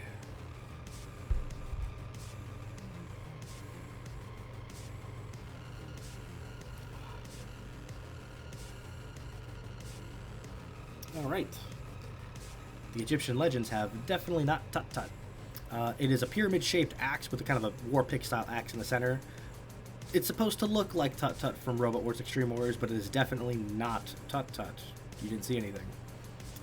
Plan Z has Geohash in the lightweights. It is a rear hinge flipper, but instead of using a panel or a spike, it uses a snowplow to do so. It has been surprisingly good this season. For being as much of a pacifist as it is, it's gotten some surprising wins.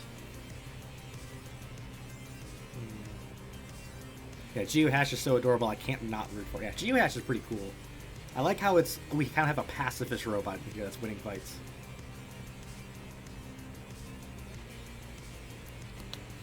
Leafeon is in the chat to watch his team, pointing out that Sylveon hanging out here cheering on Plan Z as well. Chat seems to be a little bit split here, so we'll see if the pacifist can take on the definitely not copyright strike. Ooh, Geohash flipped over on the initial charge, but it has been able to slide underneath. Definitely not Tut-Tut, and by firing downwards was able to flip Tut-Tut over. That was very impressive. Geohash making use of its weaponry, and that definitely not Tut-Tut can't self-right very well, although not Tut-Tut is doing a pretty good job of getting some damage now. It's been a tremendous back and forth for the two so far. Geohash pushing the pyramid over towards the grinder. Not quite into it as of yet. Although it misfired its flipper, and definitely not Tut-Tut got a huge hit on the chassis.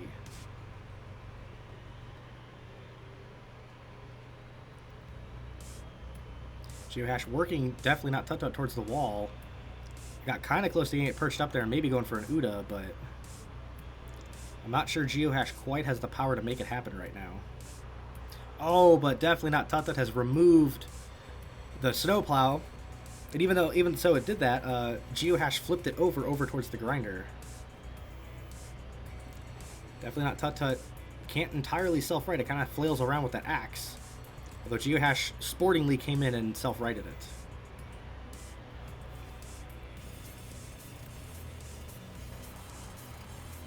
Ooh, but Geohash is now stuck on the front of the pyramid, and definitely not Tut Tut is getting control board hits on it now. And that is going to be a KO for definitely not Tut Tut. That was an incredible fight. Wow. Excellent back and forth between these two lightweights. Geohash gave not Tut Tut everything that it had, and fortunately it wasn't quite enough.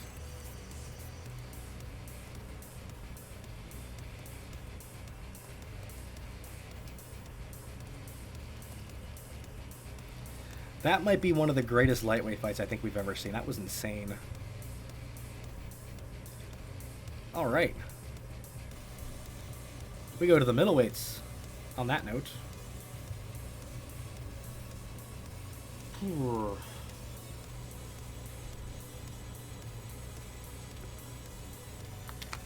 Reverse flip was amazing. Yeah, that reverse flip was insane. Geohash kind of used itself as a full body flipper, just firing into the ground and tossing it over. That was very, very clever strategy.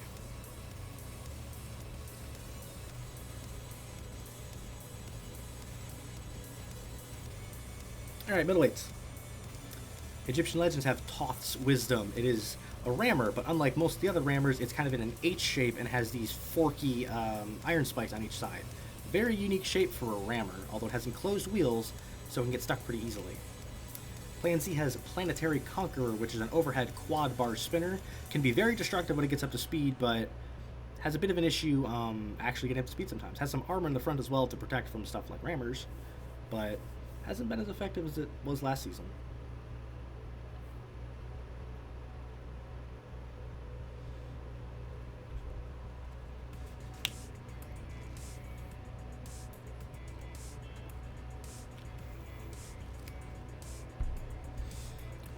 Chat seems to be relatively split between the two so far. Could be interesting. I don't know how Planetary Conqueror's weapon will come into play here, or how Thoth is going to deal with it.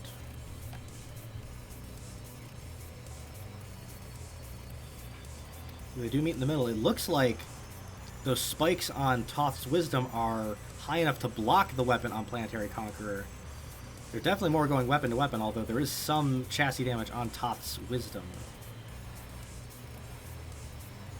Planetary Conqueror slowly grinding away with that overhead spinner. At least taking some damage, though, to its wedge. Ooh, Thoth's Wisdom is taking actually quite a few more hits than I thought it was.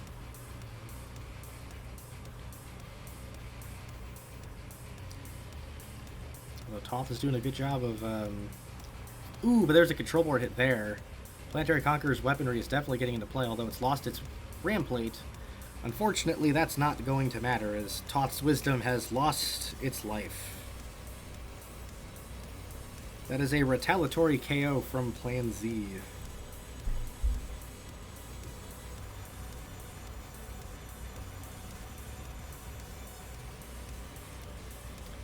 Well now, I was actually reasonably close. Thoth was able to get through the defenses of Planetary Conqueror.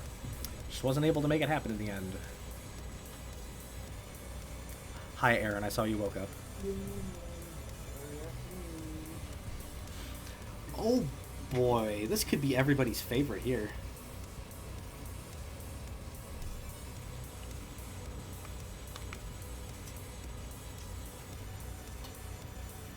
All right.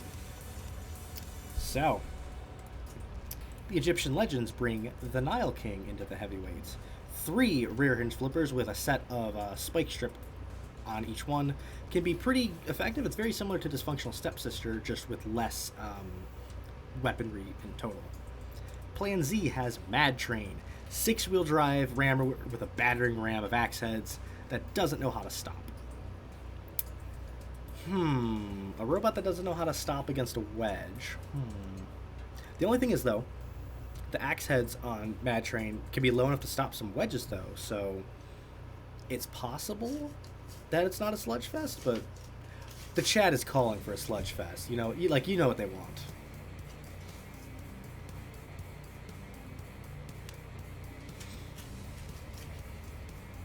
Let's see if Mad Train stays in the arena.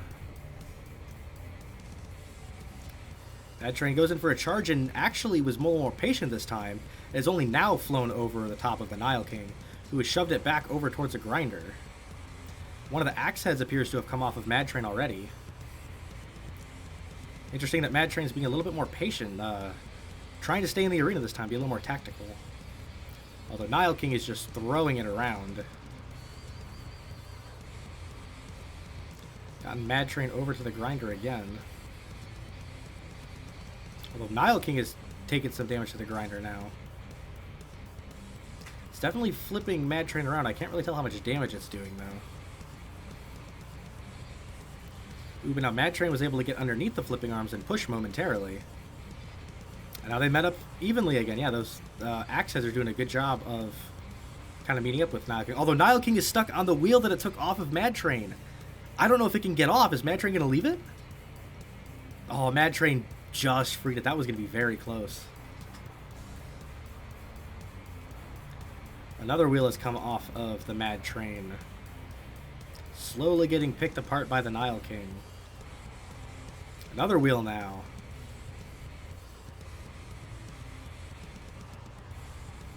Mad Train is down to only 2 wheels now, but that could be very dangerous.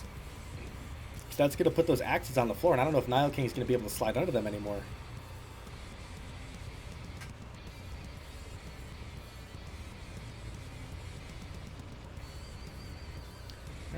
We're just under halfway through the fight, and it's been a fantastic kind of back and forth, although Nile King has moved Mad Train over to the grinder once more, and it has removed that remaining right side wheel.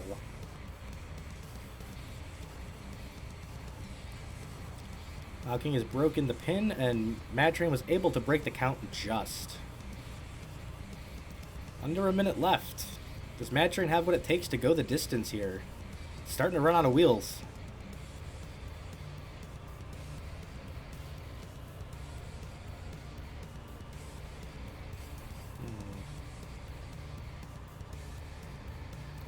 Now the Nile King is just kind of pushing it around the arena a little bit, exercising some control.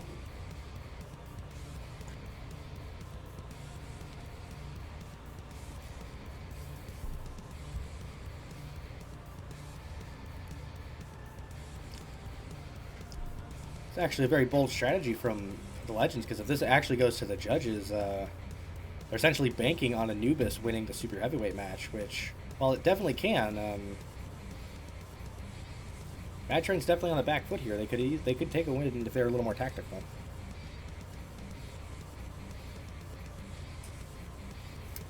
So that is going to be a judge's decision. Interesting that chat was predicting a 4-second Sludgefest, and instead it was a 180-second decision. How many times has a rammer like this actually gone to the judges? Let's be honest.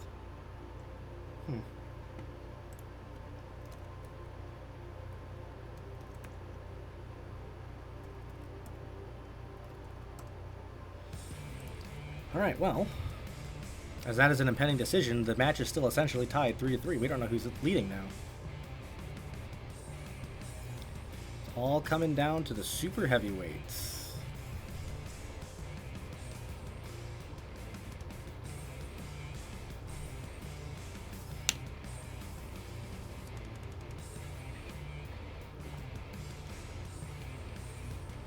Alright, super heavyweights. The Egyptian Legends have Anubis in the Super Heavies. It is a dual angled spinner. One spinner on the front, one spinner on the back, both spin on an angle. Can be very defensive and draw out some fights, and has had some Fight of the Week candidates for sure. Plan Z has Giant Enemy Crab, a dual kind of drum spinner. Has spike strips that spin around the drum. An anchored wedge in the front, so it's not quite as effective as a normal wedge would be, but can still be a very efficient robot. Also is 4-wheel drive, has 2 wheels in the center there.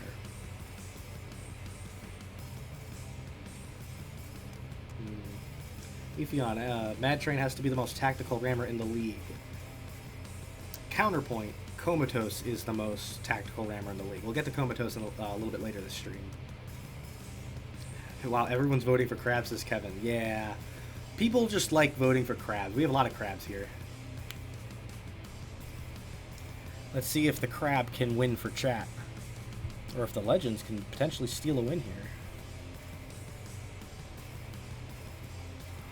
Ooh, they meet in the middle, kind of dueling weapons a little bit, although Anubis has now slid up the drums of Giant Enemy Crab, although one of those drums is now smoking. Giant Enemy Crab definitely appears to have the ground game advantage over Anubis, but those weapons tend to do more slow damage over time, although actually Anubis is smoking quite a bit now. That front spinner's taking a lot of damage.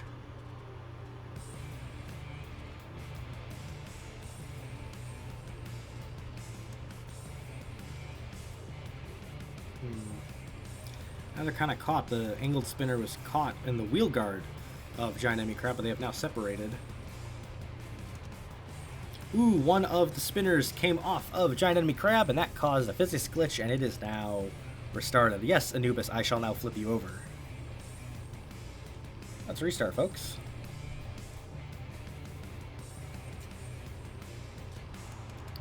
Ooh, Giant Enemy Crab immediately got a hit on the motor of Anubis. That's going to be huge if it can take out that front spinner, although Anubis got one on the spinner of Giant Enemy Crab and also took it off, and has now been inverted, and we must restart. This is going to be a problem, isn't it? Giant Enemy Crab can be brutal for some of these restarts. It's alright though, take 3. Huge opening impact that time. One of the motors on the Crab is smoking already. Whole motor's now come off. Can they get away from that point on the floor? Not quite yet. Although Physics is unhappy, but not doing a whole lot about it. Just kind of dueling over to the side now. Anubis lost part of its weaponry on the front spinner. Anubis has actually done a ton of damage to the chassis of Giant Enemy Crab where that spinner once was. Although Giant Enemy Crab is now tearing it up from underneath. Ooh.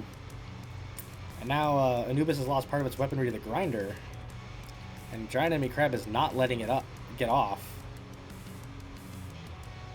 Slowly grinding away is the Crab. Now it looks as though Anubis has swapped to the rear spinner.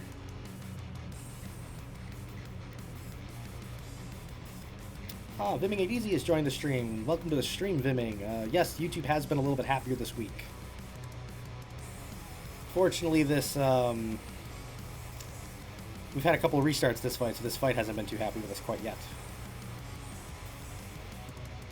Anubis is... It broke the pin? Oh, Anubis was able to break it, okay. Had a little bit of trouble getting out of the wall there. Only halfway through the fight. Man, this fight is taking forever. Oh, no. The last drum is off of the Crab. But now, Giant Enemy Crab has the drive and the pushing power to drive Anubis around. Can they avoid the Havoc's bombs in the floor now? Anubis is getting very close to one of them. You can see the frames are very unhappy.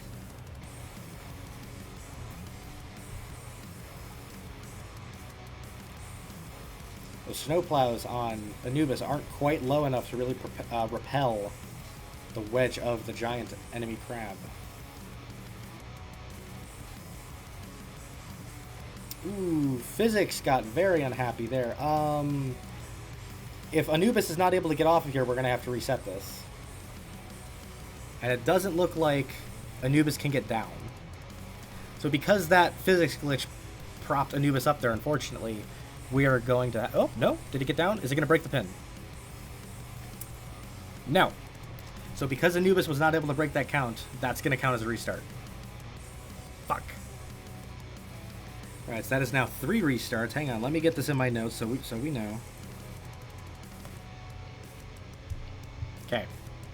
We were very close on finishing that one, but Physics just couldn't take it any longer.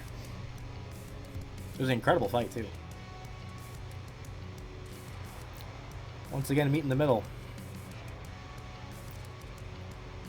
The drums on the Crab are not happy. One of them is off, and Physics has necessitated yet another restart. Okay. Sheesh.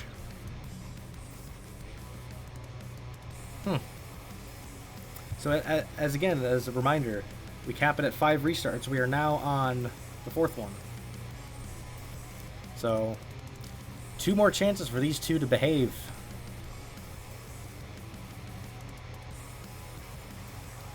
Ooh, this time Anubis has gone all the way up the drums of the giant enemy crab, and the crab is just eating away at its underside.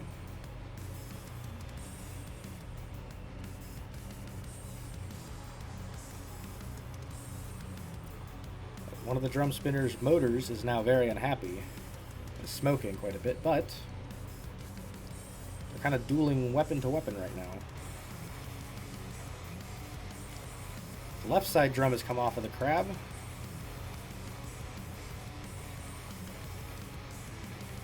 Well, Anubis has now gone up the remaining drum.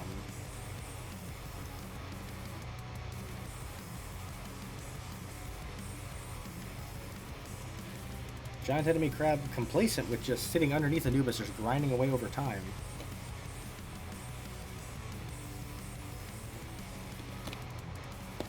I believe they have moved away from the physics spot in the floor, so we might be able to get a conclusive result here. Anubis backs away. That was not a big enough physics thing to necessitate a restart, so we continue. Anubis has lost almost all of its front spinner. All of it has now come off, actually. Wow. Giant enemy crab is relentless. It's not letting Anubis swap around to the rear spinner right now. Physics is still very unhappy. Ah, and it's flipped Anubis over, so that is yet another restart. This is the last restart we have. This is going to be restart number 5, and if they don't behave this time, we take it off stream.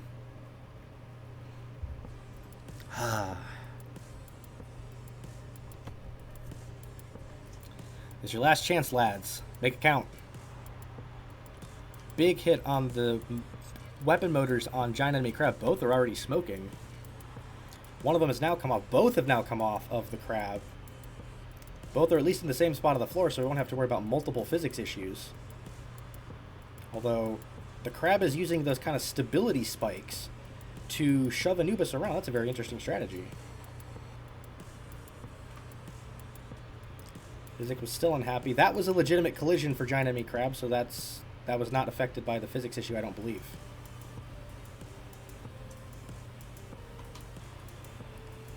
Crab is not having a great time trying to get around, but Anubis can't really get in there. Big hit to the rear of the crab. Giant Enemy Crab's wheels barely touch the ground when it's inverted like this.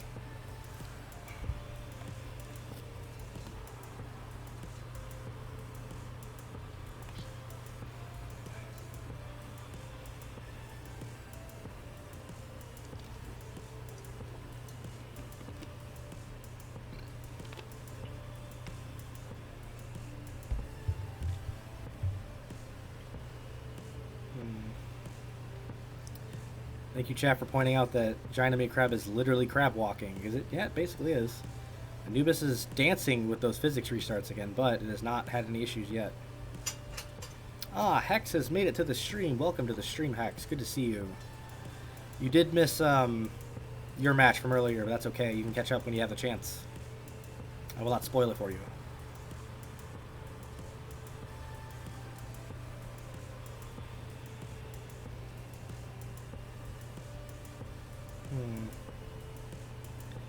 We're getting to a minute left in the fight. Giant Enemy Crab can't do a whole lot because its wheels only sometimes touch the floor. But Anubis doesn't quite have the weapon geometry to get a lot of big hits right now.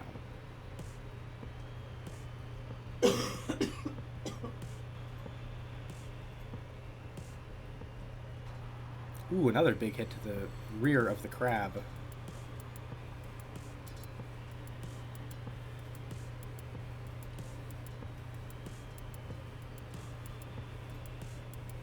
"30 seconds remain."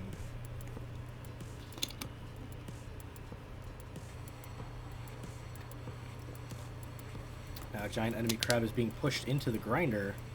Anubis is going to want to back off here to not force a pin and force another restart. It is not in contact with the crab. The crab has the space to move. Can it, though? Its wheels are only sometimes in contact with the ground. No, it was not able to break it. Oh, Anubis was the one that was counted out. What? Hang on. Okay, so because Giant Enemy Crab had the count on it, Anubis stopped moving in order to let it be counted out, and then Giant Enemy Crab just barely broke the count, and Anubis was not able to break its own count, and is therefore TKO'd. So the Crab has stolen a TKO victory by playing dead for a little bit. That's bizarre. Also not the first time we've seen that happen.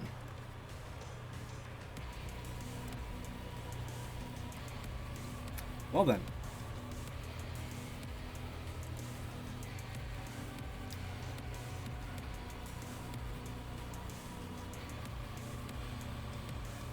Yes, Anubis channeled its inner Tauren, yes. Well, that is at least 5 points for Plan Z and 3 for the Legends, with an impending decision in there for 1 each, so Plan Z has won the match, but very bizarre final fight. I wish I didn't have to waste my voice on so many restarts.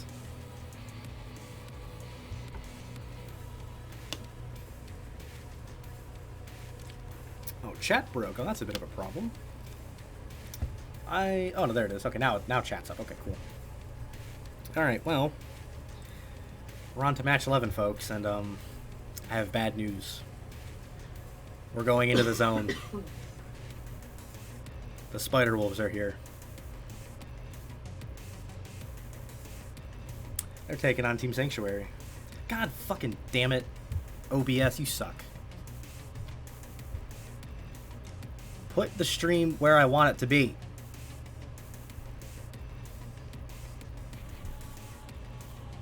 Alright, hang on. I gotta restart that now. For some reason, like, while I'm moving around on here, all of the sources and everything on the screen will just pop up, and whenever I move the mouse, it moves them around, so... Like, not fucking with it, right? Okay. Can I select anything else?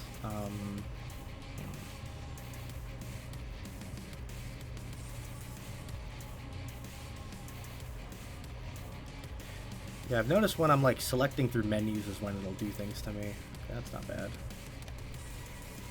As expected, a weird thing happens when Nightvale pops up. Weird.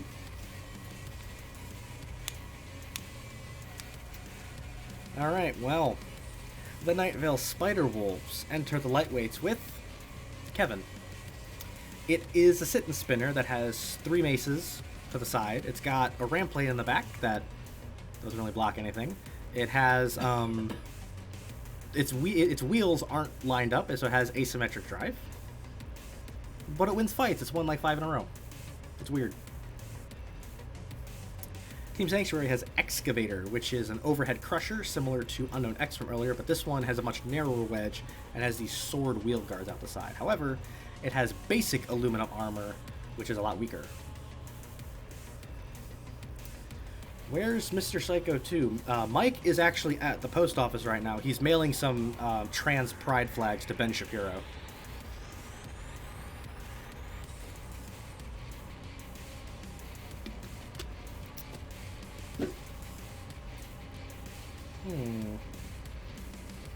People seem to be kind of split what's going on here. Some people seem to go for Kevin. Everybody seems to like Kevin as a meme. Let's see if the Spider Wolves continue their onslaught of the league.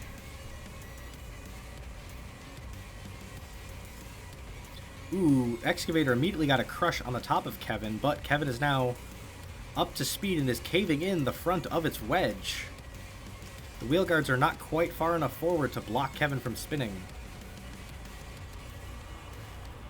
And because Kevin is kind of spins at an angle, some of those maces are actually lower and are easily able to hit that wedge on Excavator.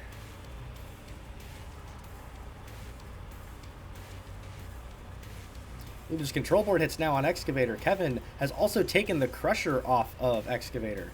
Excavator does have a good wedge, though. Could very easily topple the easily toppable Kevin.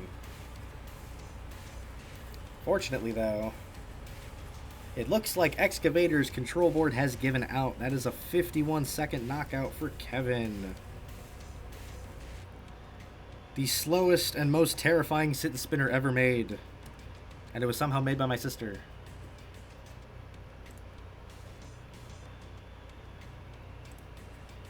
Alright. Weird. That's 3 points to Nightvale.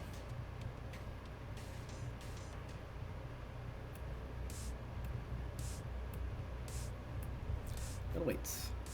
Upset, asked Kevin. Actually, I don't think that is an upset. So the Spider Wolves and Team Sanctuary both have 38 points, and Kevin has actually outscored Excavator, so that's somehow not an upset.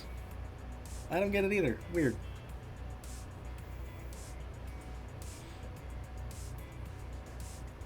Right, so, middleweights now. Nightvale Spider Wolves have Sheriff's Secret Police. It is a piston poker with the battering ram of axe heads. 4-wheel drive at an angle because it's a triangle. That's very weird, but it kind of works sometimes. Team Sanctuary has the undefeated RRL. It has 4 rear-hinged flippers, very similar to Yeetus from earlier, but unlike Yeetus, it is undefeated, 7-0 right now. On paper, this looks like a pretty easy win for RRL, except Sheriff's Secret Police got a very fast knockout over a similar robot just by stalemating with those axe heads, so we don't know how this could go, actually. I meant Sheriff's Secret Police is a piston poker, but whatever. I can't talk well, okay?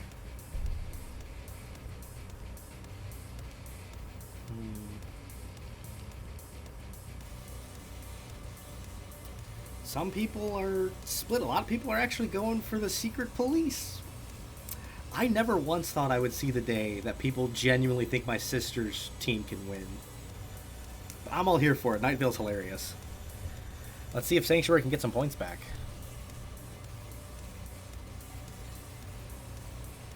They meet up, and the RRL was not able to get under Sheriff's Secret Police, and it has now flipped itself over from trying to drive around. The piston poker is doing damage to the underside of the undefeated robot, but has now gotten away. RRL is to its side, not quite underneath it yet. It's doing its best.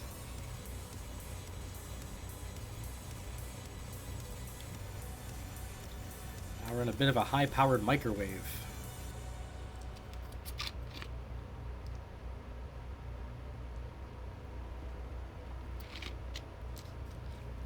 This bodes well for RRL mostly because if Sheriff's Secret Police lets up for a second, RRL goes right under and tosses it away. Although, I can't tell if the iron spike on the side of the battering ram is digging into the side of RRL or not.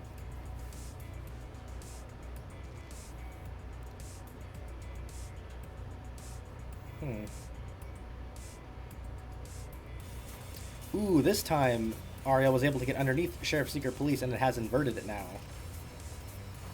More big hits to the Secret Police.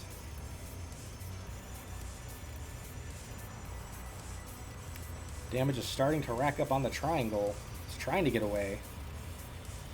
Not doing great.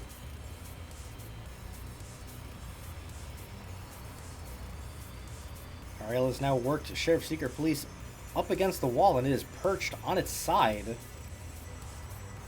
Is it going to back off here? RRL backs off. And because of the triangle shape, Sheriff's Secret Police is not in contact with the ground. It got down, apparently.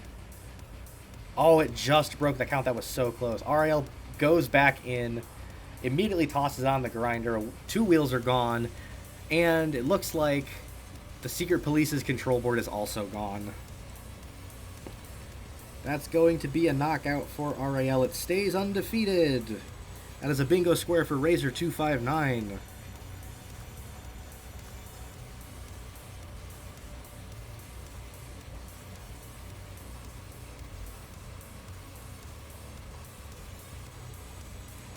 Retaliatory 3 points for the Sanctuary.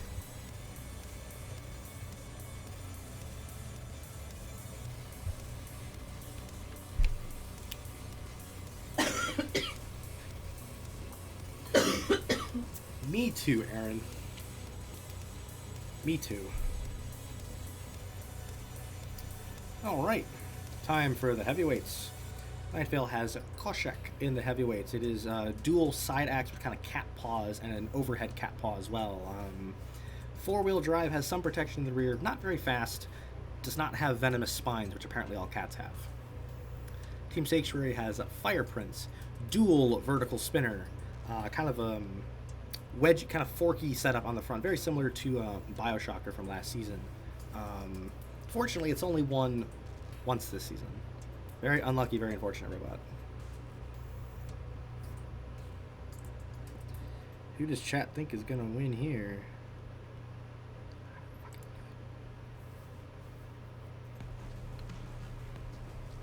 Ooh. Starting to get a bit of a headache now.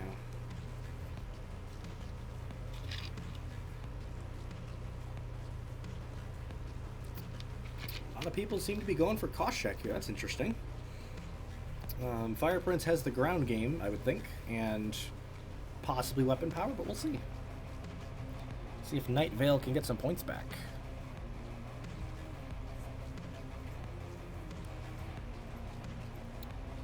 Beat in the middle. Fire Prince does a front flip after stalemating with Koshek.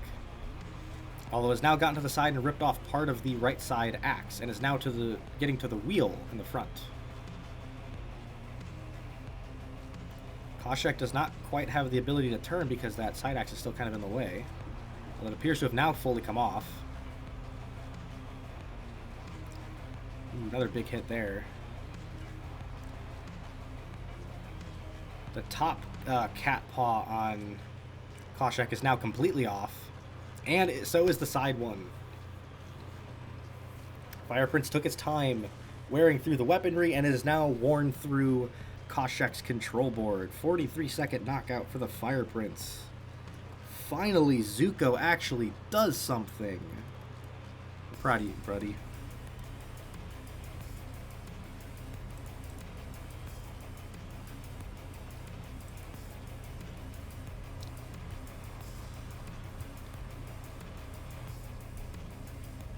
So that is now 6 points for Team Sanctuary. They cannot lose this match. Nightvale needs a knockout in order to tie, and oh boy, do they have the knockout artist in the super heavyweights.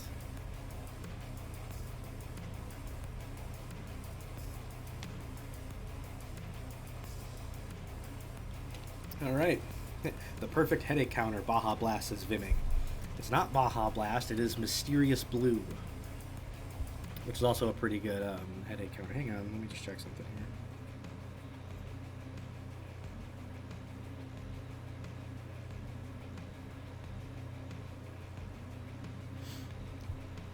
Alright, so, super heavyweights. The Nightvale Spiderwolves have the almighty Glow Cloud, All Hail. It is a quad saw spinner, two very large saw blades on the sides, and has two small ones buried deep within the chassis that aren't supposed to do anything, but they somehow take components off sometimes. Four-wheel drive, invertible, and has some ramp plates in the front. Team Sanctuary has Comatose, six-wheel drive rammer, lots of iron spikes and spike strips in the front. As I said earlier, this stream, it is rather tactical for a rammer. Instead of going in for the really fast charges, it just kind of wears through the opponent's weaponry and then goes in for the kill. So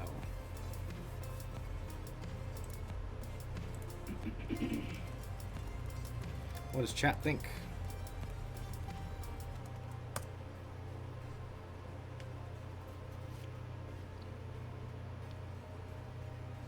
Everybody seems to be going for Glow Cloud, even if it's for the memes. Yeah, I mean, we'll see. Not entirely sure how much of a chance Glow Cloud has, but, like, Sanctuary's had some bad luck this season. Let's see what ends up happening here.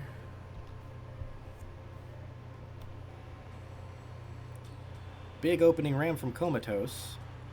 Although Glow Cloud does have those defensive ram plates to prevent it from really doing anything. Comatose kind of got a hit on the side there. Still not getting through the... Oh, it's gotten through one of the armor panels so far. Both of the armor panels are off of Glow Cloud, and those saws are too high to hit anything on Comatose. Oh, I tell a lie. It actually got one of the top row spikes off there. Without the defense in the front, Glow Cloud's going to be taking a ton of damage from Comatose's spikes here. Another big hit. Now Glow Cloud is smoking.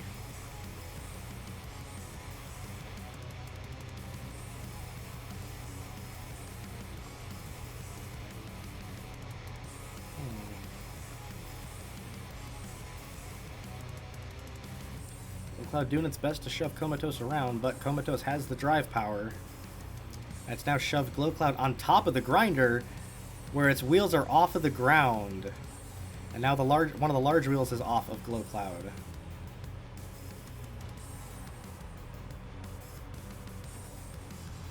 Control board hits now on Glow Cloud, and that is going to be a knockout for Comatose. 86 seconds. It took its time once again and got the knockout that they needed.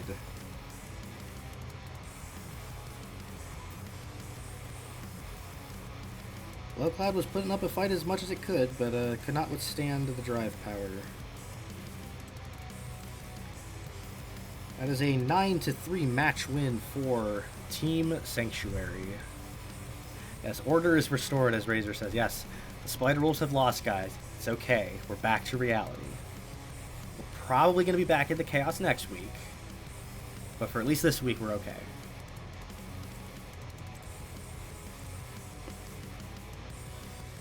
Alright, time for match 12.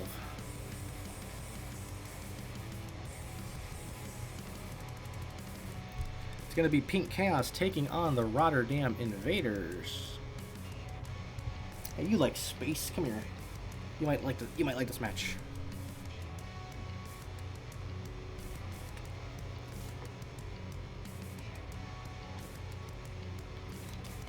Alright, so Pink Chaos has Firestarter in the lightweights, asymmetric horizontal spinner, spike on one end, sledgehammer counterweight on the other. The Invaders have Kang, dual side axe, kind of Warpick style on the side, very narrow chassis, very exposed, but it's the DPS leader of lightweights.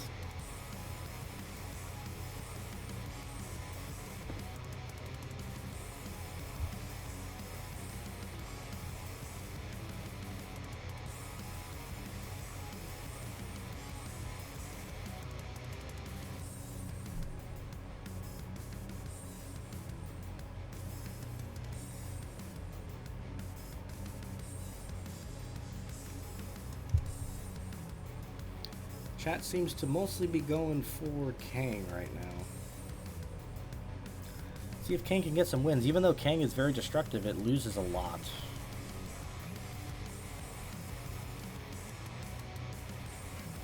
Ooh. Firestarter's lost its spike on the end of the spinner. And Kang is going to get a knockout in 11 seconds. Jeez.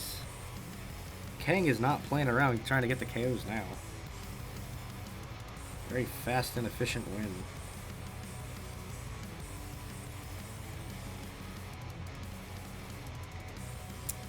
Three points to the Invaders.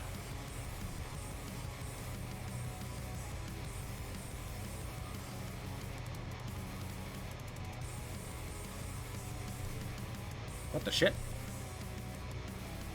Oh, sorry. The game crashed just in a very odd way. My apologies. Once again, thank you stream sponsors for sponsoring our streams and for sponsoring our crash pages. Your support knows no bounds. Literally letting us do what we can do here.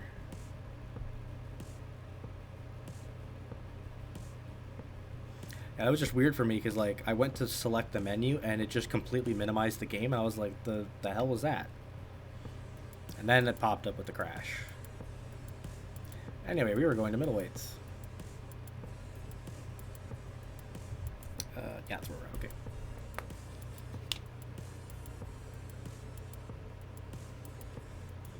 All right. Overthrown is Pink Chaos's middleweight. Dual front hinge flipper with spike strips. Very efficient robot. One of the best middleweights of last season. The Invaders have Sleeve, 1 exclamation point question mark. Also a asymmetric horizontal spinner, but this time with much more weaponry with hammerheads and spikes on the side.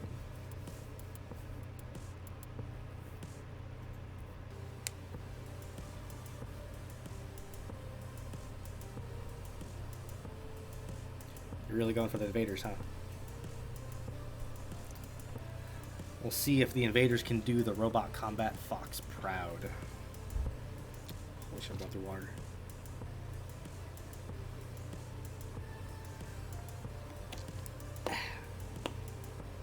Everybody seems to be going for overthrown right now. We'll see if Sleeve has what it takes to withstand. That's the wrong arena, Smile.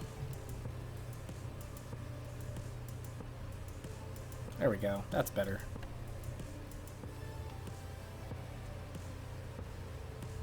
Overthrown immediately gets under Sleeve and throws it up in the air. Sleeve is trying its best to get back on the ground and organize, but Overthrown is not letting it. That was physics. We got to restart that, unfortunately.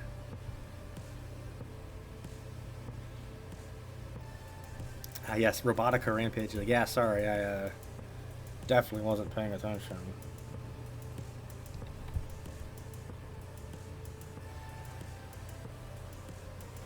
Ooh, Overthrown immediately gets under Sleeve again and throws it straight in the air. Asymmetric spinner struggling to fully get back upright. Overthrown's going to toss it over again.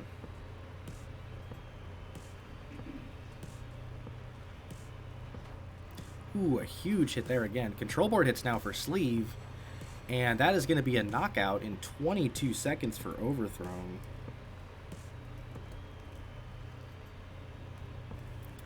Sleeve just was not able to overcome the wedge and the weapon power. Pink Chaos has evened this match up. So notably here, the Mantines only scored 3 points earlier this stream. Pink Chaos now has 3 points and is at 1 point behind them. It's going to get very tight in Division 4. That was only one restart, Liam. Me selecting the wrong arena is just me being stupid. Like, I'm not going to count that as a restart.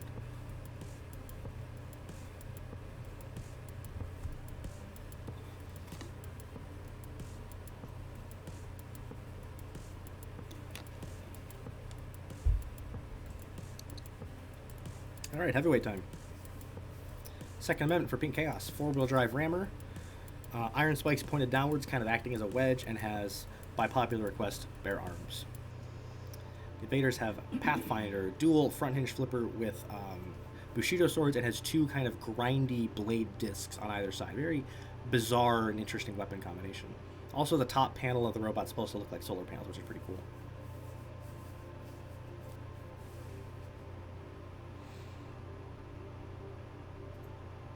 Shall we stand back a few feet, says Razor? You know, maybe. Possible Sludge Fest, but I think they'll find a way to stay in the ring here. You being afraid.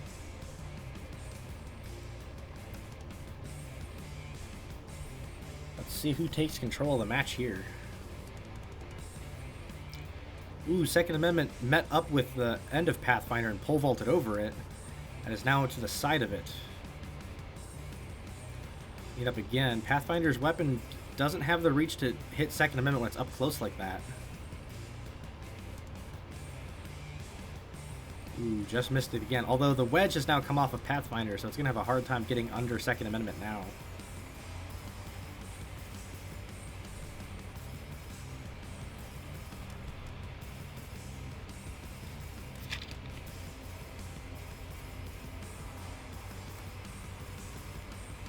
Both robots kind of stalemating here. Those iron spikes pointed downwards on Second Amendment kind of act as a wedge stopper. They're very effective at keeping robots from getting underneath it.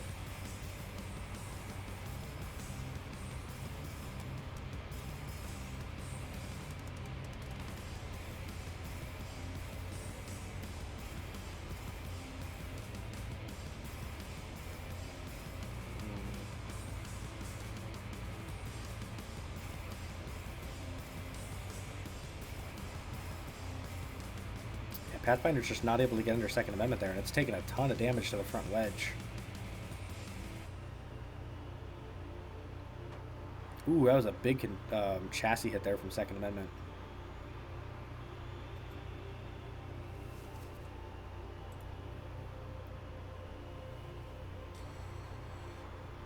Second Amendment was briefly in the grinder, but it has gotten away now.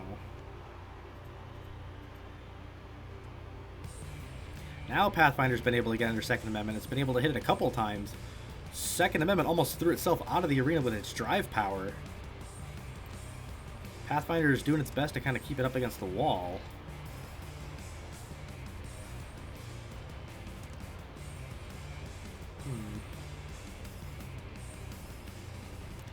Damage is really racked up on Pathfinder, though. It could barely fire those weapons. Huge control board hit there.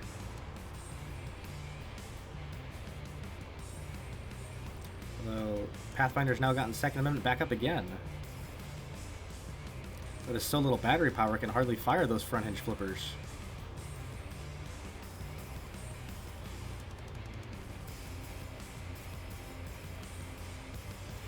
Under 30 seconds left.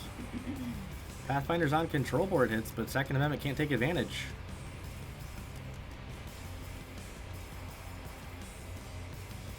I think both of Pathfinder's swords have come off now.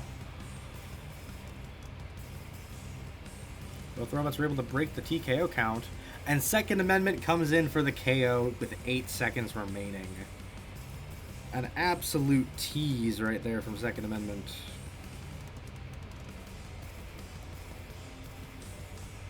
Just waited for the perfect time to strike.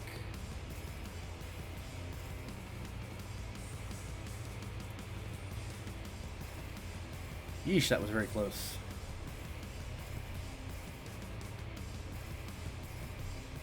Right, so that is 6 points to Pink Chaos, who have now usurped the Division 4 lead with that win. But the Invaders could theoretically tie the match with a KO here in the Super Heavyweights. And oh boy, is that going to be hard.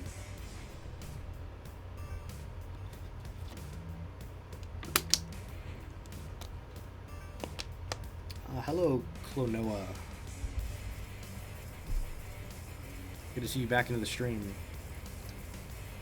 People seem to think that's a Fight of the Week contender. I'll add it to the list. Why not? I thought that one was a little slow for my taste, but I will definitely add it to the list of contenders. Anyway, Super Heavyweight time. Pink Chaos has Dysfunctional Stepsister. 8 rear hinged flipping spike, can be very deadly. Only just lost its first fight last week. The Invaders have Boolean, which is a piston flipper, but unlike shooting straight up with everything, it has kind of a panel ram plates that shoot up at an angle. Although its wedges in the front are static rather than on a motor, so a little bit harder to deal with. What match are we on? Asks Bob. We are on to match 12 right now. This is the end of match 12.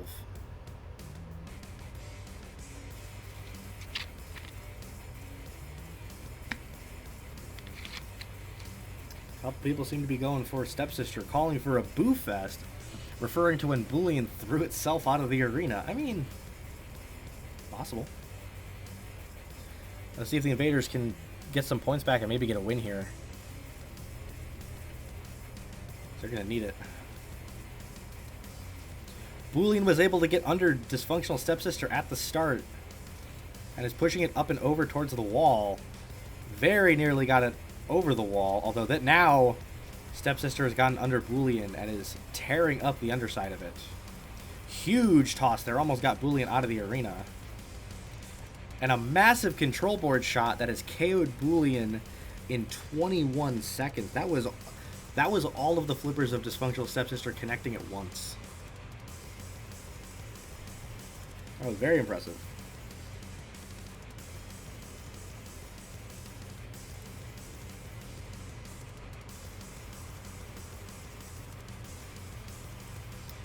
So that is going to be a 9-3 match win for the Invader, or for Pink Chaos, sorry. Invaders not having a great time. I'm sorry your team lost, but, you know, it'll be fine later. You can cheer on the other teams too, maybe.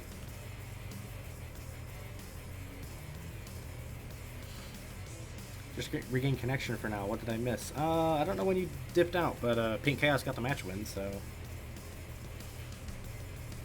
Alright, we are on to match number 13 now. It's going to be the Wiltshire Magnums taking on the C4 Circus. Ice cream against clowns.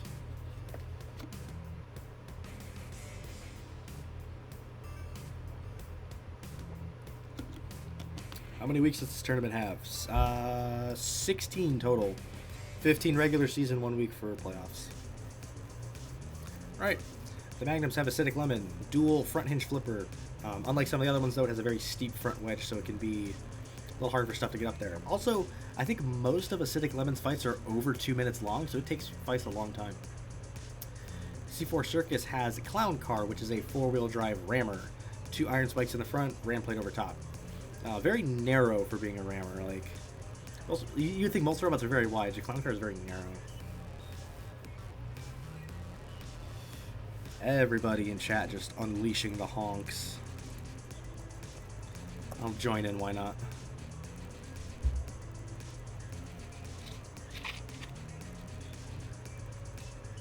What flavors do the clowns like? I mean, considering how good the circus has been this season, probably blood? I don't know. Acidic Lemon's average fight time is 117 seconds. That's just under 2 minutes. Sheesh. Let's see if this will be another long Acidic Lemon fight. Or will the circus prevail? Clown Car misses the opening box rush and does a barrel roll for fun. Fortunately, because of how steep Acidic Lemon's wedge is, it's not able to go all the way up it.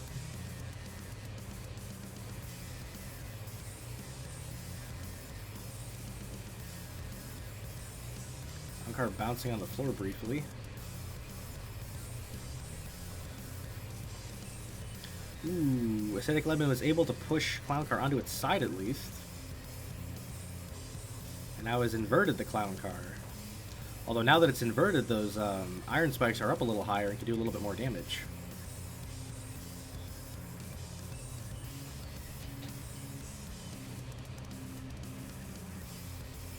Acidic Lemon has now moved the Clown Car over to the grinder, tearing up the wheels and the underside of the chassis.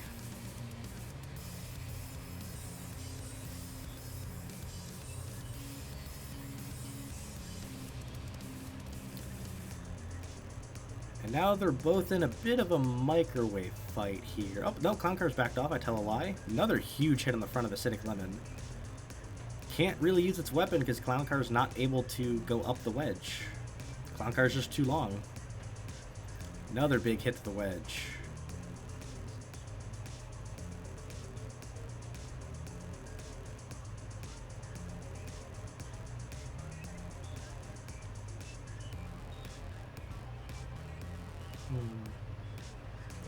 Clown Car's got to break a pin, or not a pin, a count. Ooh, a huge control board shot on the Acidic Lemon there. That damage is definitely piled up. You can actually see like the base of the snapper motor for one of its weapons.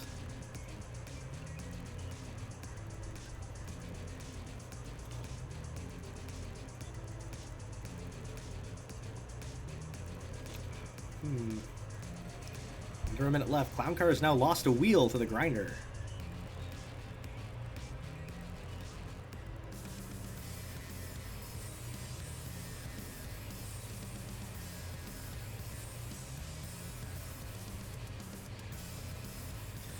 Another patented, drawn-out Acidic Lemon fight for sure.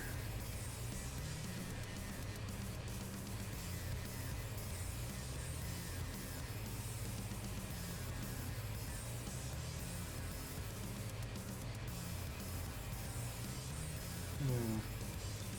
20 seconds remain for anything to happen here. Acidic Lemon backs off of the Clown Car. Oh, the ramp plate's not allowing Clown Car to move as easily. I think it might get counted out here. Oh my god, it did. Clown Car wasn't able to break the TKO because the ramp plate propped its front wheels off the ground, so it got TKO'd with 2 seconds left. Oh, that is an awful way to lose a fight.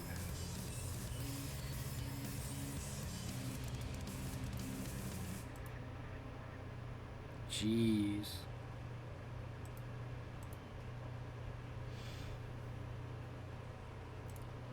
That is painful. Well, Acidic Lemon didn't have to fire its weapon once, and it escapes with a victory.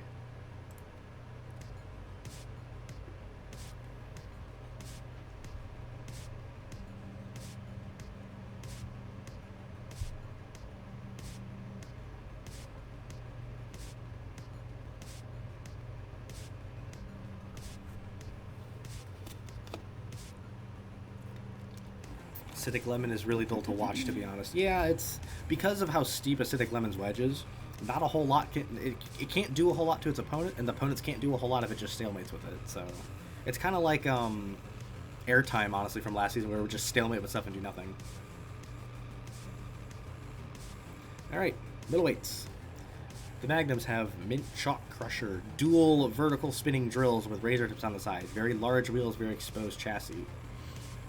C4 Circuit has Noise Bomb, dual rear hinge flipping spikes, dual front hinge flipping Bushido swords.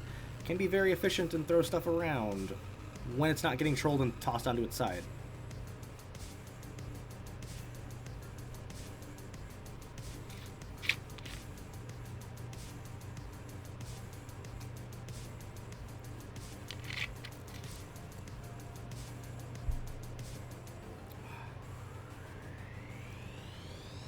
Pretty much everybody going for Noise Bomb right now. I guess the first one says Steve is unalive. I am definitely unalive, partner, let me tell you. Well, a couple going for Mint Chalk. We'll see if it can pull out something against the superior ground game. God, the size differential is insane. Noise Bomb carving up the rear of Mint Chalk Crusher, throwing in the air quite a bit. So those drills are definitely doing damage to the wedge on Noise Bomb.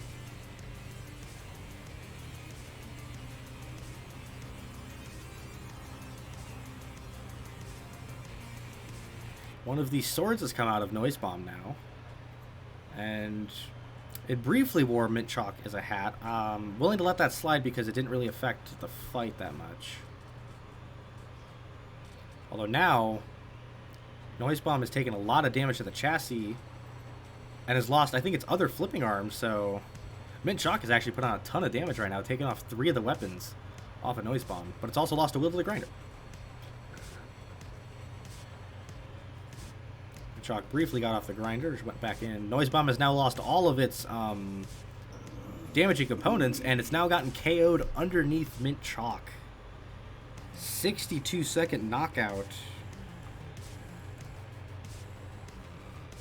While it was losing the ground game, it just had to keep its weapon on and on the chassis of Noise Bomb. And that's all it took to get the KO. Huh.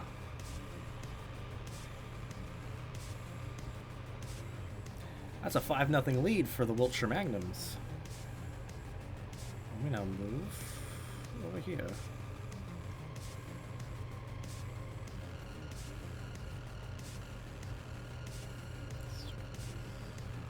Ooh, this could be a bizarre match, I guess.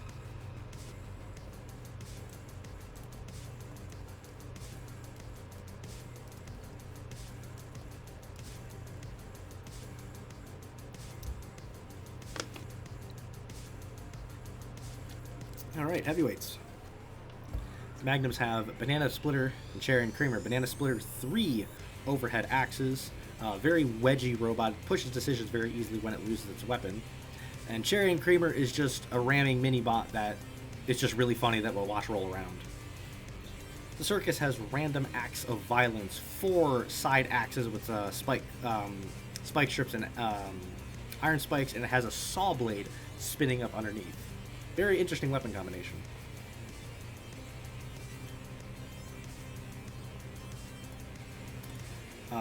Random Axe of Violence is the current damage leader in the entire league.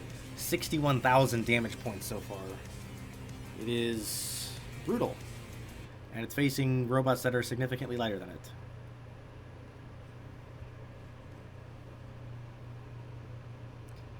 This tournament ended in August or September. I don't remember off the top of my head. Probably September. It's definitely one of them. Pretty much everybody seems to be going for the violent one. Can the multi-bot pair keep up? RAV chooses to go after Banana Splitter first, the more damaging of the two. Cherry and Creamer just bouncing overhead to be funny. Ooh, but now it's turned its back to Banana Splitter. Cherry and Creamer has lost at least a wheel, and now it's control board. And it's just Banana Splitter taking on the most damaging robot in the league. Control board hits on that one already. And that is going to be a 29-second knockout. So because Random Acts of Violence took out both of the multi-bots, that is the full 3 points. And it was done very emphatically, let me tell you that. Oh my god, Cherry and Creamer scored damage points. I never thought I'd see the day.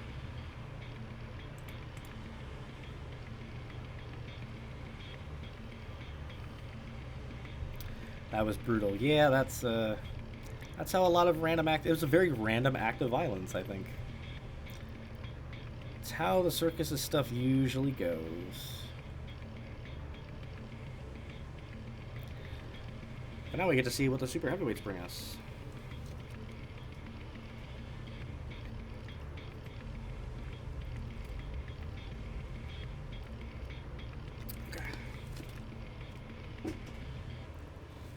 So, Magnums have Ice Cream Sandwicher, the super heavyweights. One of our 2-3 weapon type robots has dual side axe spinning discs that come in sideways and 2 rear hinge flippers up in the center.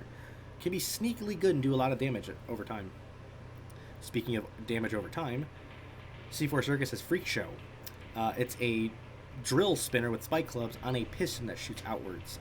Very unique weapon combination again. Lots of wedging and defense in the front to draw out fights. The Circus is down by 2 points. They need a KO to win, and anything besides that is either a tie or a loss.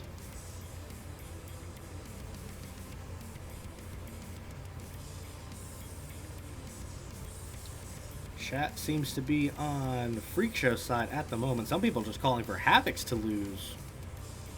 Yeah, but there are some exposed motors here. I don't think the physics engine will be very happy.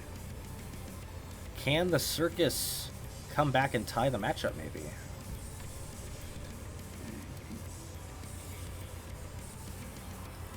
Ooh, they're able to meet in the middle, and Freak Show is able to slide underneath the front of Ice Cream Sandwicher. Oh, but one of the horizontal spinners broke a wheel off of Freak Show while it was up in the air. It looks like those spinners just have the reach to get around the front defensive work of Freak Show.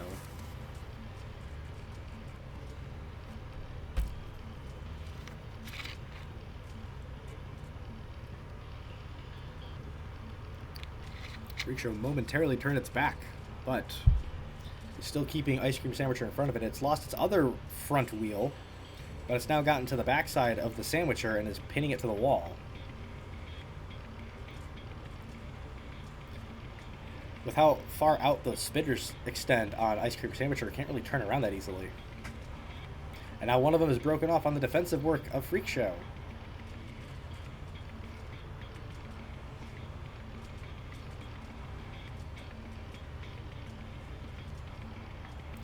Lots of extenders and things popping off of both of these robots. It's going to be absolutely chock full of debris soon.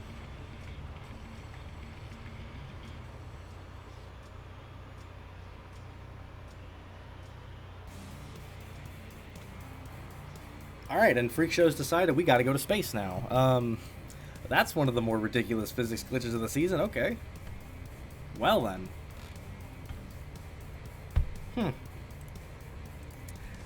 That came out of nowhere. Alright. Yeah, he went to another dimension. I don't even know what triggered that. That was weird. Alright. We're going back in now. This time, Freak Show shoved Ice Cream Sandwicher back and is stuck on top of the wedge. And those side axes are doing work for Ice Cream Sandwicher. Although those side spikes on Freak Show have caught the motors of the spinners, Freak Show is still unable to really do anything. One of the spinners has now come off. Both of the side spinners are off of Ice Cream Sandwicher. Okay. Has lost one of the rear hinge flippers as well. Freak Show is actually able to do a lot of damage. Ooh, that was... that might have been physics that shoved them up there. So that's tentatively a knockout in 42 seconds, but I need to double check something.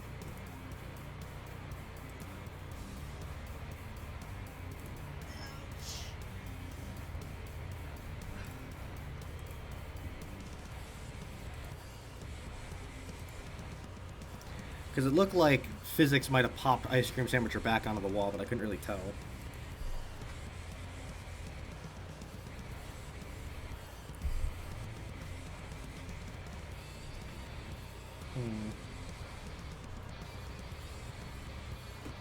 Just want to double check to be sure.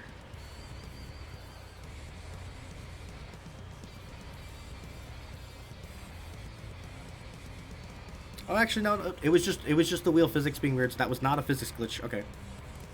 It was hard to tell because the way it kind of spun up in the air, it looked like it could have been physics. So that is going to be an official knockout for Freak Show.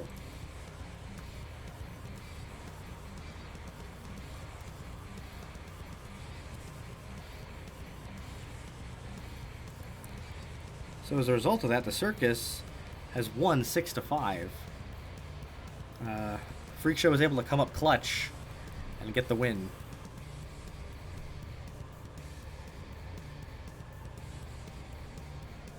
Alright, so we are now on to match number 14. It's going to be a patron matchup here. Because we have Powerhouse Robotics taking on the Perth Hellrazers.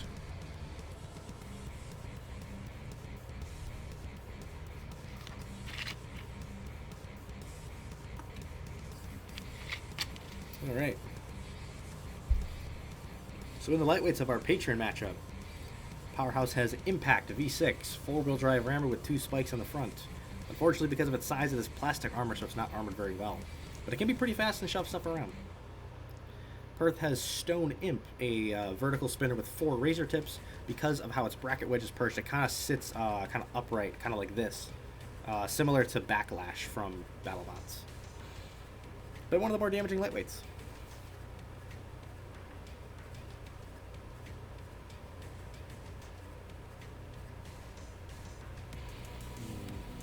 Everybody's going for Stone Imp here. Yeah, pretty damaging against a plastic armored robot, but I mean, if Impact could just tip it over.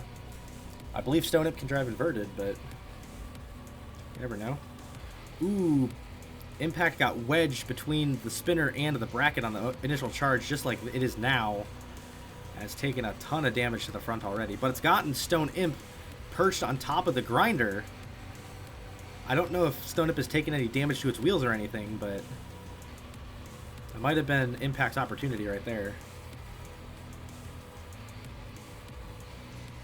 Although Stone Imp is still spinning downwards and doing a ton of damage to the top of Impact. And it's going to get a 32-second knockout from above.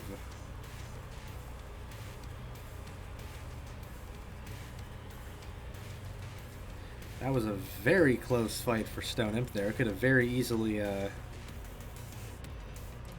lost a wheel to that grinder there.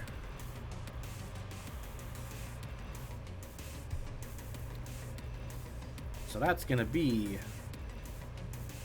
3 points for the Hellrazers. Powerhouse broke their winless streak, but are immediately starting a new one apparently.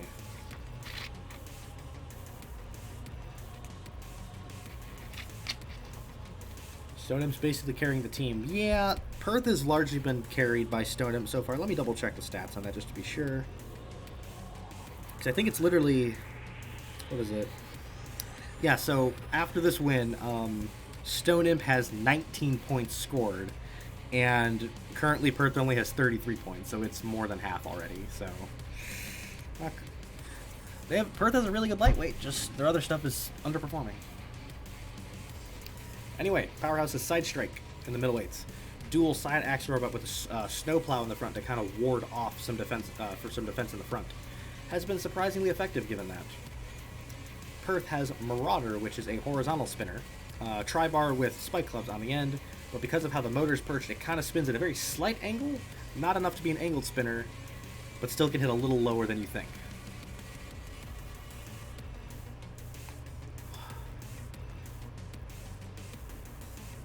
Boy. A lot of people going for Marauder here. I'm not sure if Side Strike has DSA or any weaker armor, so it could be reasonable depending on how these two meet up with their weapons.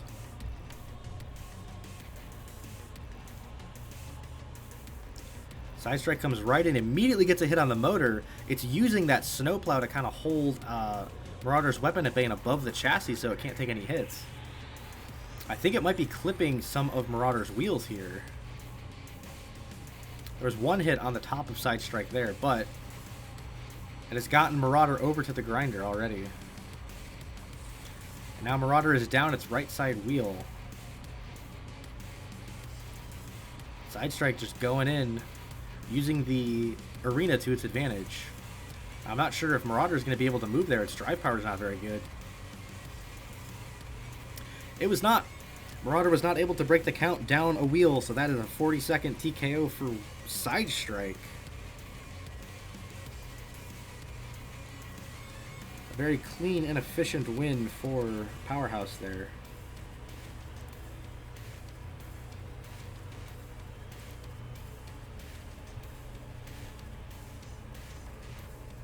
Now it is 3-2 for Perth. Although Powerhouse is starting to show a bit of muscle. Had a really rough couple of weeks, but they're getting there now.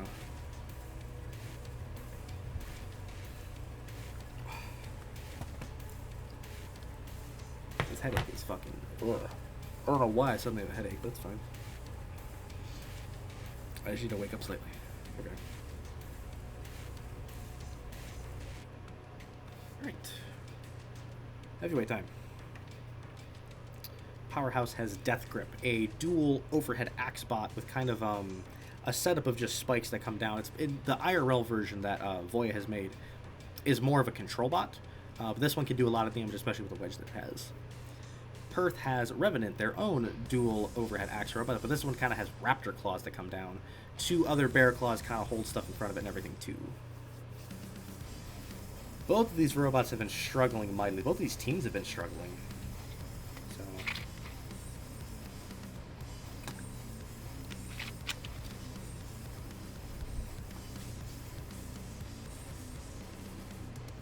Death Grip would be better if base place mounted components contributed to weight distribution, says Voya. Yeah, if the front of Death Grip was weighted down more to stay on their floor, it'd be really good, but kind of hard to do that in this game. A lot of people seem to be going for Death Grip, probably because of the wedge, but a couple for Revenant, it's possible. Who's going to win the Battle of the Axes? Ooh, Death Grip slid right under Revenant. And is shoving it over towards the grinder, and has now been able to prop it upright. And is holding it facing straight up on the grinder. Gonna want to break, back off to break a pin here. It does. Revenant comes down and is able to break the count. Huge hit on the front of Death Grip right there.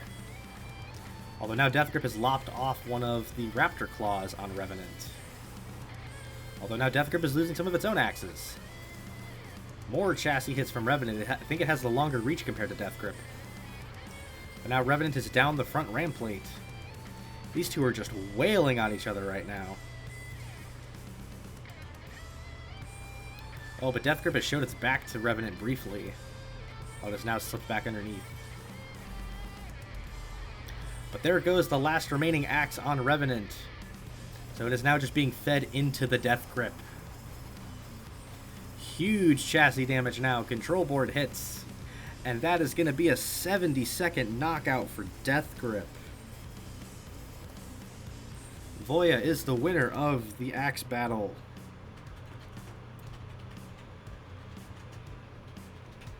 As another 3 points to Powerhouse. They are up 5-3 now. Oh boy. That was actually a reasonably good fight. I'm going to notate that one for later. Sure, there wasn't a whole lot of movement back and forth, but two axes just wailing on each other for over a minute. I love that. All right. We now move to the super heavyweights. I gotta say, we've actually had quite a few fight of the week contenders so far. Some of these have been very solid going back and forth.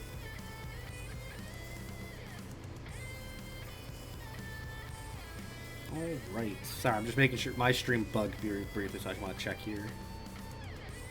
Oh, looks like we're good. So, Powerhouse has Karabas in the super heavyweights. Dual rear hinge flipper. Very large robot, but it has fantastic ground game with those kind of stacked forks that Voya put on it. And as we saw last week, it was able to defeat the undefeated dysfunctional stepsister.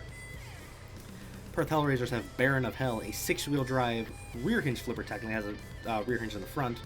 A lot more like Gladiator from BattleBots, though. It just charges in full speed, doesn't care. It's the Baron of Hell. What does chat think's gonna happen?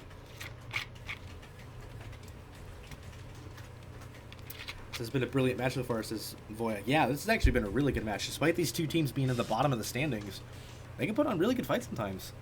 You know, you don't have to be a crazy good team or robot to put on good fights at all.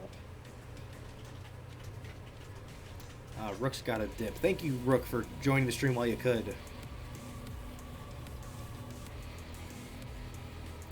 Quite a few going for Karabas, couple going for the Baron of Hell. We'll see which of these two gets the advantage. Perth needs a KO to win the match. But Karabas is really good about not getting KO'd. Ooh, those forks on Karabas worked to perfection. Immediately slipped under Baron of Hell. It's now got Baron of Hell propped upright, but that spike strip is firing downwards at Karabas. It might have already lost a flipping arm. It has. Karabas is down a flipping arm, but Baron of Hell is high-centered. I believe the rear spikes are stuck underneath the grinder. And that's going to be a 28-second TKO for Karabas. Oh, no. I can't... Baron of Hell has very little ground clearance on either side, and it got stuck as a result. That is a very unfortunate loss for the Hellrazers.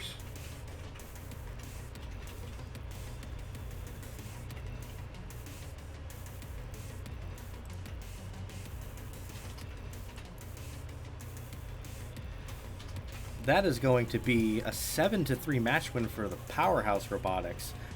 I think that's their first match win since we started the league this season, so good on you, boy. That was a very fun match to follow anyway.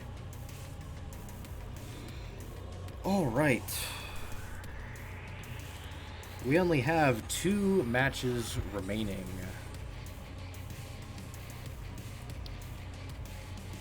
We get the introduction of the lads. They're taking on the New York City Pride. Rozmito Podremsinem versus New York City.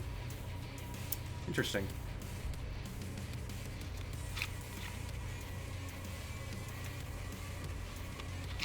Starting to feel bad for Hellrazers, says Mr. Circuit. I know, Hellrazers look absolutely fantastic. I think they were built more off of aesthetics than competitiveness as well, so like, it's still really cool to be seeing them perform and everything. Like, they put on great fights sometimes, so. Anyway, the lads have 1 o'clock in the lightweights. It is an undercutting horizontal spinner, very similar to X Factor from last season. Nowhere near as good, though. It's had a bad time this season. New York City Pride is Bicerabot. Rear hinge flipper with 2 spikes in the front, but it can't self-right because of its stability bike in the back. Stability spike in the back. I didn't know stability bikes were a thing. What the hell, Steve?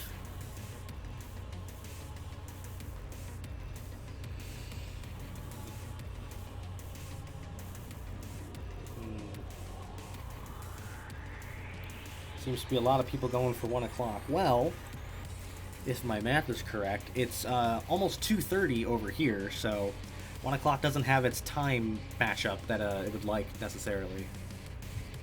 Because I'm sure if 1 o'clock fought at 1 o'clock, it would win every time. Let's see if it can beat Bicerabot, though.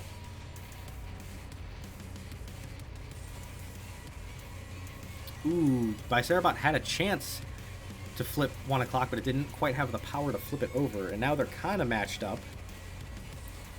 1 o'clock was briefly thrown in the air, but it is grinding away at that left side corner on Bicerabot. Ooh, it got a hit on the weapon motor, though. 1 o'clock is going to be down on its power now that's taken damage. Now 1 o'clock is facing straight in the air and has been turned over, so now its weapon will be hitting higher up. This bodes very well for Bicerabot if it can get that extender. But it's losing its control board in the process. And that's going to be a 40-second knockout for the lads.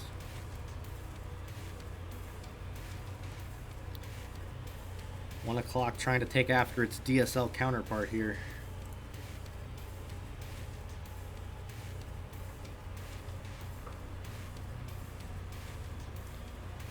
Alright, that is 3 points to the lads. We now go to the middleweights.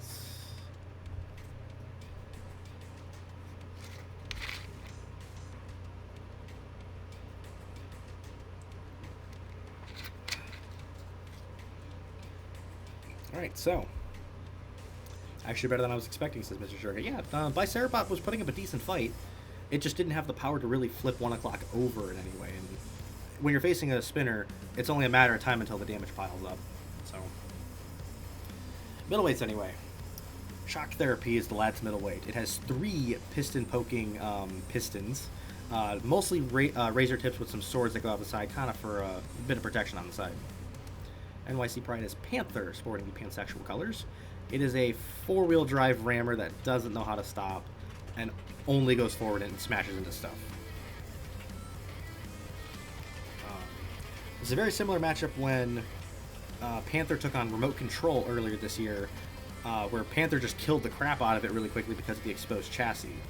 Shock Therapy does not have the same exposed chassis, so I'm not sure it's going to do that well.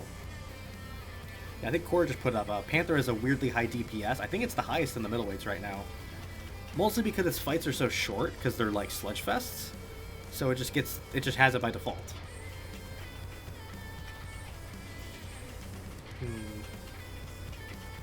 A lot of people seem to be going for Panther. Nobody really having faith in the lads. I mean, they are a bunch of RA2C tryhards, so fair, but we'll see if Panther can live up to your expectations. Massive initial charge flips Panther over. Shock Therapy going to town with those spikes. It's already lost a couple of them. Panther doing its best to just kind of guard against them. I think Shock Therapy's lost most of them already. Well, it's doing a lot of chassis damage to Panther. Huge hit on the wheels there. Panther's lost one of its claws now. Another big hit from Shock Therapy.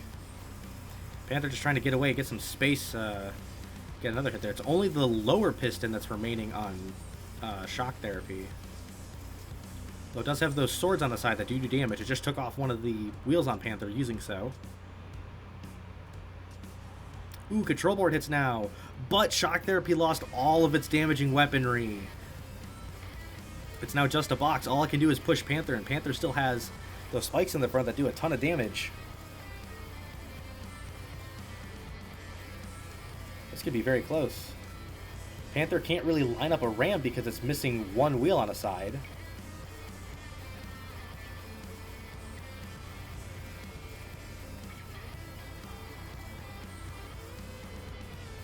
They're just about halfway through this fight. Panther's really close to death, but Shock Therapy can't put it down right now. Ooh, and now Shock Therapy's on control board. This is going to be close. Another one now.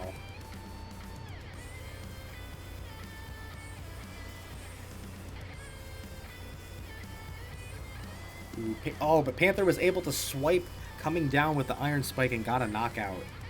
That was a 109-second knockout for Panther. Ooh, that was very, very close. Very similar damage totals between the two as well. That's one of the more higher damaging middleweight fights I think I've seen. And that is definitely going under Fight of the Week contender. My goodness, we've had some properly good ones so far.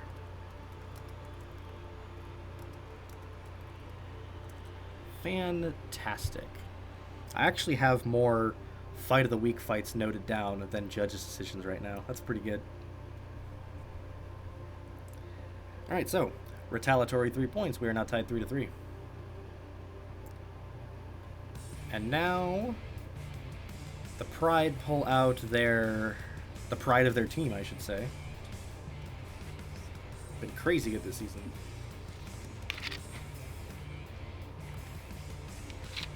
So, the lads have TekonoAxe, dual rear hinge flipper. The flipping segments themselves do not have any damaging components, but the entire front wedge of TekonoAxe is just full of spiky stuff. The NYC Pride have the undefeated Transfusion. 3 front hinged flipping spikes, has very good wedging on the front, and is 4-wheel drive. It is very competitive and very good.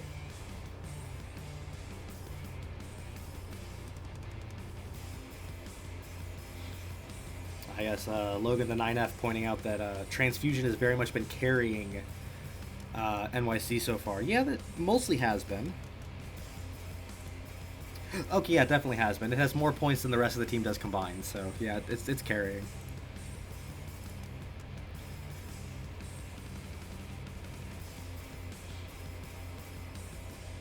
Transfusion to keep that win streak alive. A couple people going for TekonoAxe. TekonoAxe is actually surprisingly good. It doesn't score very high, but it's been very efficient in just winning fights and sealing match wins for the lads. So, can it withstand an undefeated robot? Let's find out. Ooh, Transfusion immediately popped up the wedge of TekonoAxe. That was not physics, by the way. That was 100% the collision. And it's got Transfusion up against the grinder. Those back motors are definitely taking damage right now. One of the flipping spikes has come off of Transfusion. Not Transfusion, TekonoAxe, sorry. Tuga's making it very hard for Transfusion to get back upright.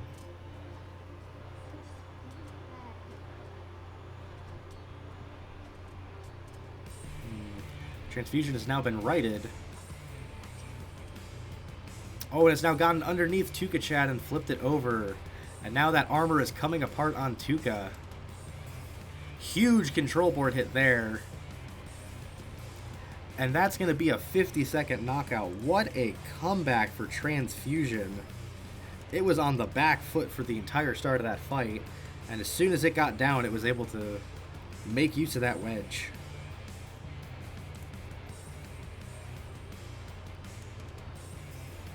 Yet another great turnaround from Transfusion.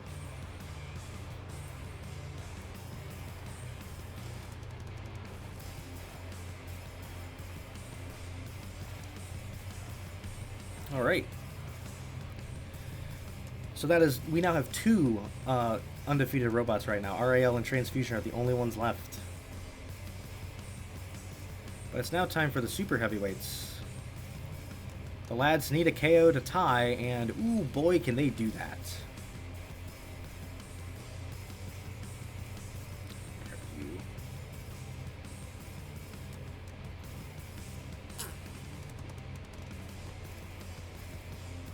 That was a Hydra fight through and through. Opponent got no control in the air. That's just honestly how flipper fights go, is as soon as you're in control, you stay there.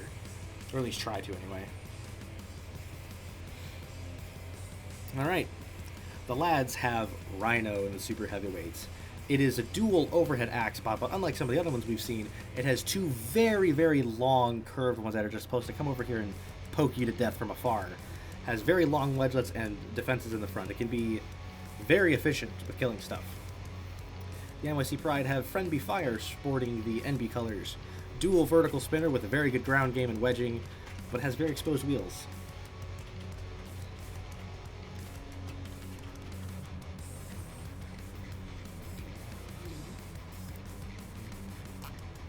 as Helen pointed out. As we all know, Rhino does not care about damage points. It only cares about winning. Yeah, it is one of the more try-hardy robots in this tournament. It's just get in, win, leave. Later.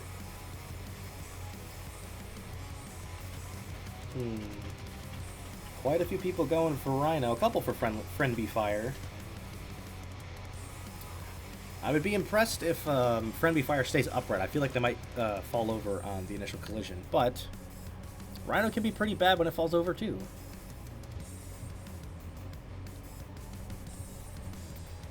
Let's see what happens. Ooh, Friendly Fire does flip over as a result of Rhino hitting it while it was in the air. Rhino is absolutely wailing on the underside of Friendly Fire, but both of the axes on Rhino have come off. Oh no. Friendly Fire still has those discs spinning downwards. I'm not sure if it can move though. It can, just. Friendly Fire is down one of the front wheels, which are not in contact with the ground when it is upside down. And it is now ripping up the top of Rhino.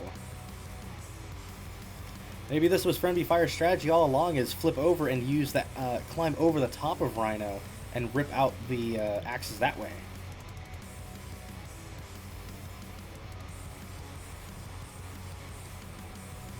Well, Rhino still definitely has its controlling features, the snowplows and everything, but it's taking a ton of damage from the top.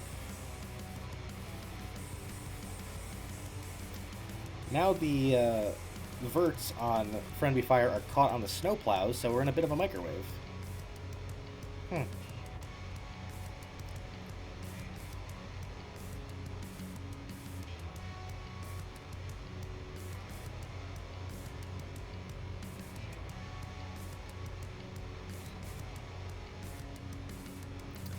Well, now we're not halfway through the fight, and I'm not sure if it's going to break.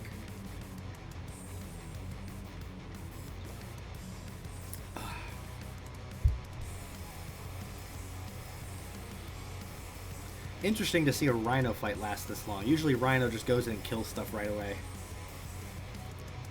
Instead, it's having a bad time.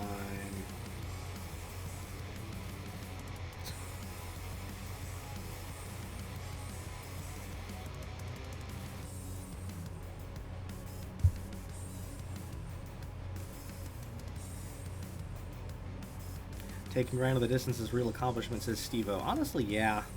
I mean, this is in my opinion, a very cheap way of taking a robot to the distance, but considering how quickly Rhino kills stuff, that's still an accomplishment.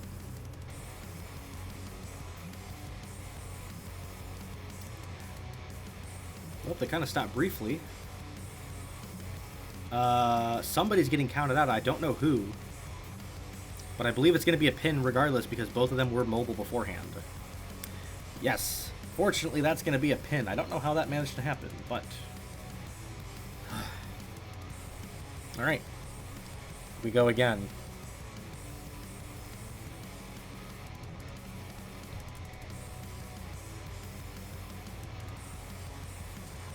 Friendly Fire once again flips all the way over, and it has turned to face the front of Rhino.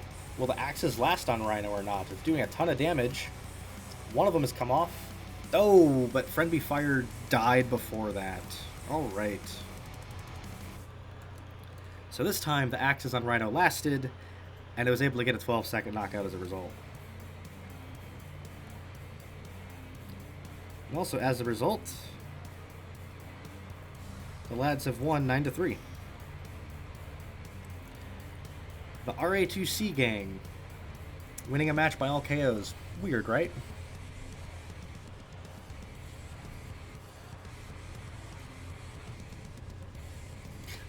I actually like that, Katie. Rhino just completely did the quit without saving strategy. It realized it was going to lose and is like, no, we're done. Restart. Sheesh. Alright, so that means we have reached our final match of the stream.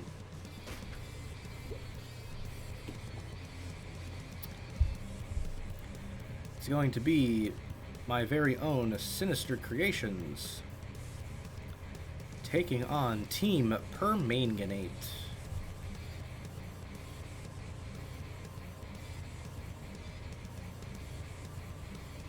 Oh, it's just a 6. Sorry about that, Razor, you're right. It is actually a tie. I marked it down wrong. So that was actually a tie between New York and Lads. I thought I screwed something up, but that's okay. Alright, anyway. Sinister Creation says Cavity Search. It's a very low, almost like Fingertech Viper Kit robot. But instead of having a wedge, it has a giant drill on the front. Very weird robot. Team Permanganate has Chloe the Crustacean. It is a dual side axe robot, and it is a crab. Yet another crab in the Robot Rampage League. What's chat thinking?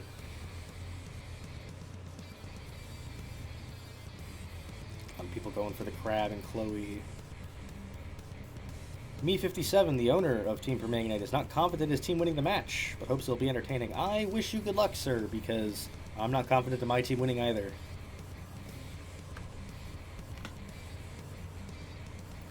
Everyone seems to think it's going to be Chloe, so let's see if Cavity Search can prove you all wrong.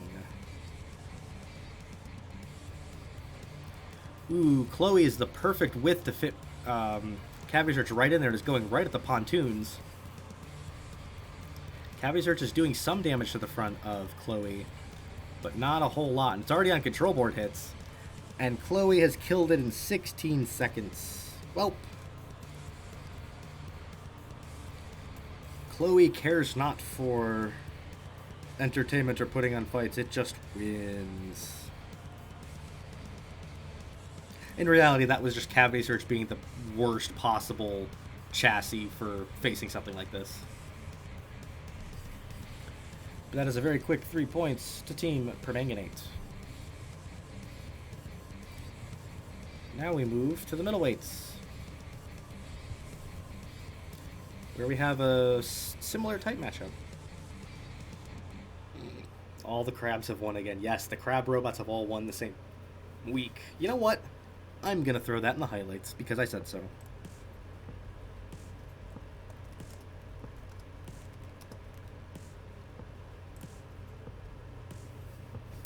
Alright, so Sinister Creation says Cycloid. It is a dual side axe, very similar to Chloe. However, this one, because it's a middleweight, has 2 spikes in the side, or in the middle, and ramp plates overhead.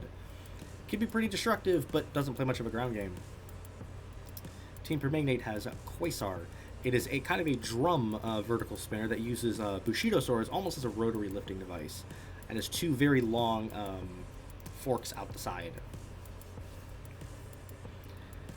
Last one we had a vert taking on a side axe. Now we have a side axe taking on a vert, just in different manner.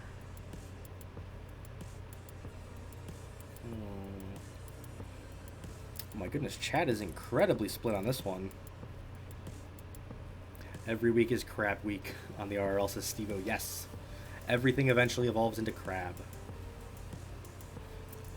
We'll see if Cycloid has what it takes to withstand the vert, because Cycloid does not like ground game.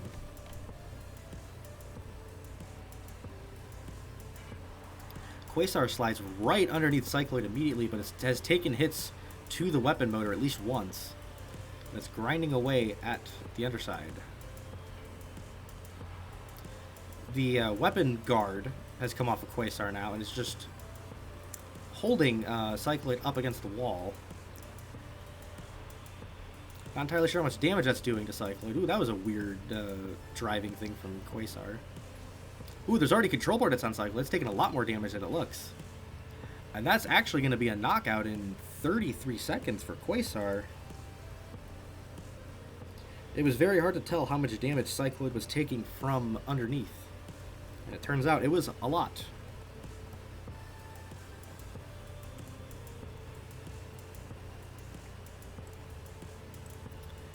So just like that,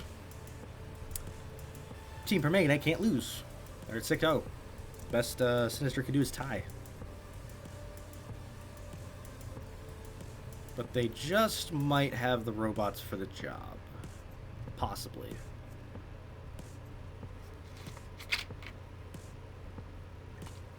Sinister in trouble, says Liam. Oh yeah, Sinister's not looking great. Because No Beanie, who is second behind Sinister in their division, How many points did they get again? Because they got a match win. Yeah, they got 10 points total after the bonus point for winning the match. And they were 7 points behind Sinister. So Sinister needs at least a knockout to remain on top here in their division. And two of their best robots are already down.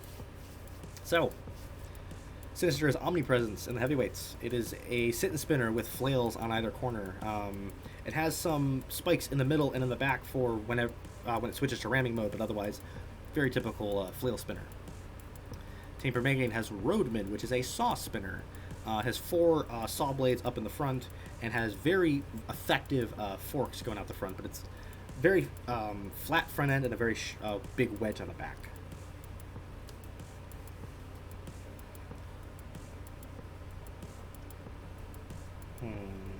A lot of people going for Omni right now. Division 3 is the punching bag division of the league. I don't even know if it's really that. It's actually probably the most well-balanced out of all of them. Like, all of the teams there kind of have a shot to jump up and down depending on who they face. So, but I mean, like, you can't really balance divisions that well until you actually see the stuff fight. Like, we did our best to balance them, and we still have some top-heavy teams. So, can Sinister get any points in this match? Omnipresence immediately gets up to speed to the side and is hitting Roadman from the side. Already taken off the right side wheel on Roadman. That's actually to Roadman's gain here. Oh, but now Roadman has lost its other wheel. Omnipresence very quickly piled on the damage to get the wheel off. It has broken its own TKO count, and now Roadman is going to be counted out.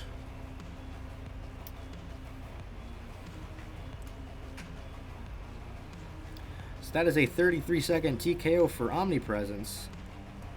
However, that is only 2 points. So they are still technically down in their division. That's the thing with the sit and spinners is they rely on the other robots to charge in so they can use their weapon. They can't really go in and do stuff. And also, because it's only 2 points, Team Permanganate's won the match.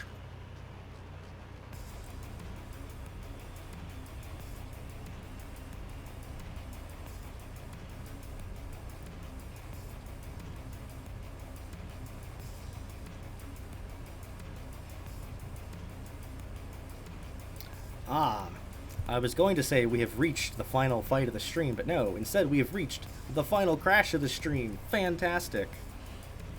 Once again, thank you to our Patreon stream sponsors for sponsoring our crash page and our stream. $10 a month on the Patreon tier if you would like to join. It's another way of supporting the channel if you don't feel like doing super chats or the like. It's about $2.50 a stream and everything. You guys literally make it possible for us to do this. So thank you all very much once again. And the $15 tier, the ones in gold, get to see the real-life robots that Mike and I are working on. There'll probably be some updates about the Robo-Nerd robot that Mike's working on. Anyway, we were at...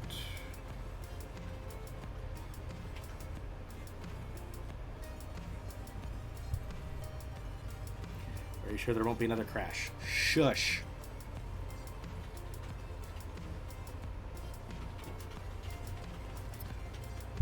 Alright, so, final fight of the stream. Sinister has Eldritch Horror in the super heavyweights. It is a front hinge, rear hinge, and a side hinge flipper. It's like a bear trap just coming up with spike strips. Unfortunately, it sucks at timing all of them, so it can be very frustrating to watch sometimes. Team Permanganate has their namesake, Permanganate. It is a singular overhead kind of raptor-style axe.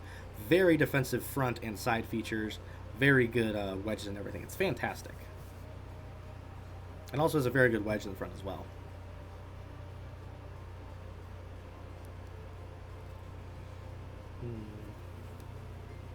A lot of people going for Permanganate here. Eldritch needs to get under on the first charge and have a chance as Cora. Yeah, that's how most chassis flippers seem to work, is if you don't get under first, you lose.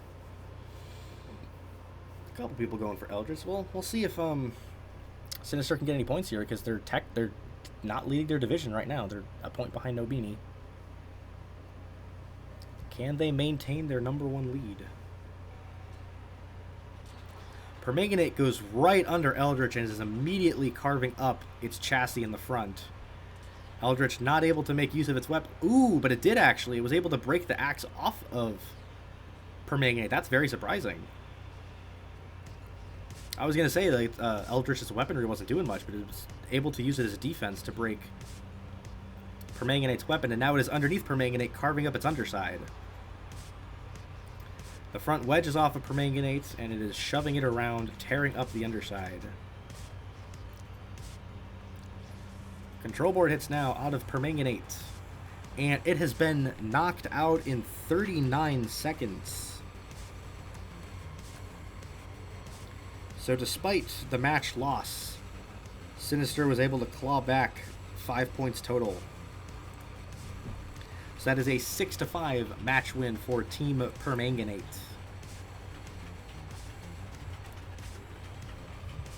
For a brief moment, there was hope, says Liam. Yeah, I legit thought that was it at the start. Like, Permanganate had the axe and it was going to kill it, and somehow Eldritch took it out. I don't know how.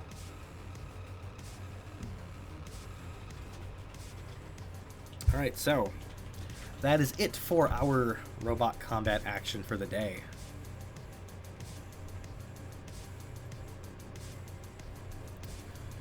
So, what a week we actually had. We had, even though some of these matches were rather one-sided, or at least looked like it, we had some incredibly good fights in there. Like let me check my fight of the week list. I already have 6 or 7 fight of the week candidates listed. Like, we had a fantastic week for sure. So, what does chat think of this week? How did you guys feel? And you can rest now, says Razor. Surprisingly, my voice isn't actually that bad. It wasn't as bad as it was last week, so I think it's because I've had like 5 glasses of this so far. KJ is pleased over getting a shutout this week, as you should be, KJ. High highs and lows this week. Yeah, there's honestly a lot of that depending on how the matchups are. Like, when you have a top-heavy team taking on one of the lower-ranked ones, yeah, if it's super one-sided, yeah, it is what it is. But sometimes we have good matches. Like, who would have thought Powerhouse versus the Hellrazers were going to be so good? Like, that was a fantastic match from 2 teams that are at the bottom of the league. Like, that's fantastic.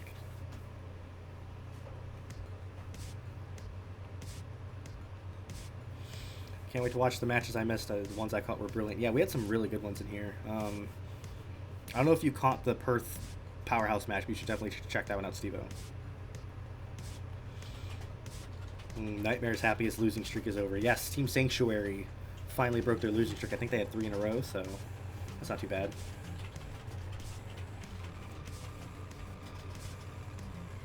Alright, well, now's the time I get to plug things. So, if you guys would like to discuss the Robot Rampage League, we have all sorts of channels in the Discord server, which is linked in the description. Discussions about the league, new builds for potential next season, and just anything regarding the league that you want to build. We have a social feed channel where the captains of the teams put out social posts as the captains, like detailing how they're going to do for the week or this or that, and it can be very fun stuff in there. We also have a fan zone where we talk about the bingo game and other various fan games that are going on and everything. You can follow the league on Twitter at Robot Rampage. We post the standings there. We'll post Fight of the Week polls there. We also post them on YouTube when we get the chance.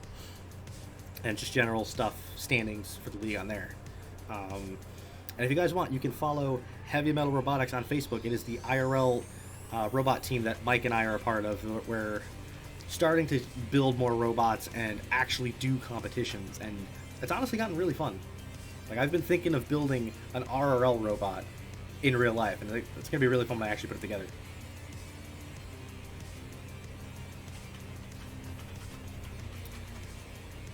Right, well, I think that'll do it for the stream. Thank you all so much for watching and dealing with whatever my voice is. I at least still have it right now, so I will see you next week, hopefully with more of a voice, and I will leave you with the fight schedule for next week. Take care, guys.